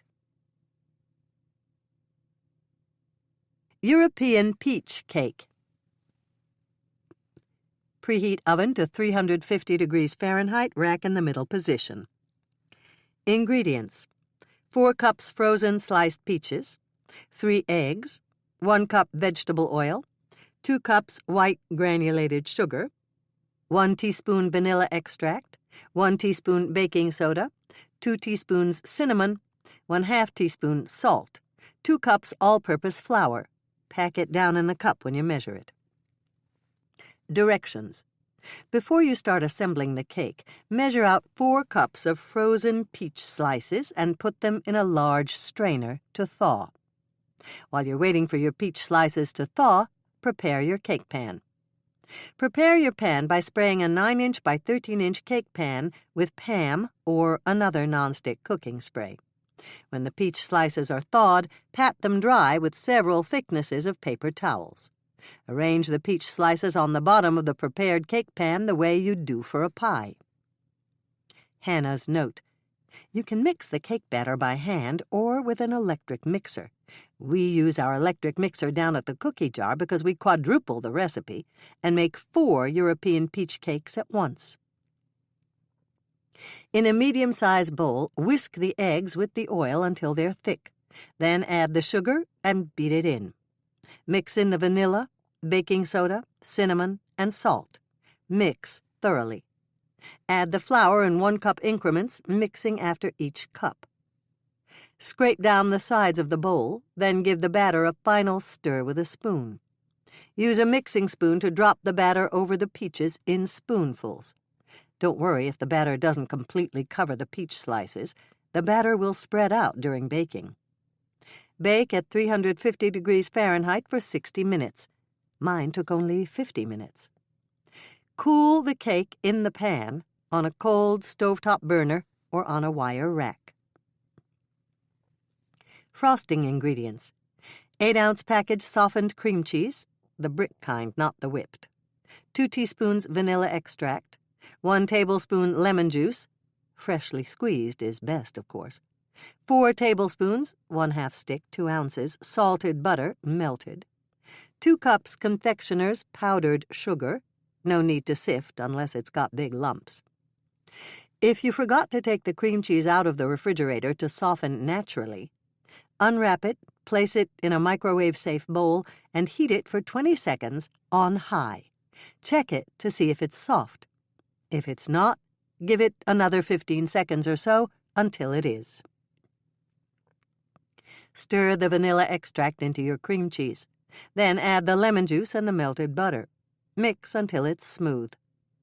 Beat in the powdered sugar in 1/2-cup increments, checking the consistency after each addition. You don't want the frosting too runny, but you also want it thicker than a drizzle frosting. When the mixture is the proper consistency, stop adding powdered sugar. I didn't add all of mine. This frosting is very forgiving. If it's too runny, add more powdered sugar. If it's too stiff, add a little more lemon juice or vanilla. Yield at least 12 squares of delicious cake, depending on the size you cut the pieces. Apple school pie. Preheat oven to 350 degrees Fahrenheit, rack in the middle position. Hannah's first note: I adapted this pie from Edna Ferguson's recipe. Edna is the head cook for the Lake Eden School District, and she makes this pie for school lunches. This recipe makes apple school pie in a 9-inch by 13-inch cake pan. The crust. Either buy a package of your favorite 2-crust frozen pie crusts, or make your favorite 2-crust pie pastry recipe. Ingredients for the filling: 1½ cups white granulated sugar, 1/2 cup all-purpose flour, pack it down in the cup when you measure it, 1/4 teaspoon ground nutmeg, freshly ground is best, of course, 1 teaspoon cinnamon. If it's been sitting in your cupboard for years, buy some new cinnamon, 1/4 teaspoon ground cardamom, 1/2 teaspoon salt, 4 cups cored, sliced, and peeled apples. I used a combination of green Granny Smith and Fuji or Gala apples. 2 teaspoons lemon juice. For later, 1 stick cold salted butter, 1/2 cup, 4 ounces, 1/4 pound. Ingredients for the French crumble: 1 cup all-purpose flour, pack it down in the cup when you measure it, 1/2 cup cold salted butter, 1 stick, 1/4 pound. 1/2 cup brown sugar, pack it down in the cup when you measure it. Directions for the crust: if you bought frozen pie pastry, thaw it according to the package directions. If you made your own pie pastry, it's all ready to go. Prepare your crust by rolling it out in a sheet large enough to cover the bottom of your 9-inch by 13-inch cake pan and extend up the sides. This piece of pie crust should be approximately 17 inches long and 15 inches wide. Fit your pie crust in the pan and press it down so it's snug. Then set the pastry-lined cake pan aside and make your pie filling. Directions for the filling. Mix the white sugar, flour, spices, and salt together in a bowl. Prepare the apples by coring them, peeling them, and slicing them into a large bowl. Toss the apple slices with the lemon juice. Just dump on the lemon juice and use your impeccably clean fingers to toss the apple slices. It's easier. Sprinkle the contents of the small bowl with the dry ingredients on top of the apples and toss them to coat the apple slices. Again, use your impeccably clean fingers. Put the coated apple slices in the pan with the pie crust. You can arrange them symmetrically if you like, or just dump them in as best you can. There will probably be some leftover dry ingredients at the bottom of the bowl. Just sprinkle those on top of the apple slices in the cake pan. Here comes the butter. Cut the cold butter into 4 pieces and then cut those pieces in half.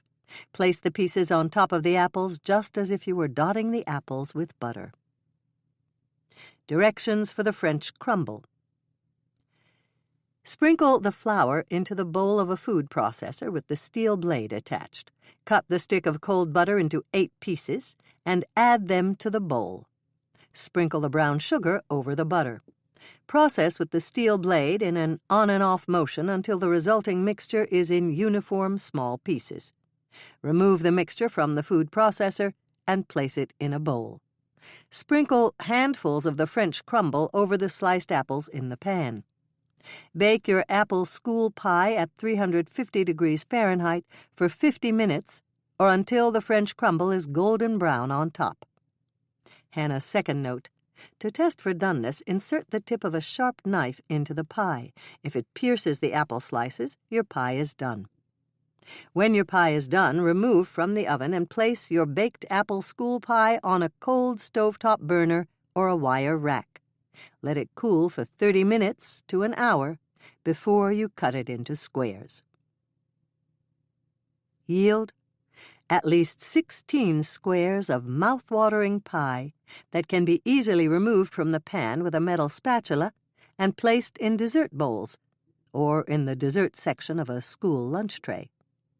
Hannah's third note. If you serve this pie warm, you can top it with sweetened whipped cream or vanilla ice cream. It's delicious that way. The End. This book was read for you by Suzanne Toren, a member of SAG-AFTRA. We hope you've enjoyed this production of Caramel Pecan Roll Murder by Joanne Fluke. Recorded books are available wherever audiobooks are sold.